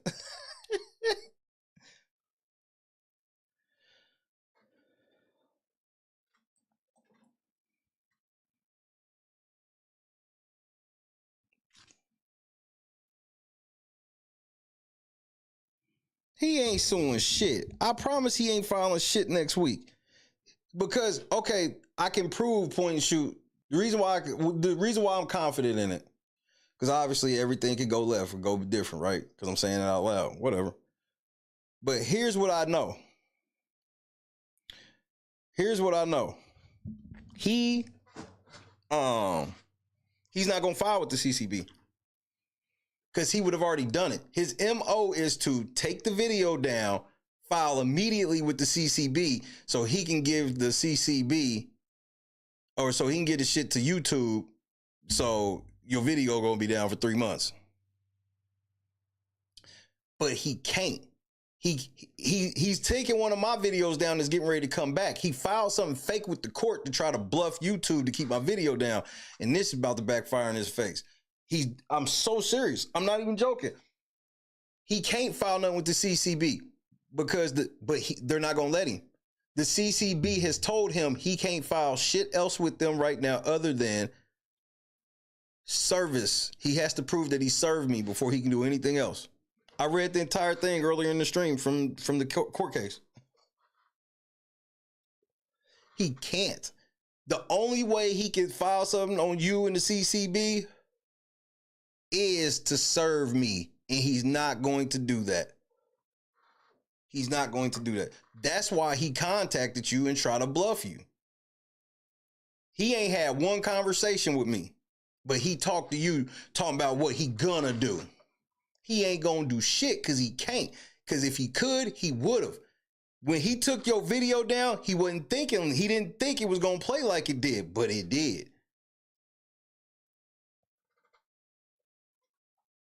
And now he know I'm filing district court. He only saying that shit because he can't do nothing. I read the whole paper at the beginning of the stream. I read the paper. They told him, you can't file nothing else other than proof of service of Deshae Hall. That's me. Not happened. He's ducking service. So that's why he want to try to scare you into some shit. Not saying that you was going for no shit, but that was his play. Like, I'm gonna try. I think he'll just let your shit come back, to be honest. But either way, you still can sue the shit out of him. He already fucked up. He lied. He already lied. Absolutely. Absolutely. Do just that. That is exactly what I recommend. Talk to the fucking lawyer. Do exactly that.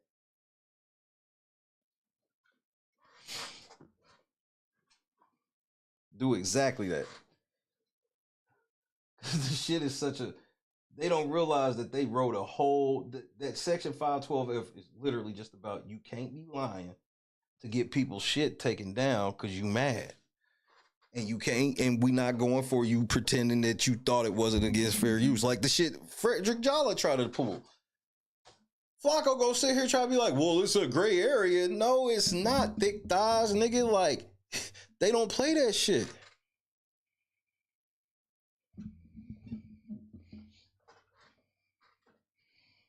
That's who you need because that's the thing about it, point and shoot. Unless they specialize in copyright, the lawyers are terrible for it. But copyright lawyers, it's layup. I'm telling you, it's a layup. It's only not gonna be a layup if he's upselling. Total layup because he know. That's why he watching now. He in a place right now. He don't know what he should do. He don't know how to play it. He does not know how to play this shit. Not with me, because he's like, bro, he knows that I can serve him like this. And he can't let people know that he watch. And he's getting ready to, though. That's why the shit's in the description and everything.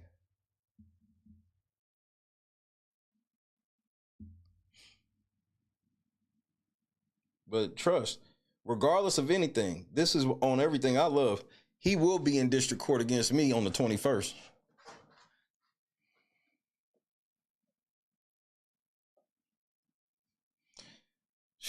It's going to be easy. He going to break to you. He going to break to you. Because I'm getting ready to break him real quick. I'm getting ready to hurt his pockets real quick. I'm filing the 21st. They think I'm playing. LNC, they think I'm playing. Squad, they think I'm fucking playing. Watch what happened to 21st. Ain't that right, Star? If he knew the losses that I took, that shit would humble him, bro. He don't know, man.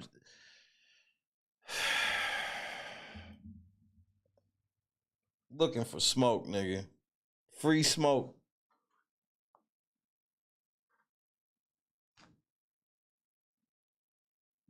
He's not. He's not gonna be able to. He's not gonna be allowed to say what he want on his channel. He's got to go to Rumble or Kick. This shit's about. This is a problem. The law is very clear on this shit, and that's my thing is I'm going to teach a gang of YouTubers in 2025. The law is on your side of these frivolous joints. If it's some non-frivolous, whatever, but when people just think they gonna strike your shit because they mad, nigga, remember when Fresh and Fit did that shit? Fresh and Fit try to send DMCAs to a bunch of people because they could start getting mad, and niggas lawyers hit them like, nigga, we will end y'all niggas right now. Y'all niggas blatantly violate DMCA, da-da-da-da. Them niggas dropped all that shit. Remember Fresh and Fit dropped them shits immediately.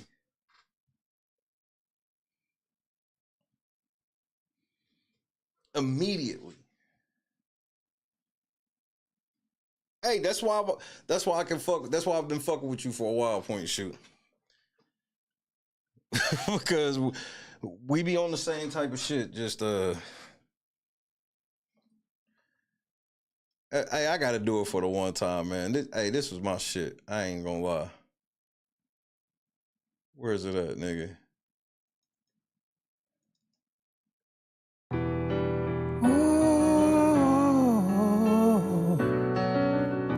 Yeah. Come on, Sharp, let's do this, motherfucker. Gotta ride with my gun on safety, so I don't go shooting where your heart beat. Church, you're dodging bullets trying to play me, and I'm left to deal with making you bleed. And it's a whole lot of love, ain't trying to waste it. You got me running around and I never chased it. Your face so pretty to me, makeup can't make it. That's just too bitter for words, I wanna face it. And I think that I'm done tripping, I'm tripping, I've been sipping, that's how I control this feeling you keep giving and I keep on hitting it, you know. Maybe it's your love, it's too good to be true. Baby boy, your love's got me tripping on you. You know my pimpin's good enough, got you tripping on me. You know my pimpin's good enough, got you tripping on me. Tripping on you. My bad for tripping on you. Tripping on you. My bad for tripping on you. Tripping on me. Church, it ain't cool how you be playing. And I don't dig how you keep me waiting. You're hoeing switch up too much, boy, it's confusing. Cause you tell me we're friends, and then the next day I'm your friend. And it's a whole lot of love, ain't trying to waste it. Like we be running them out and never make it. That's just too bitter for sperm, don't wanna taste it. That's just too bitter for words, don't wanna face it.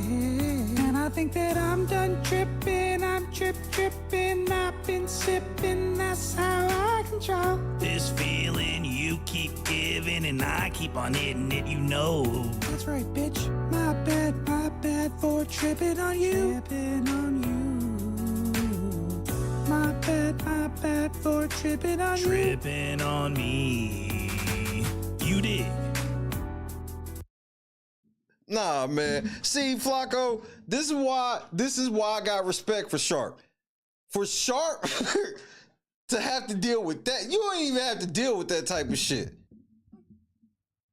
I really thought he was gonna do you over the freestyle. He even went easy on you on the freestyle. It could have been so much worse. For Sharp to be like, yeah, that's some hoe shit. Yeah, church, that's some hoe shit. Bro, if you smoke enough cigarettes, bro, how does Sharp do it? Look, Sharp, I don't want no smoke. You big church. But Flacco, if Sharp let that shit ride without filing a false DMCA, I don't want to hear it from the rest of y'all, bro. Dijon Paul let that shit ride. I don't want to hear it, man. Big Church wasn't going for that shit.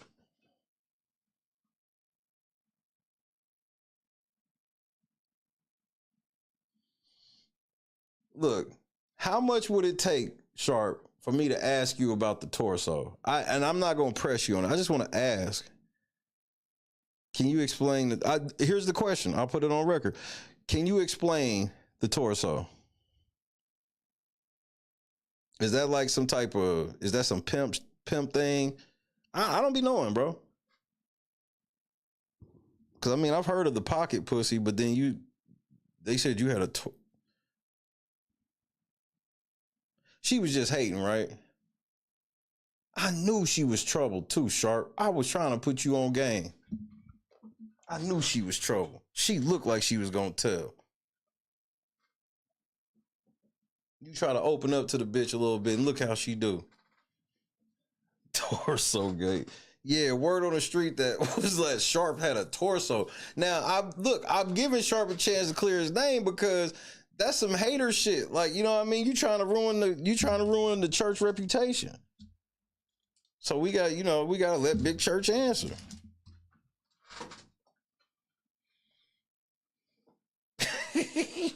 Well, I don't think it was like, I think it was more like a Slam Man torso. You know, Slam Man, except it was just like Slam Pussy, I guess. Hold on, let me show y'all what I'm talking about.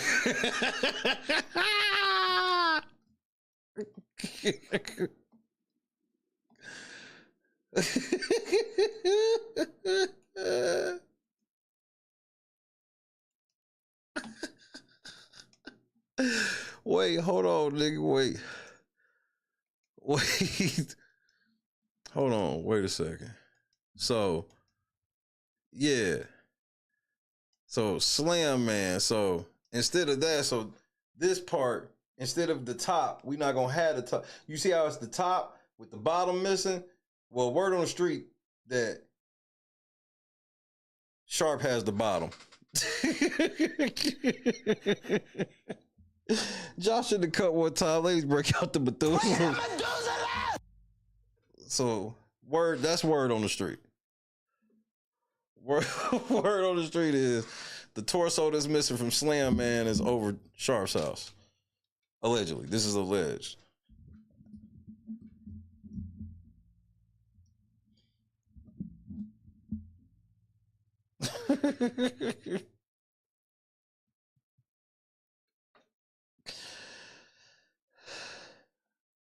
You probably kept that mouth part too. So he probably got the head and the torso.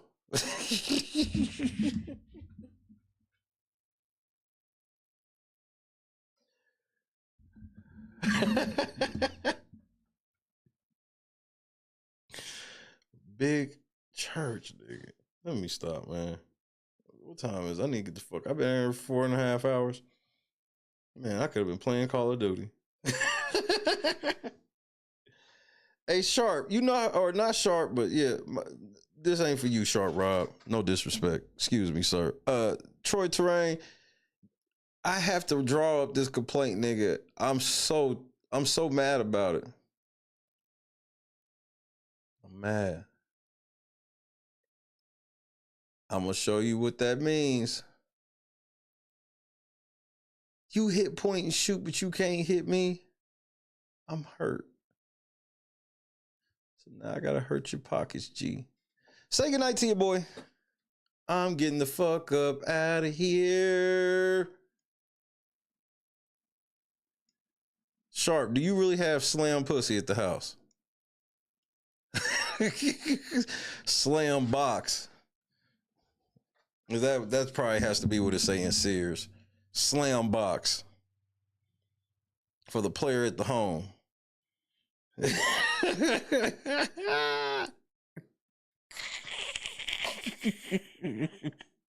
Not a slam man, but slam box. Shout out to the Sheriff Point and Shoot. Kayla, Josh, Kendra, P. Fox, Clee, Poetic, and Not Flacco, J Rock, Josh, Joy, Janice, Bob. Well, you know Bob ain't gone, but Janice, God is great indeed. Shout out to Sears, exclusive place to get slam box.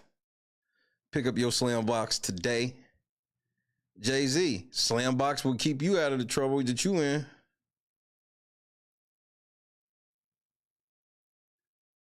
I ain't gonna lie. Sheriff, have fun with that meeting tomorrow. Yeah, let a kid know. And I just kind of have to one more time for GP because I just have to.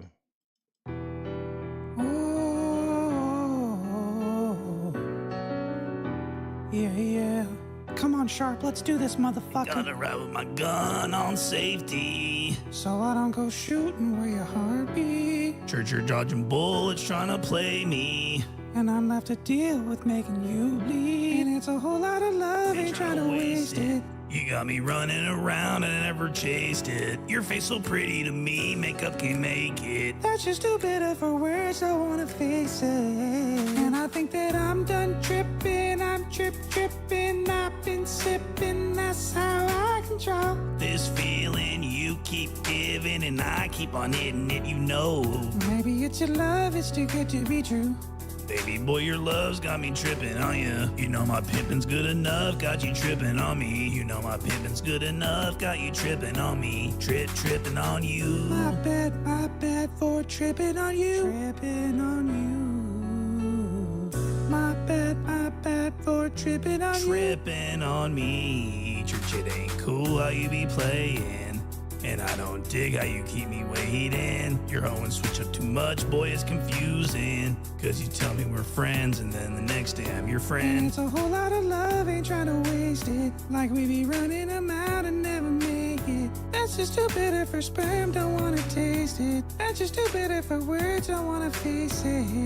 And I think that I'm done tripping, I'm tripping, I've been sipping, that's how I control this feeling you keep giving and I keep on hitting it, you know. That's right, bitch. My bad for tripping on you. Tripping on you. My bad for tripping on you. Tripping on me. You did.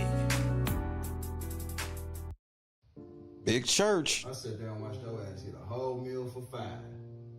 You had a fucking box of pizza, a slab of ribs with a side of large fries, but ain't offered me shit though. After I just got you from the hospital last night. Oh, that shit ain't scare you, huh? But you just want to keep stuffing shit down your mouth. I just want to go back. You want somebody to feel sorry, but you keep eating. Honey buns and shit under your bed. Yeah, I saw you last night trying to sneak them under there. I don't know how you got down, but I saw you. Where? Where? What the fuck you mean where? Oh, your big ass wanna play slow. All right.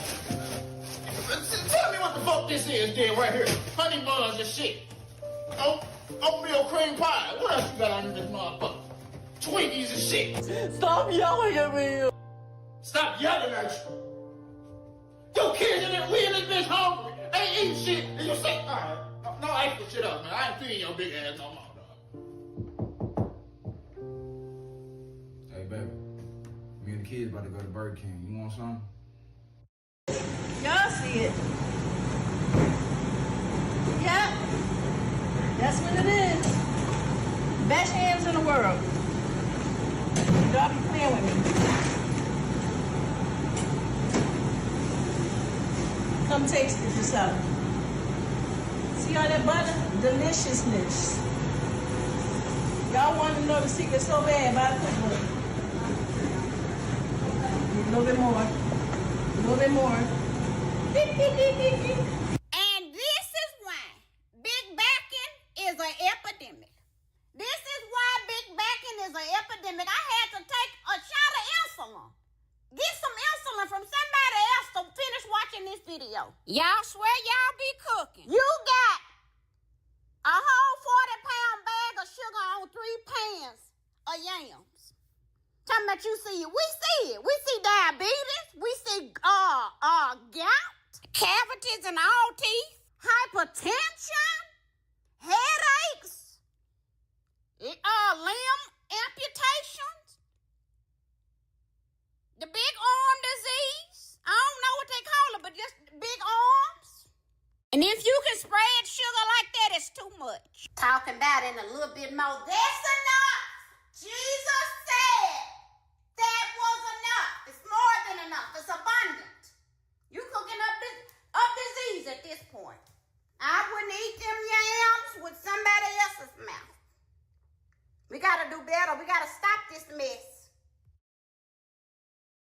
But yes, sir, not Long Island. I keep getting y'all names mixed up. Real late night TV. I don't care what you be talking about in your new lives, sir. I don't. I don't care. You can continue to watch me or have somebody watch me and do what you do. As I said to you on your community post, nigga, just stop talking about it and do it. You don't have to wait until Monday. You get 5, whatever the fuck you said. You have my permission to do whatever it is that you're going to do now. You don't have to come on your live every day and say what you gonna do, sir. We know you gonna do it. Just do it. God damn. You talk too goddamn much. Shit was all good just a week ago.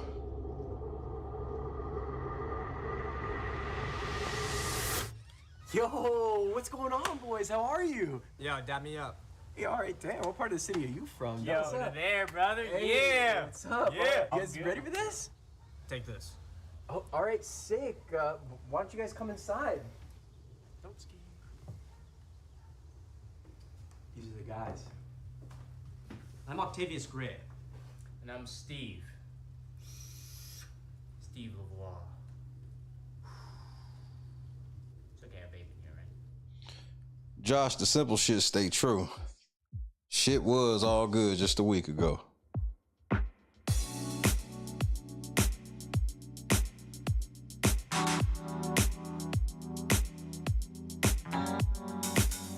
Set the mood right. Pick you up, baby, I'm looking so fly. Sunset rooftop, yeah, that's nice, right? Hop in the G-Class, I know you need that. Heart racing fast like the speed of light. Is this attraction, or is it the moonlight? You want satisfaction, but only for one night. This could be real love, but you've been broken, and I just want you to see what I can be for you. What I can be for you. What I can be for you. What I can be for you. Peace out, Josu. What I can be for you. Hey, Star, do you think I'm bluffing? Barely. Finding you is like a treasure. Making my heart feel this way, yeah, yeah. treat you so damn special. What you did, who you were with, I don't care about those days. When I'm with you, I won't complain. Share your success and heartbreaks. Yeah, you know I stay by your side. Never leave you dissatisfied. But I need you to let me know. Is this attraction? Or is it the moonlight? You want satisfaction, but only for one night. This could be real love, but you've been broken, and I just want you to see. This nigga tried to bluff, point, and shoot, bro. What I could be for this fucking nigga's desperate. Oh man, you fucked up. Nigga, just retract his strike and move on, bro. Cause you got bigger fish to fry.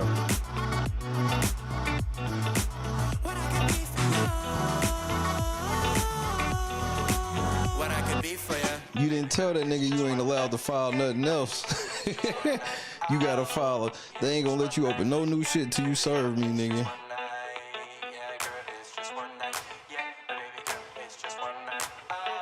Big ego got you in trouble.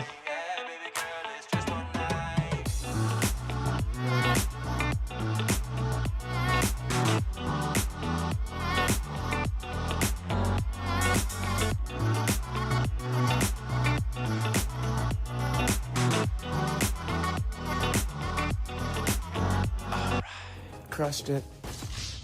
God is great. Do y'all not see the play that he has just laid upon us? Damn, y'all don't pay attention. Good thing I do.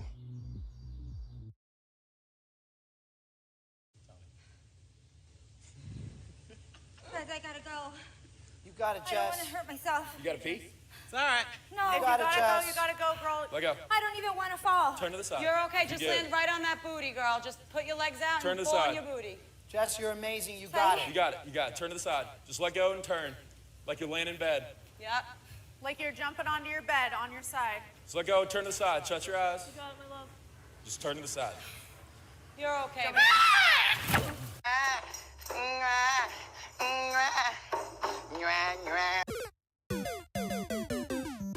Heifer. I've never even heard of him. I'm petty.